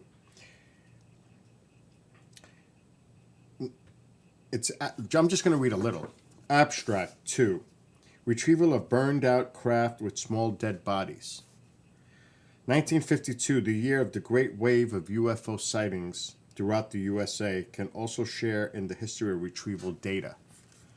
My information from one known UFO crash incident in 1952 comes from a reliable person in a technical position at a large GE plant, General Electric. His brother, who wishes to be unnamed, was on duty as a radar specialist at Edwards Air Force Base, California in 1952, when he saw a UFO descending toward Earth at great speed across his radar screen. When the UFO had been confirmed to have crashed, the captain on duty gave him instructions: "You didn't see anything." A short time later, the specialist learned from base officials that an unidentified craft did crash in a nearby remote desert area. The retrieved craft was more than 50 feet in diameter with a row of windows around its equator. Its metallic surface was in a burned, blackened condition. He also had heard that the craft was occupied by dead humanoid bodies, approximately 4.5 feet tall. Also, the specialist recalls that he had heard reports that a damaged craft was held temporarily in a hangar at Edwards Air Force Base before it was shipped by truck to Wright-Patterson Air Force Base. I had asked my informant if I could discuss this incident with his brother, but when he checked by phone, he was reminded that the incident was classified as secret and that the brother would not be in a position to disclose further details. In possible conjunction with this 1952 event, I have talked with two sources who had witnessed a large military vehicle, or lowboy drag, with suspicious cargo under tarpaulin, designed for Wright-Patterson Air Force Base. One observer was quartermaster at Godman Field, Kentucky, when the lowboy, under heavy guard at night, made a transient stop there. Word on the base was that its hidden cargo was a crashed UFO. Other witnesses who had observed the strange cargo being transported on a lowboy into Wright-Patterson Air Force Base in 1952 were a man and his wife, then residing in Circleville, Ohio. By telephone in 1952, they claimed that while they were driving their car near the base, that traffic was stalled. Escorting the vehicle, they said, was a motorcade of military police. Additional testimony in support of the crashed UFO incident in 1952 comes from an unquestionable source. John Schuessler, Deputy Director of MUFON. I don't know if Don Ecker would. An engineer for McDonnell Douglas at NASA. His data comes from his father and stepmother, who, equally unquestionable, secured their data in 1968 from an unquestionable first-hand source who was their neighbor in a small town in Pennsylvania. According to John Schuessler, his family's close friend was formerly a civilian guard serving at the receiving gate for internal security at Wright-Patterson. While on duty sometime in 1952, he witnessed a tractor with a lowboy hauling a tarpaulin-covered craft into a tight security area on the base. The guard also had told the Schuesslers that the receiving gate he witnessed that its deceased bodies recovered from the crashed UFO at a site vaguely referred to as somewhere in the United States Southwest. The guard described the bodies, packed in crates, as being little people or humanoids. It is not known whether the bodies arrived at the same time as at the base as the craft on the lowboy or at another time by other means. One point he did make clear to his Schuessler friends about the area in which he worked: everything delivered had to pass by me. John Schuessler said he tried to follow up to get more information by arranging a meeting with the former guard, due to the influence of his parents, but his efforts were futile. Said John, he refused to talk about it even to me. And this goes on and on. This is just on and on.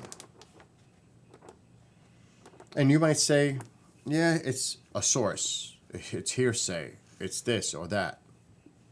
Well, you can definitely reach that conclusion. But there's a lot of this out there. I mean, John Greenwald does his due diligence trying to do FOIA to get information.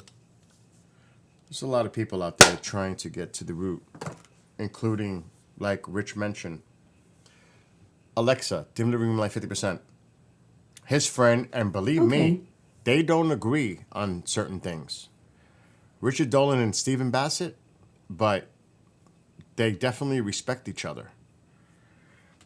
And like I said, they may have different approaches and different opinions, but there is a definite mutual respect between them. So there's a lot, but I cannot believe how spot on Rich was 2 years ago when he had that stuff on the screen.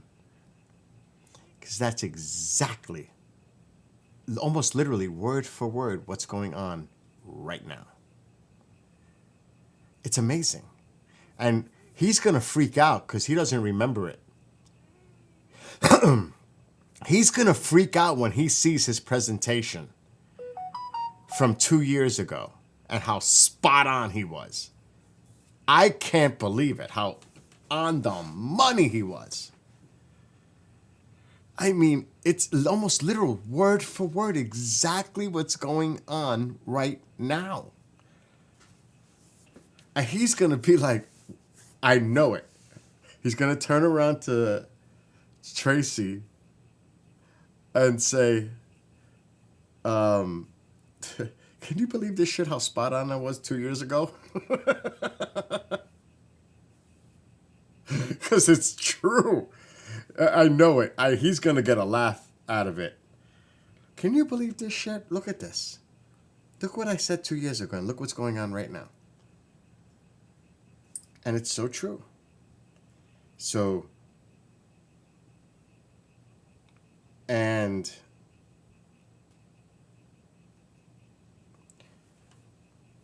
it's amazing because, see, some people say, oh, Dolan doesn't have his pulse on what's going on. BS. Absolutely BS. Because like I said, sworn to never repeat conversations privately that we've had, but I can tell you Rich knows a lot. I mean, sometimes when I talk to him privately, it's like, oh, what? It's private, obviously. I'm not going to repeat. But it's like, really? And it happens with a lot of them when you have the private conversations. It's like, but sometimes I give them information that I know. So it's almost like an exchange. I got to tell you something. All right, Bill, now I got something to tell you. It's like that. Sometimes it's a back and forth. Like a true story. I knew who the Skinwalker Ranch owner was before it was public. Because I don't know which episode, I don't know what the hell it was on when he was grayed out with a different voice and all that. And everybody's like, who did Bigelow sell it to?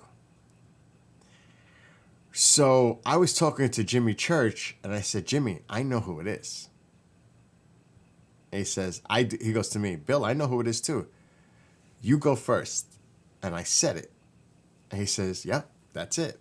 So we knew before it became public through the people we talked to who it was. Just like Mark D'Antonio knew, I knew, Toby knew, and a few others that Grush was the whistleblower before it was publicly made. But it was sworn to secrecy. And a few weeks prior, I was giving hints on my stream. Pay attention, something's coming. Now, originally, it was supposed to be done on the Washington Post, but then it went to the Debrief, wherever it ended up being. It was supposed to go to the Washington Post, but that got screwed up. And then the Debrief got it. That's a story in itself. But we knew it was coming when it was going to be announced. And Chris Mellon was brilliant the day before. He wrote something about it, but he wasn't specific, but he was hinting that something was coming, and that was brilliant the way he did it. And then other people tried to steal the thunder, and I'm not going to get into that, because on the same day that was going on News Nation, somebody else held something going on in Washington, D.C. with so-called whistleblowers coming forward at the National Press Club. So there was a lot going on at the same time when this all was coming out. So I have a very, very good idea of what's coming next in future hearing, at least future hearing, the plan, the model of what they're looking to do. I can't get into it because, I just can't, but let's put it this way. I'll put it in this way. The public has been hearing testimony from Grush, Lou Elizondo, Gold, and some others in the last couple of years. But they're telling you, first of all, they can't speak about a lot of stuff because it's classified, and they can literally go to prison, like Lou Elizondo. He can literally go to prison. And it's funny how people say, well, why don't he say something? Because he can go to prison.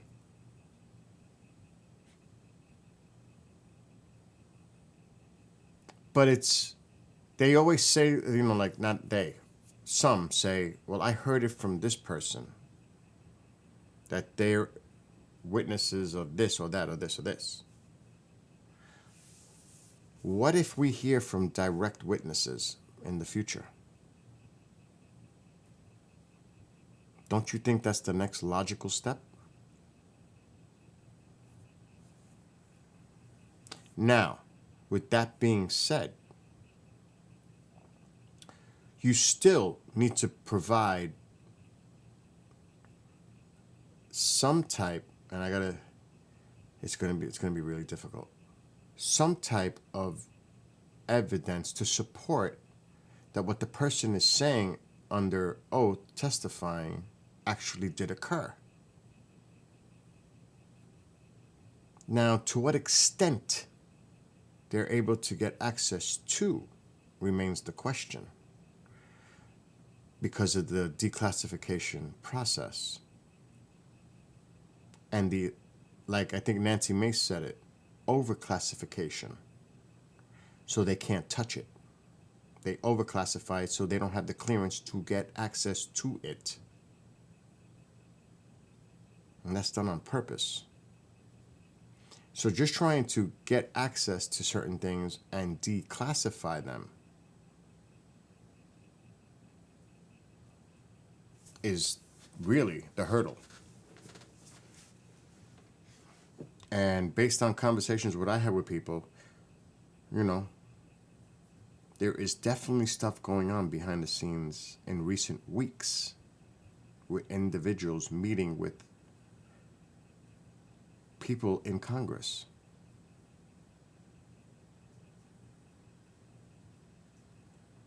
But we shall see where this goes. And we have to see how this might affect, I'm being careful. We have to see what happens when President Trump takes office. Because there are individuals that have his ear and they're telling him stuff.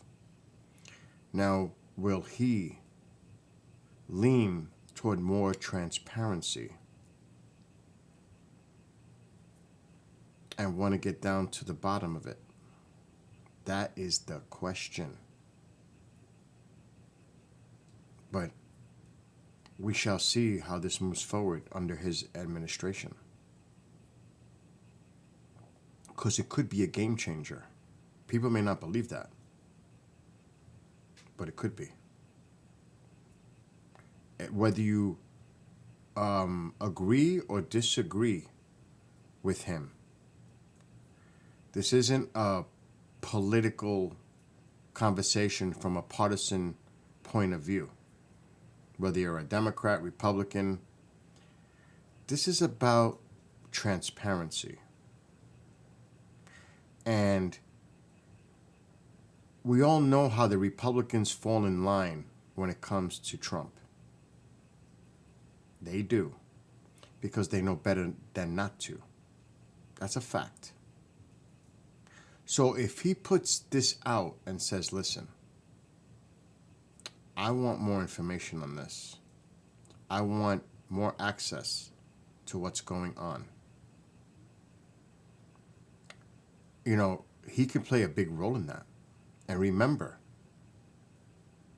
the House, the Senate, the presidency, and the Supreme Court are now controlled majority rules, conservative.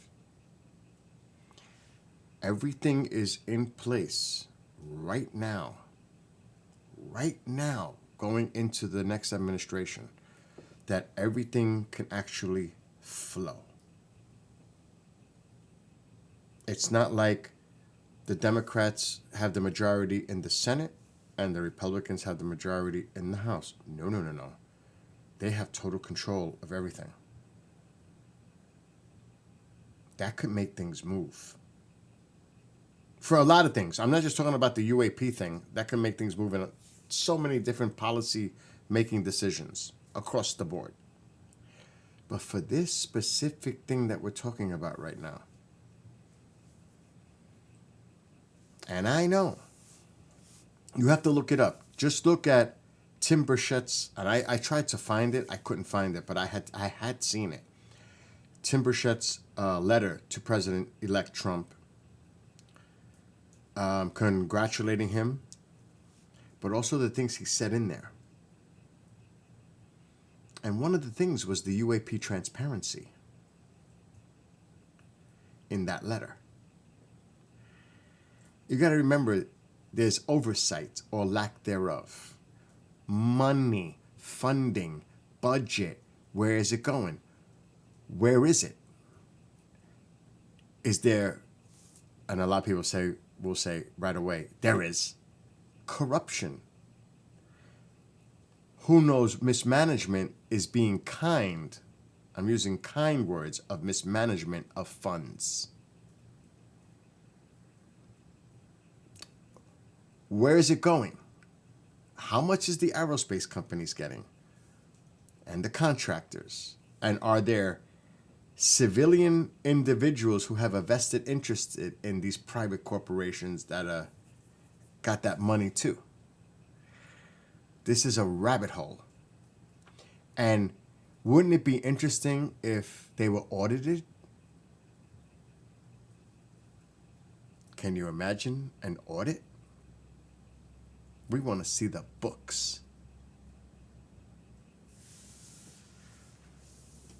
And people may disagree with what I'm saying.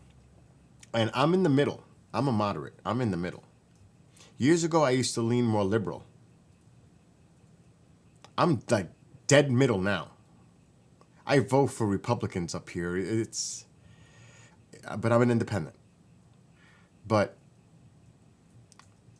I'm telling you, this could be, they'll never get audited. They never will. They won't. But see, that's the question. Can you imagine them opening up their books to show where the money's coming from, how it's being spent, to where it's going, to what SAP programs it's going to, because that's under the Department of Energy, which is, look it up, acknowledged SAPs or unacknowledged SAPs, which means you don't need to know shit. And I mean, no one needs to know. And that means no one. Exactly. But it's done on purpose because they don't want nobody to figure out the money trail. Who knows? So this could be very interesting because, like I said, I'm not predicting disclosure is going to occur because you can never go that far. And also, let's think of it this way. Do you think that President Trump gives a shit what other countries think? And just answer that. Do you honestly think he cares? What our allies think or our adversaries think? He beats to his own drum. So if he wanted to come out and lay shit out, he's going to do it. Nobody's going to stop him from doing it. If he wants to do it, he'll do it. Though I will say, when he was on Joe Rogan, he stopped himself and really thought about his responses before he answered Joe Rogan. He thought about it.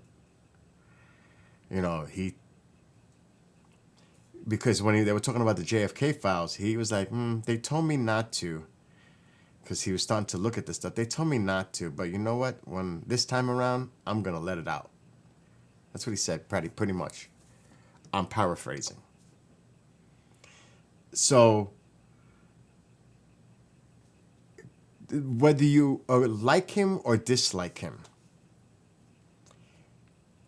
he could go down in history as one of the most important figures of all time if he was to be finally the disclosure president, period. He will affect humankind forever. So no matter what you think of his legacy, his past, however you look at him, you know, that would be at the forefront. Yeah, the other people might say this, that, that. But it would change everything forever, globally. Not just here in the United States, but it affects everyone. If it were to get to be like a full blown out disclosure. Now, do I think that's going to happen? Unlikely. Could we see more information come out regarding this? Yes. Yeah, but again, somebody will say that, but does that mean he'll listen? And Kathy says, LOL, I'm sure someone will tell him he doesn't have to need to know. And you know he'll tell them? I don't give a shit. I need to know. I mean, really? Oh my God, I think we get the truth about black seed oil. Oh my God. So again, on a serious note, I'm hearing very interesting stuff about the influencers in Trump's ear about this. And it's pretty damn interesting. Now, I don't know if the people that are telling me are being honest, truthful, and they actually are accurate and they know what the hell they're telling me. But it's really interesting. I'm not saying it's true because I don't know. I guess we all have to wait and find out for ourselves. Am I cautiously optimistic? Yes. I'll say that.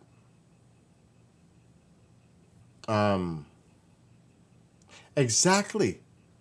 That's a good one, Skywalker. Remember, Trump is a New Yorker. Good luck trying to tell him what to do. Look at Bill. Absolutely. Stubborn as fuck. Absolutely. That definitely is embedded as a New Yorker. Trump is definitely got that. That's his, definitely, if you want to criticize New York all you want, but that trait that he has, that toughness, that demeanor is definitely because he's a freaking originally a New Yorker and was raised here. And they lived in Queens. He's in Manhattan all the time. He had to deal with this shit all the time. The media, everything. Paparazzi. Oh, yeah. He was a big-time figure in the city. He was.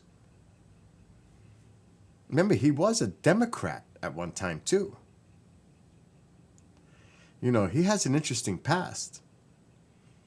So, and that's the thing. People have the right to change their minds. He did. So if he can do it, anybody can, right? People think that you have to stay so focused on your opinion that you can't change. Bullshit. He did.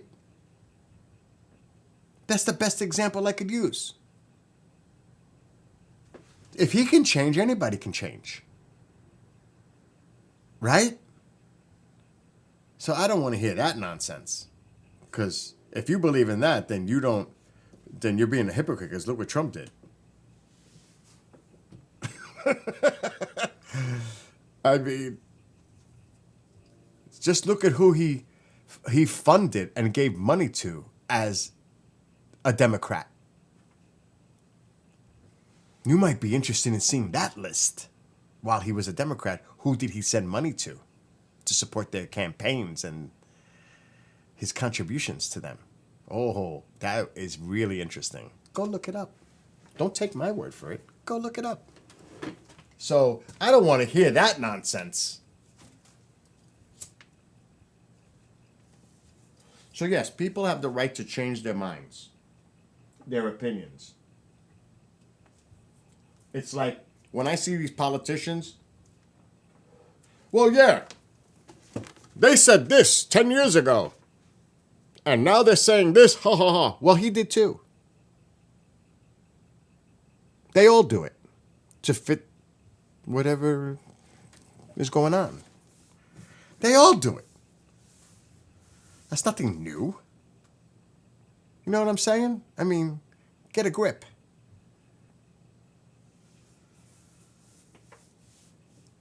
So, you know, just being fair. But I honestly think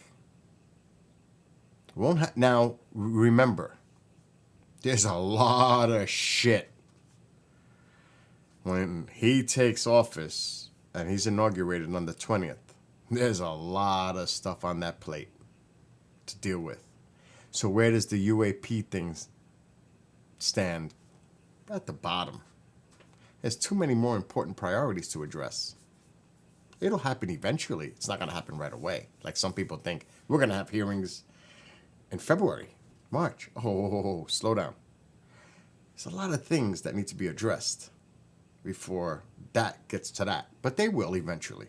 I don't know how quick it'll be before they get to it. But like I said, there's more important priorities that need to be addressed.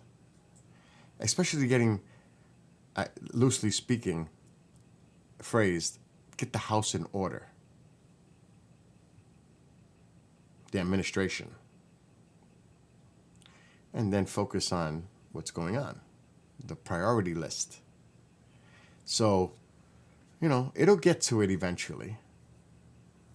I don't think it's going to happen right away. It might take the spring. I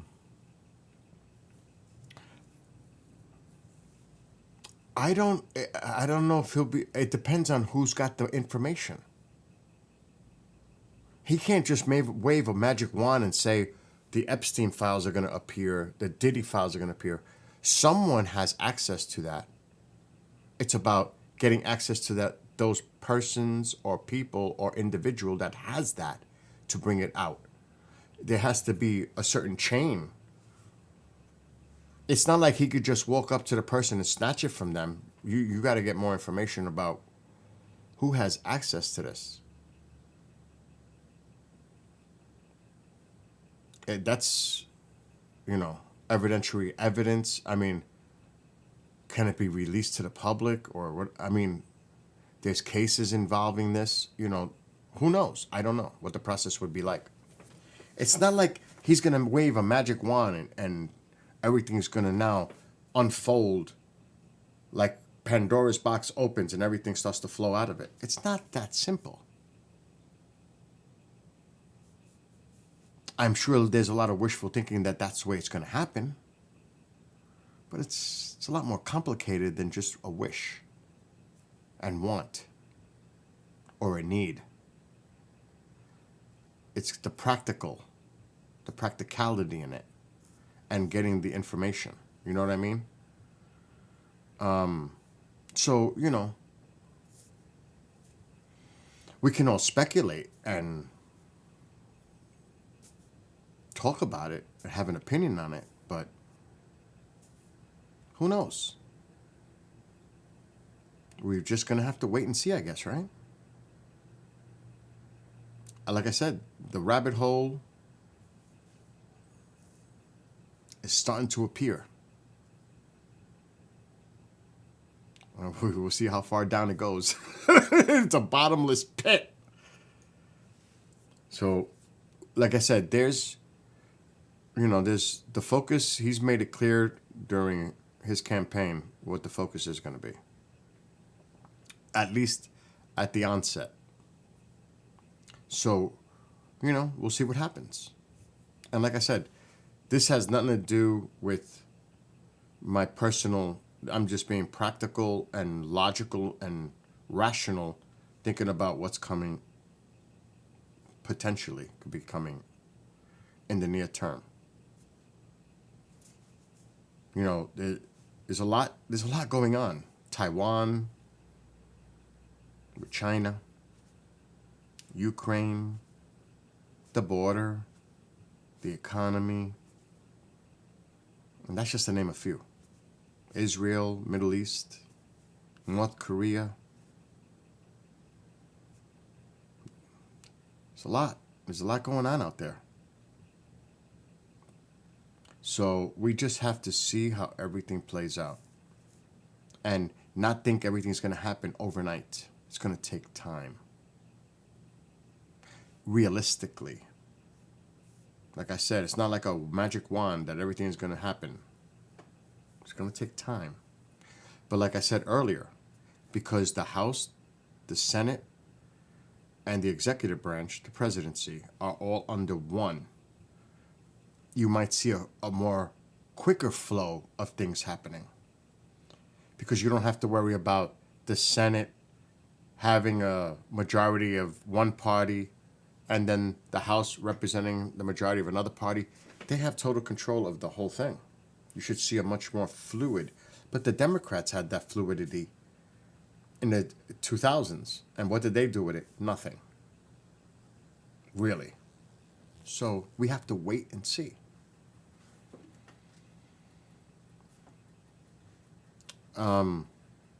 And God willing, nothing crazy happens. Even from now to the inauguration. And I know there's a lot of people out there right away. Oh, and I'm not going to even talk about it because to me that's just total irresponsibility to do.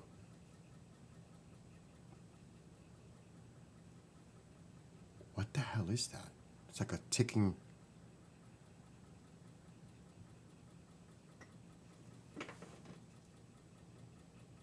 Is there some device in my house? Do you hear that? I hear ticking.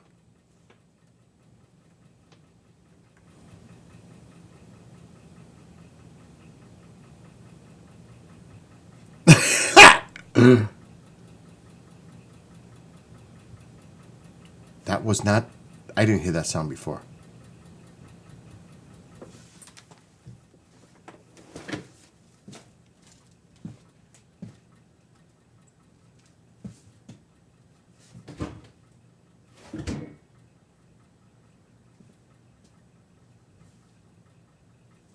It's coming from the wood stove?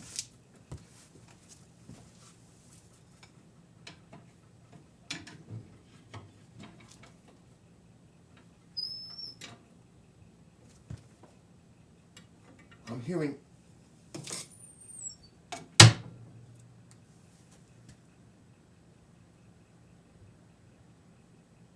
Did you hear that ticking? Is it me? It sounds like a timer. The hell no. It stopped. It was something to do with the wood stove, I think.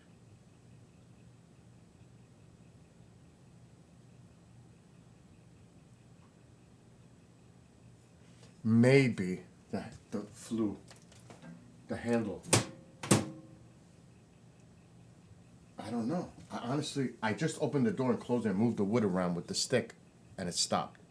How that could make that sound is bizarre, but I think it was coming from the wood stove, which is crazy. Oh shit, I forgot. I'm wearing, this is the latest like technology. You heard it? And I don't want to get into this whole politics thing. I just was relating it to the UAP thing. This is like the newest thing. I'm wearing a 4-day halter. It looks like that. Okay? It's a patch. See it? Because I went to the cardiologist today. This is my last test. And you have to carry this within 10 to 15 feet from you. It's the phone that ties into this. I have to carry this phone with me for the next 4 days near me. So now I got to have an extra phone. Because this is how it monitors me. It's better than that old-fashioned bullshit where it's this big device and they taped it to your body with wires all connected all over the place. But this is a lot more comfortable than wearing the old-fashioned halters. If not, anybody even knows what a halter is. But I passed all my tests so far with flying colors. He says, your test results, this was his words, are wonderful. He's never used that word to me before. They're wonderful. I said, well, guess what? That's wonderful. Because I have a sense of humor, even with the doctors. Even when I was in the hospital, when I was streaming last year on Facebook, telling everybody I'm still alive. I know there's some of you that wish I was dead. But yes, I'm still alive. I survived. Oh well. I swear I was streaming from the hospital room. Some of you might have seen it. And true story, and I don't want to get too graphic into details. When I had a colonoscopy done a few years ago, I'm not eating. I'm starving right now. I'm so hungry. But that's another thing. I was 172 today, but he said, go down to 155 to 160. Don't go below 155, he told me. Because I asked him, because I've been talking about that. So I asked my cardiologist. He said, don't go below 155. Go between 155 and 160. Great number for you. So that's what I'm going to do. I'm there. I'm so close. But anyway. So I purposely knew what was going to happen when I had to go to get the colonoscopy. I wore my extraterrestrial shirts. Aliens on it. And, you know, they prep you getting ready to do the procedure. And, you know, the doctor's there. He's standing in the foreground. The nurses are attending to me, getting ready to put me under. And I said, please, I swear, true story. I said, please, if you find a probe, I want it. And they looked at me like, what are you talking about? And I don't know if it was a true story or not, but I said, no, this is not Richard Gere. I'm talking about an alien probe. They go, what? And they all started laughing hysterical because I said, yeah, that's what I do for a living. I'm all involved with the UFO stuff. And oh, I said, look at my shirt. It had the station thing. And they all, even the doctor was cracking up. That's what I do. I use humor. In a serious situation, I still use humor. It's my way of deflection and dealing with a situation that is tense. So even when they told me, okay, start counting backwards, that bullshit. I said, don't worry, I'm gonna start counting backwards, but I'll see all of you when I wake up. And they were laughing the whole time because I was a character. But it made it fun. So when I woke up, and it didn't last long, it's only like a 40-minute procedure. An hour later, I'm awake. And I'm lying there. I wake up. I have a Russian female nurse, literally, over me. And, like, over me. And my face is, like, in her chest. And I'm like, whoa! I am not kidding. I was like, what a way to wake up. Oh God. You can't make this up. So, no, they didn't find anything. Oh my God. So, that's what I do. I make light of it. So I did it with my doctor today. And he's all serious. He's all business. He doesn't really laugh. He doesn't do any of that. He's all business. I don't even think he thinks my jokes are funny. He doesn't think. He's all business. So then he says, last August, we had to do that procedure with the stent. And I said, oh shit, what's he want now? Because I just did a stress test like 3 months ago. I did all the tests. You name it. I've been a lab rat for the last 4 months. It's every year I go through it. It sucks. Like this is the last thing. I mean, every cardiology test that can be done is done to me. This pressure cuffs going up and down a little fucking step stool thing, stress tests, blood pressure cuffs and covering my whole body. Let me tell you, that shit hurts. They put the pressure cuffs on your thighs and it gets tight and that shit hurts. It feels like your leg, they cut the circulation off your leg on purpose, the blood circulation. And that shit it hurts. And they tell you, this is going to hurt. Just try to bear and deal with it. They're telling you. I get through every test. So this is the last one. And to me, this is the one I hate the most.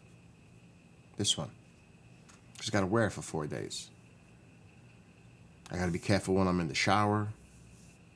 I'm responsible for the phone. I'm responsible for this. If I don't return this, guess how much this is? $400. If I don't return the phone, that's $450. I have to sign paperwork. Oh, yeah. So, well, it's not these blood pressure cuffs. This is a special test. It's not your ordinary blood pressure cuff. No. They do it on your ankles, your calves, here, and the one on the arms. They do, but these are tight on your legs. It hurts like hell. Now, I didn't do a nuclear stress test. The regular stress test was a piece of cake for me this year. Why? Because I lost 60 fucking pounds, excuse my language. It was so easy. I did bike riding 120 miles a week. I'm used to exerting myself. It was a piece of cake. I was supposed to do 7 minutes. I think the max is 15 or 16 minutes on the machine. I did 13. And the only reason I stopped because I was sweating. And I said, that's enough. And she said, you already hit your threshold. I said, let me keep going. I could have stopped at 7. I did 13 and passed it with flying colors. So, you know, all good. So then he tells me when he said that, last year you had the procedure. I'm saying, oh shit, what's he want now? What crazy test does he want to do now? He says, I'm lowering your medication. I wasn't expecting that one. It's like, you are? Yes. Your numbers are great. You don't need to be on these numbers of medication anymore. I'm like, oh, that's good. I like that news. I thought he was going to come out with something crazy. But then he told me that. I was like, oh, I like that. And I seen him put the knife down. That was with the lemon, with that stupid black seed oil bullshit. I was cutting lemons up.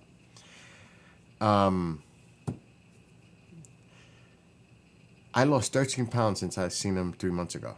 And he was like, you were 185 when you see me 3 months ago. I said, really? What am I now? I already knew. 172. I said, yes, baby. And he doesn't get as excited as my physician, which I see January. He doesn't get excited like that.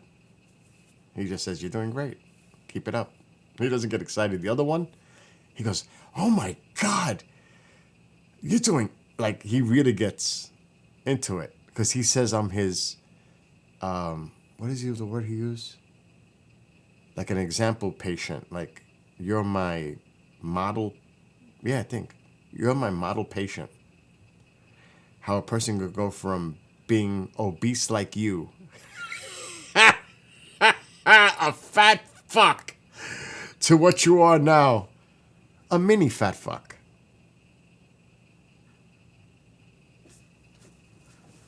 I'd be the first one to say it. I have no problems like that. I don't have problems of admitting to myself my personal flaws. I don't. People think, oh, you're fat. Yeah, you're right. I am. You're damn freaking right.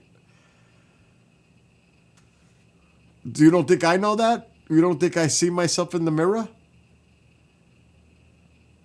I cracked the mirror because I didn't want to see myself anymore. Now, did I do it on purpose or did it just crack on its own? That's a whole different story. But, of course you know that. So, you know, like, I have a couple of people that I talk to about things like this. You're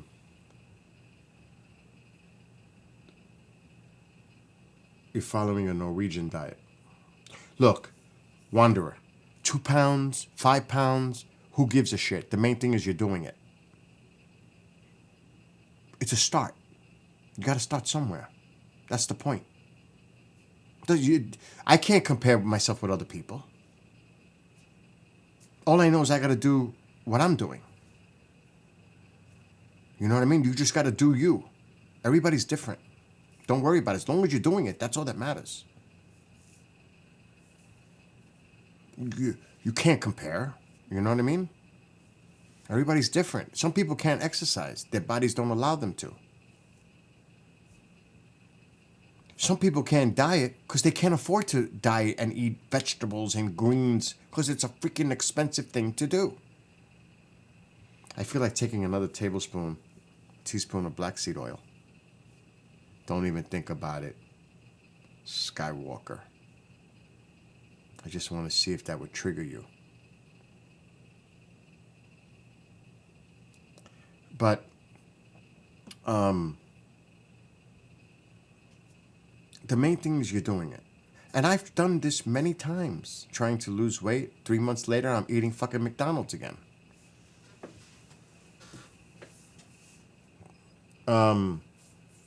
disgusting. So I've done a lot of talking. Action speaks louder. Like that video I was showing earlier with my little inset with, let me see. I'm just plain old, forget about fat. Fat doesn't describe it. Obese, excuse me. Oh my God, this black seed oil is gonna give me a nightmare now for the rest of the night if I do that. I'm gonna have to get some Tums or Alka-Seltzer because I ain't feeling like tasting that shit all night. Sorry, too much information, but oh God. The lemon helped. I think I need to take a Tums. UAP, this one. Because I still don't know what the hell this is. There's I another really one. Okay, wait a minute now. It looks like the I activity think is it's a still to the bird. left. I don't even know what it is. But Could then be a again, drone. that I don't bright know what one it was is. on the right. I don't want to move the camera. That thing flying around. What the hell is that? The fuck is that? Birds? Could it be the tips There's of the another bird one. are illuminating? Okay, wait a minute now. In this it looks video, like the activity is still to the and left. it's a bird just gliding. But then again, that bright one was on the Right right. there. I don't want to See move it? the camera. What the hell is that? The fuck is that? Birds? I don't know what the hell that is. It could be. But look how big I There's am in another that one. Okay, picture wait a down minute there. now. Look how It looks like the activity is freaking still to huge. the left. But This then is again, that bright 2022. one was on the right. Look how I big don't want I to move am. the camera. What the hell is that? The fuck is that? Birds? My face is round. My fingers are freaking There's another swollen. one. My body's Okay, swollen. wait a minute now. It looks That's like the activity is obesity. still to the left. But then again, that bright one was on the right. That is I don't want to move the crazy. camera. What the hell is that?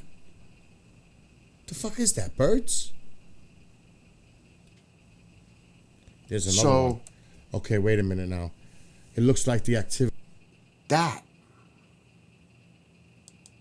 to this is incredible. It just is. It's worse. It's worse than fat gut. It's obese gut. It's not fat. It's obesity. There's a big difference between being overweight and obese. And sadly, a lot of people suffer from that. It's actually not funny. There's a lot of people struggle with it and have health issues associated with it. It's actually not funny. I could speak about myself because I've experienced it. But there's a lot of people out there that suffer from it. And it's hard for them to overcome. And it creates all kinds of health issues associated. You know? So,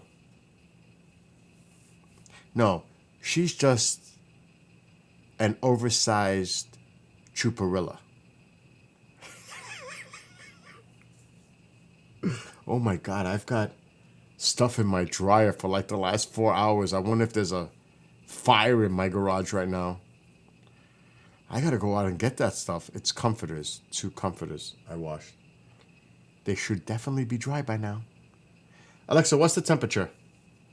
Right now, it's 22 degrees Fahrenheit. Oh, Tonight, expect a low of 18 degrees. it's a heat wave. Compared to what it's been the last few nights. But, you know, it's a daily struggle. But now, because of this bullshit that I'm doing now with the GoPro 360 and all the it's so weird. Because now I got to redo every trail I've ever done with a 360 camera. So it's like I'm going to be given it's re-incentivizing everything I've done and doing it all over again. Which is kind of awesome. Because now I'm going to make 360 videos. So that gives me an excuse to do every trail that I've done. Do you know how much biking? Do you know how many miles I put on my e-bike alone so far? And I got that shit late spring. Do you know how many miles is on that right now? About 1,400. That's like from Buffalo, New York to Miami, Florida. That's how much mileage I put on that bike already. Just one. I don't know how much I haven't checked the mountain bike. The road bike I haven't used that much, so I wouldn't even check that one. But the mountain bike I used a lot too. So I put in a lot of mileage this year. 120 a week adds up. All right, X. So it's going to add up again. Oh, and I was talking about the brake pads. If they start squeaking, like on the e-bike, the disc, you put this stuff on it. It's called Squeal Out. It's got a pig on it. It's actually called Squeal Out.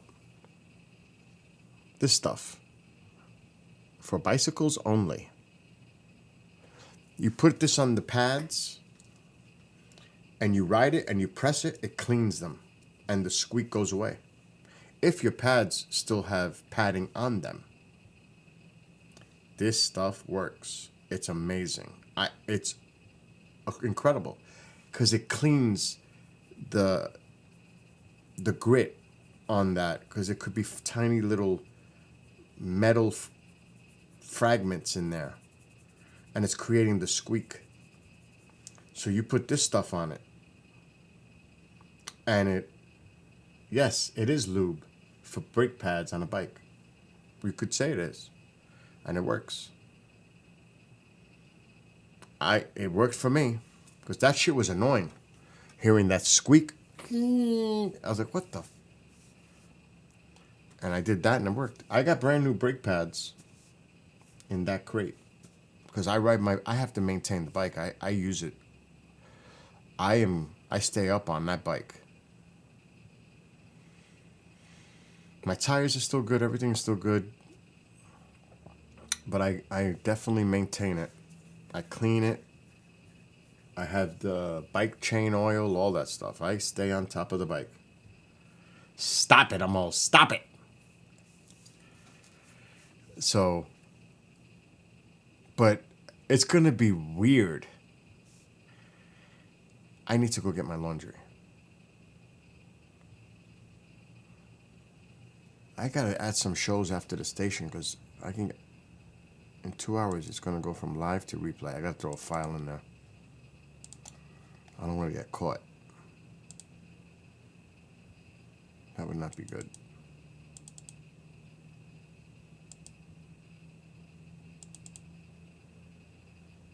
Let's do that now before I forget. At least one.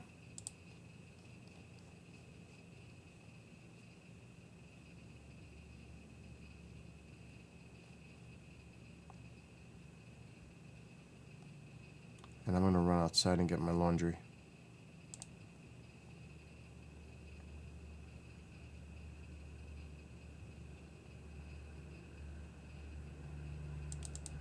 Okay, that's good. Let me get the laundry first. And I know it's going to be cold as you know what.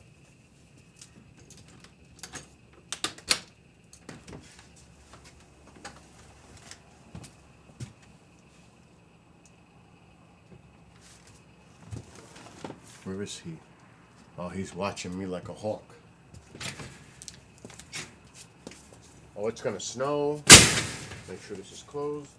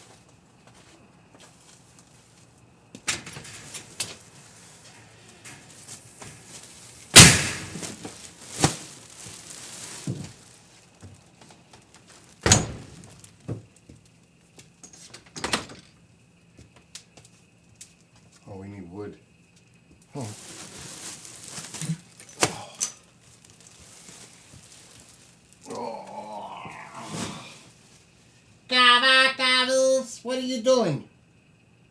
Kavak?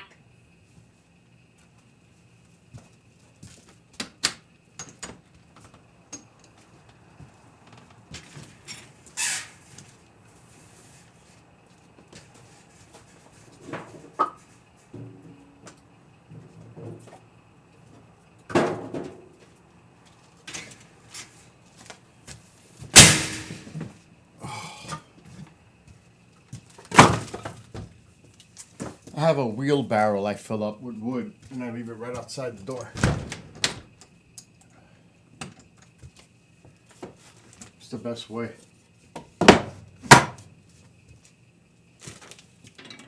Oh shit, it's going out. We need to put wood in right away.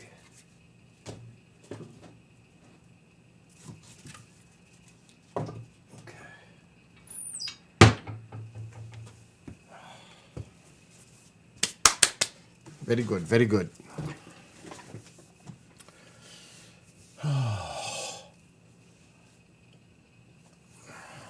The garage door hurt my shoulder just now.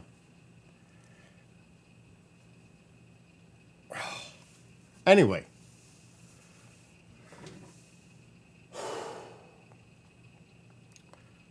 I can get this screen down.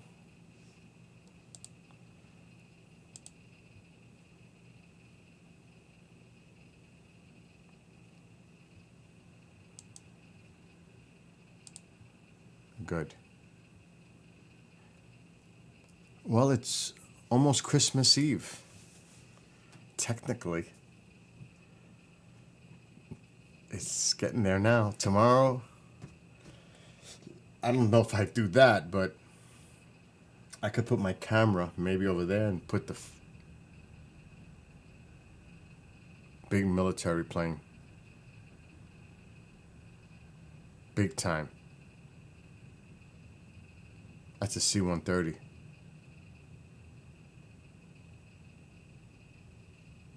I don't know if you could hear it, but it's...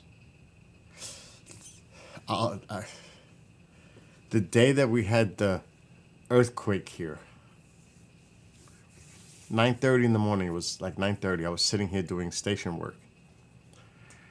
I thought it was thunder, a thunderstorm, like, or a truck. And I'm sitting here like, I've never experienced it in my life. And it was a bullshit one. It was like 4.6 in New Jersey, but we felt it here. They felt it in Connecticut. I'm sitting here, and all of a sudden, I feel under my feet, the whole ground like moving. It's like, what the, is this what it feels like? And then I look at the house, and the house is doing this. And I'm like, holy shit. This is what an earthquake feels and looks like. I have to say, I could never get used to that. And I know that people in California, that's nothing. Well, bullshit. Somebody's here now. You know what that means.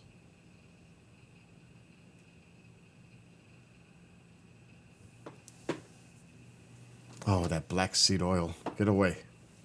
It's in too close proximity to me. Yeah, that's where I cut the lemons. He's right here. Staring at me. And I know he is, because I can see it peripherally.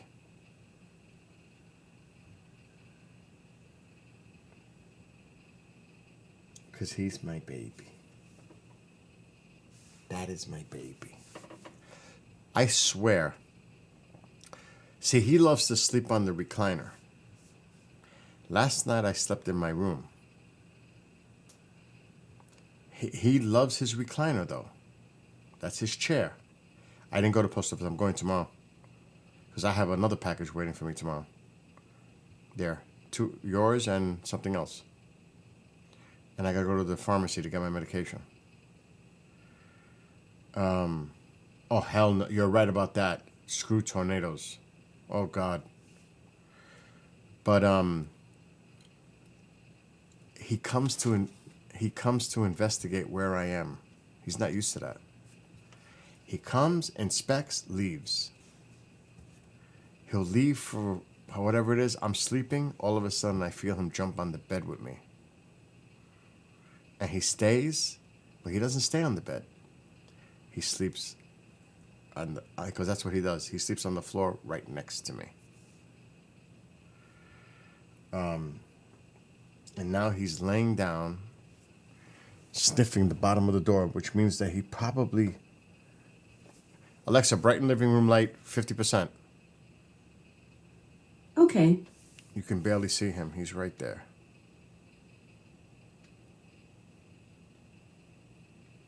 That's where he is. See him? He stays by my side all the time.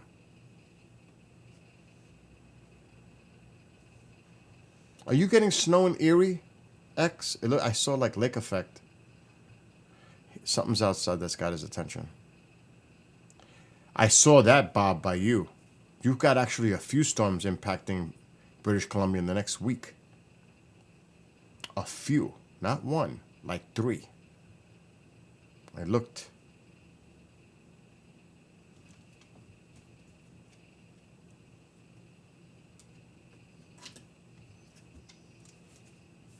He's sitting over here now, staring at me.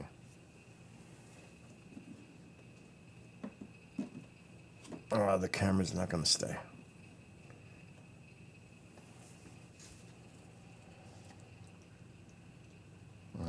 He's got the yawn.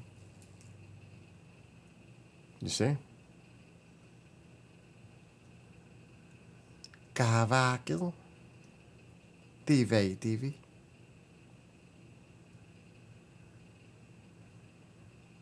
And he'll do this. He'll make sure. He will make sure that he forces me to take him OUT. Because he won't stop. It's just a matter of time where he makes the leap to push my arm. It's just a matter of time. It's coming. Wait for it. Wait for it. Look at him. I know what the baby wants. I know what the baby wants. Psych.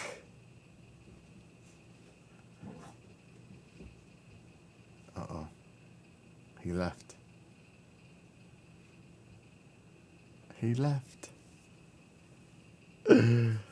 Oh my God. Alexa, dim living room light 50%.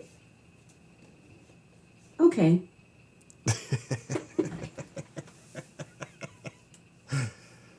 He doesn't really want to go out because I took him out a little while ago. He doesn't want to go outside to go use the bathroom. He's curious to see what's outside. That's what it is. It's pumpkin time.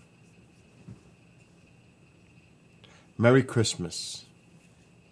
Or like you said, whatever, however you celebrate. Or don't. Okay, now he made the move. I should have kept the camera down. Now he's holding on to me.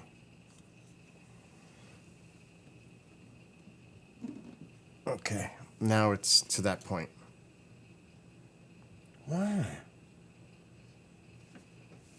Watch. Why? What is it? Why? What do you want? What is it?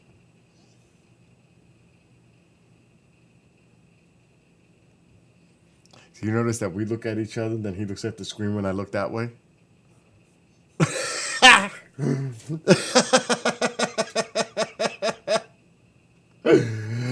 Oh my God. It's like, what am I looking at? And then we look at each other, and then he looks at the screen because he knows I'm looking that way. Oh, there's a stink bug on my monitor. I hate them.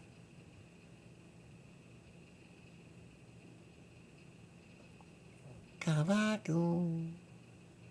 Alexa, brighten living room light 50%. Okay. Cavaco. TV. I don't want to do it because mom will get pissed. I gotta lower my mic. The vegetables! The vegetables! The vegetables! The vegetables!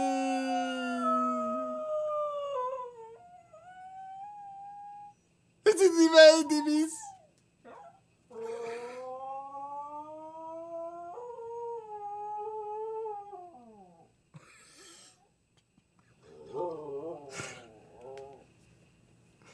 Alexa, dim the big light 50%. Okay.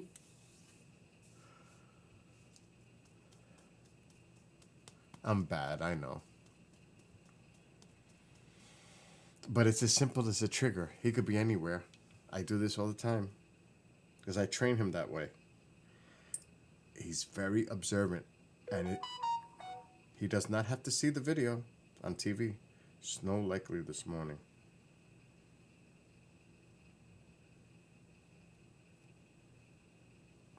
Watch. He doesn't have to see because he used to see it on the TV. That's how I used to do it. That TV was when the commercial would show dogs. That's what I would do because he's howling to the TV when he sees the dogs. So that was the trigger. I would go, the TVs, and he knows to run to the TV because there's dogs on the TV. It's amazing. That's how that started. Like I have on Thanksgiving they had the National Dog Show. I have it on DVR. I can't even say the word. Liberty, liberty, he even knows liberty, liberty, liberty. It doesn't even have to be the dog commercial. Watch this. Liberty Mutual customized my car insurance and I saved hundreds. With the money I saved, I started a dog walking business.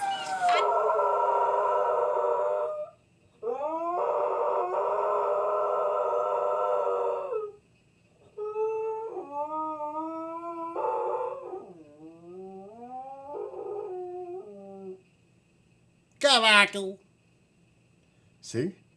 Just the commercial. That's the TV commercial with the dogs. He knows that one. It's a trigger. He'll run. He could be anywhere in the room. I did it with Mark. When Mark D'Antoni he goes, I said, Mark, you got to check this out. And Mark was dying. He filmed it. He couldn't believe it. Oh my God, he ran from the room to go in front of the TV to sit there. He starts to howl at the commercial. I said, Mark, you got to see this. So yeah, he's a character. But the most loyal, loving dog. It's amazing. It really is. And they lived till, the Pomskys lived till 14. Normally, unless some medical condition comes up before that, but he's 5. So I cherish every day, every moment with him. And we all should with our family little members. It's not a pet. He is a family member. For real. That's family.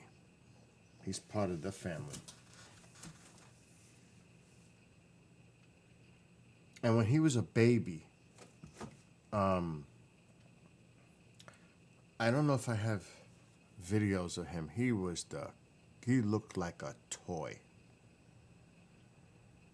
Like a little stuffed animal. He was the cutest, and he's still beautiful. But let me see if I put Tycho, if anything comes up. Oh my God, the cutest little thing. I don't think it's gonna come up like that.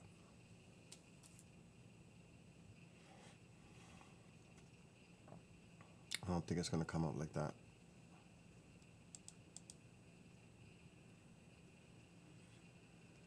This was him as a baby. There's a picture. I'm looking for the videos. I don't know if I have them on the computer. I have them on my phone. That's him as a baby. That is Tycho as a baby. Look at that. Look at him. Adorable.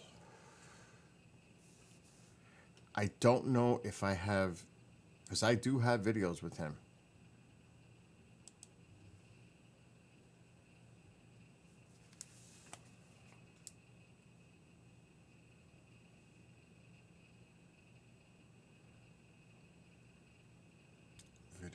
Videos. This shouldn't be hard to find because I don't have hardly any videos on my phone. A lot. Okay, that's not when he was a puppy. I don't know if this is one. There he is. I don't want to put it on because this is him as a little puppy.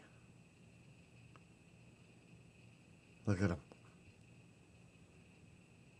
This is before I did my floors. Look at him.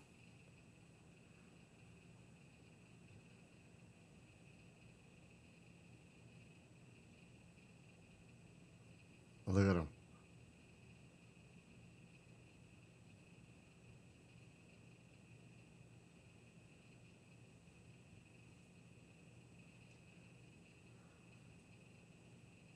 I don't know if that's... Let me see if there's... I got more.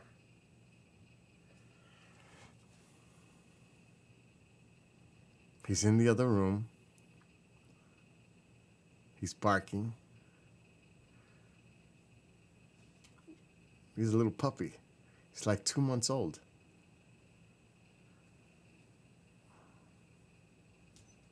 He's gonna come running.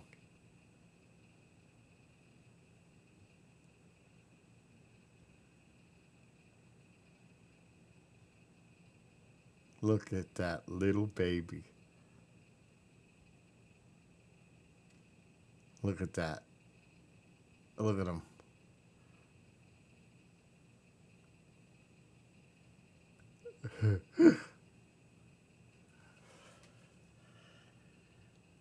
Let's see.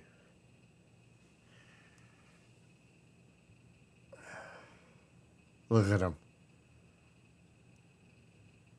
Look at him. Like a little rabbit.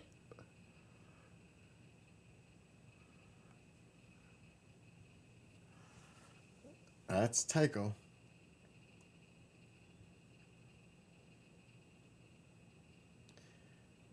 And this is him barking at the TV with the dogs.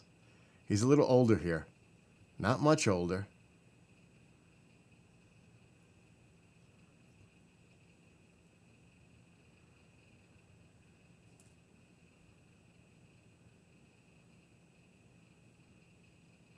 See, he was barking at the TV at the commercials. This started at a very early age. He's looked like that. So he's a character. He is a definite character. And you got to see, Woody and Petita have seen it. I could be laying down, like if I was laying down right now. He gets whiny. He starts to go, and I turn my head away from him on the couch. He jumps on top of my body. He's standing, like he's all fours on me, doing the paw on me. He's on top of me to take him outside. And he'll keep doing it until I get up to take him out. I could be sleeping and he'll do it. He'll jump on top of me to take him outside.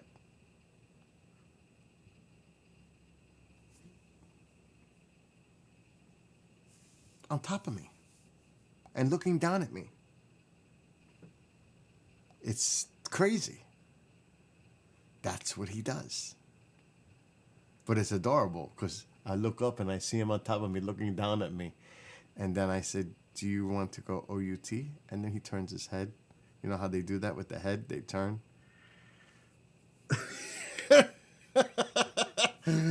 And Bill's got to give in. Yeah, you actually have lake effect coming your way. I called Chris to tell him the bad news. You've got lake effect coming in today and tonight and tomorrow. Why don't we look? Bob's got storms like one every few days. Weather radar.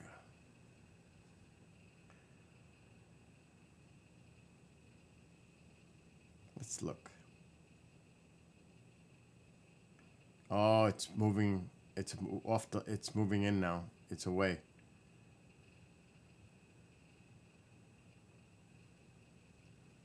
He's still got it going on in Buffalo.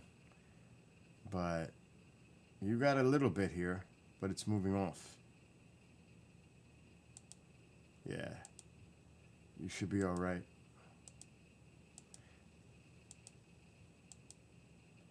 You guys will be, it'll stop soon. But you had some lake effect. Now, as far as Bob's concerned, in British Columbia, oh, they've got that. But it's more to the north, but still, look at this. There's Vancouver. Look at this thing. Offshore. But it moves back offshore again. Look at it. Look at that coming on shore. But Vancouver's down here, so it's more to the north. But that's tomorrow.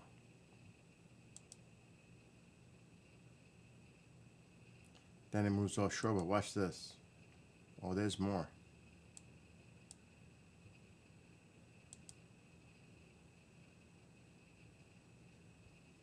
The next one. I'm skipping little by the hit. There it is. Saturday.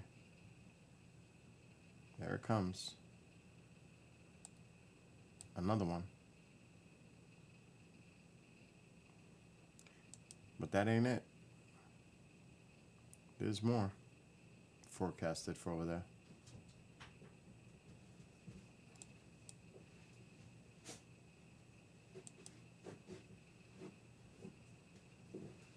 Here comes another little system.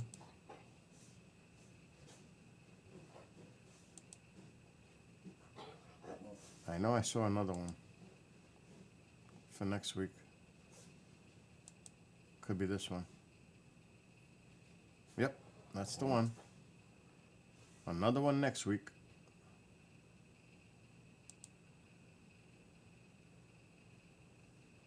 Here it comes, inland.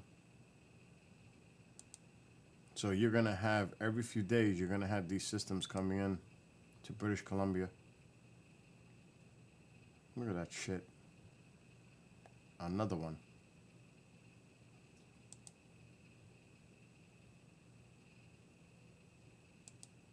It's like every few days they're going to get hit. Now, I don't trust the models this far out, but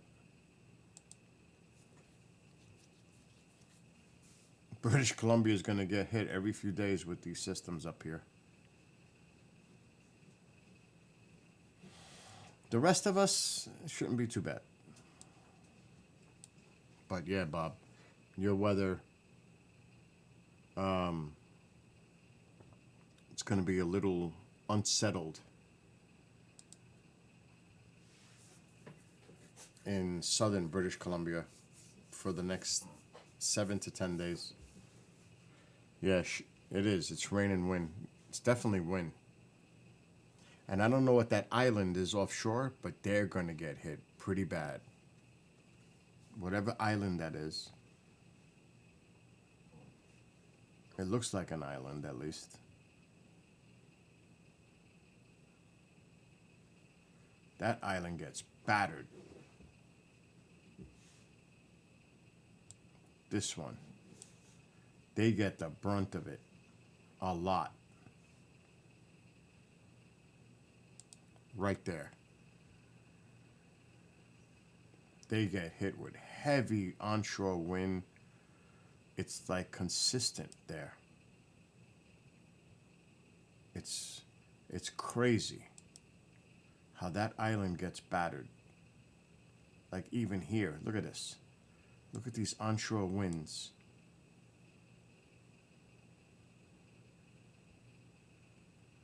And this is common. This is not uncommon.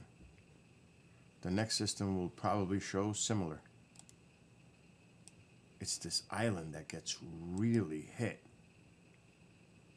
I've noticed that pattern when I look at this stuff.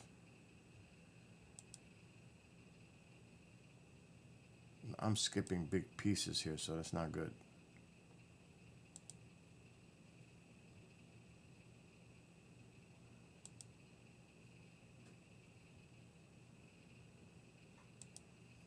Luckily, these systems don't look to be too bad. But whatever island this is, it's rough. I don't know what that is, but it gets pretty nasty there. I've noticed that trend. You would know more than I, obviously. You're there in that area. But whatever the hell that island is, it gets hit pretty significantly with high winds and nasty weather. So, go to sleep. No, go to sleep. Go with mommy. Go ahead, go with mommy. Don't bother me. Anyway, I think I've been streaming long enough tonight. How long? Oh my God. I'm going on 6 hours. 6 hours. Cops caught a Grinch with Christmas lights.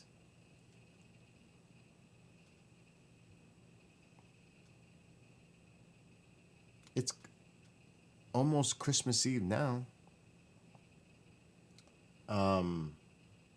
Salmon and eagles and bears and wolves. But I think it's time to go beddy bye. Well, not really, because I'm going to eat. I haven't had anything to eat. I rest. Tomorrow, I will only be on Rumble.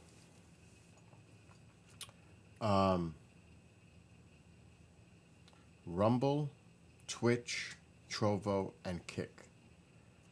Tomorrow it is Christmas Eve. Mom and I are going to have a nice quiet night. I'm going to play Christmas music. I don't know if I'm going to put my camera to my wood stove to show the fire, or I'll just put something else up. But tomorrow is about Christmas music and celebrating Christmas Eve. And then my ritual at midnight is watching Mass, St. Patrick's Cathedral in New York City. Locally, they show it. That's a thing that Mom and I watch together. Christmas Mass at midnight Mass. At least for us, that's our tradition. And Mom gets to open up a few of her gifts tomorrow. Then the rest happens Christmas morning. A lot of people do that. They open a few Christmas Eve, then they do it the next morning. But Kathy, try to tune in to, remember, it's going to be Trovo, it won't be YouTube. Trovo, Twitch, Rumble, and I'll get the package from the post office and I'll open it if I see you come in. I won't open it until you come and I see you there. Because I got to go out to the post office tomorrow and to the pharmacy. Tomorrow I'm doing seafood here. That's what I'm going to do. Fried shrimps, French fries. I'm doing that. Mom doesn't eat that. She might. Yeah. Hispanics party and open at midnight. It's going to be quiet. New Year's Eve won't be quiet here. That's the different one. I got to enjoy the quietness. And you know what? Tomorrow night, I might skip out on this black seed oil shit. Even though it wasn't too bad today with the lemon.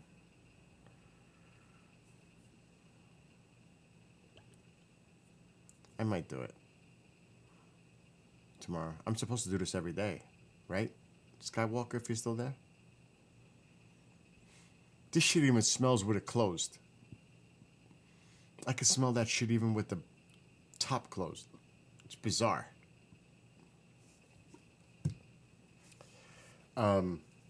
But, Bob, Christmas afternoon, I'm going to stream. I'm bringing my bicycle inside. And I'm going to put the camera the other way toward the living room. And I'm going to try to put that pole, that rod, on the back of the bike to get ready to make the 360 videos when I get the GoPro Max. I'm going to start getting the bike ready for it. And that might include putting that rigamajig idea. So I'm going to try it. I did get the new headset top for the Quest 3. That came today. So, getting ready for that. But soon we'll be making, I know that, 1 teaspoon a day. I know. Believe me, do you think I want to take more than 1 teaspoon? That shit is nasty. 1 is torture. Torture. It's torture. It's like self-punishment, drinking that shit. But it's good for you. It's almost like when they say, here, have a spoon of this, it's good for you. Well, screw that. But no, it really is good for you. But I cannot wait. You don't know how I cannot wait to make these 360 videos. You don't know. I am amped to make these 360 bike videos. And I'm going to have to put some graphics on it at the beginning. I'm so tired saying where it is, you know, at the very beginning. Or when I'm standing in the bike, in front of the bike, this is the Empire State Trail from such and such to such and such, and then get on the bike and go.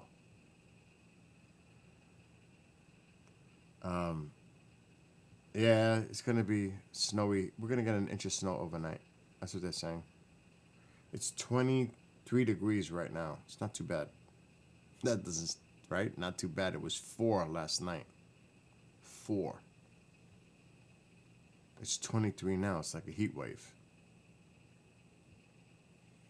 Anyway, I'm going to go to bed. I'm exhausted. I've been streaming for 6 hours. It's good enough. But like I said, tomorrow night it's Rumble, it's Trovo, Twitch, and Kick. No YouTube, no Facebook. Tomorrow it's Christmas music.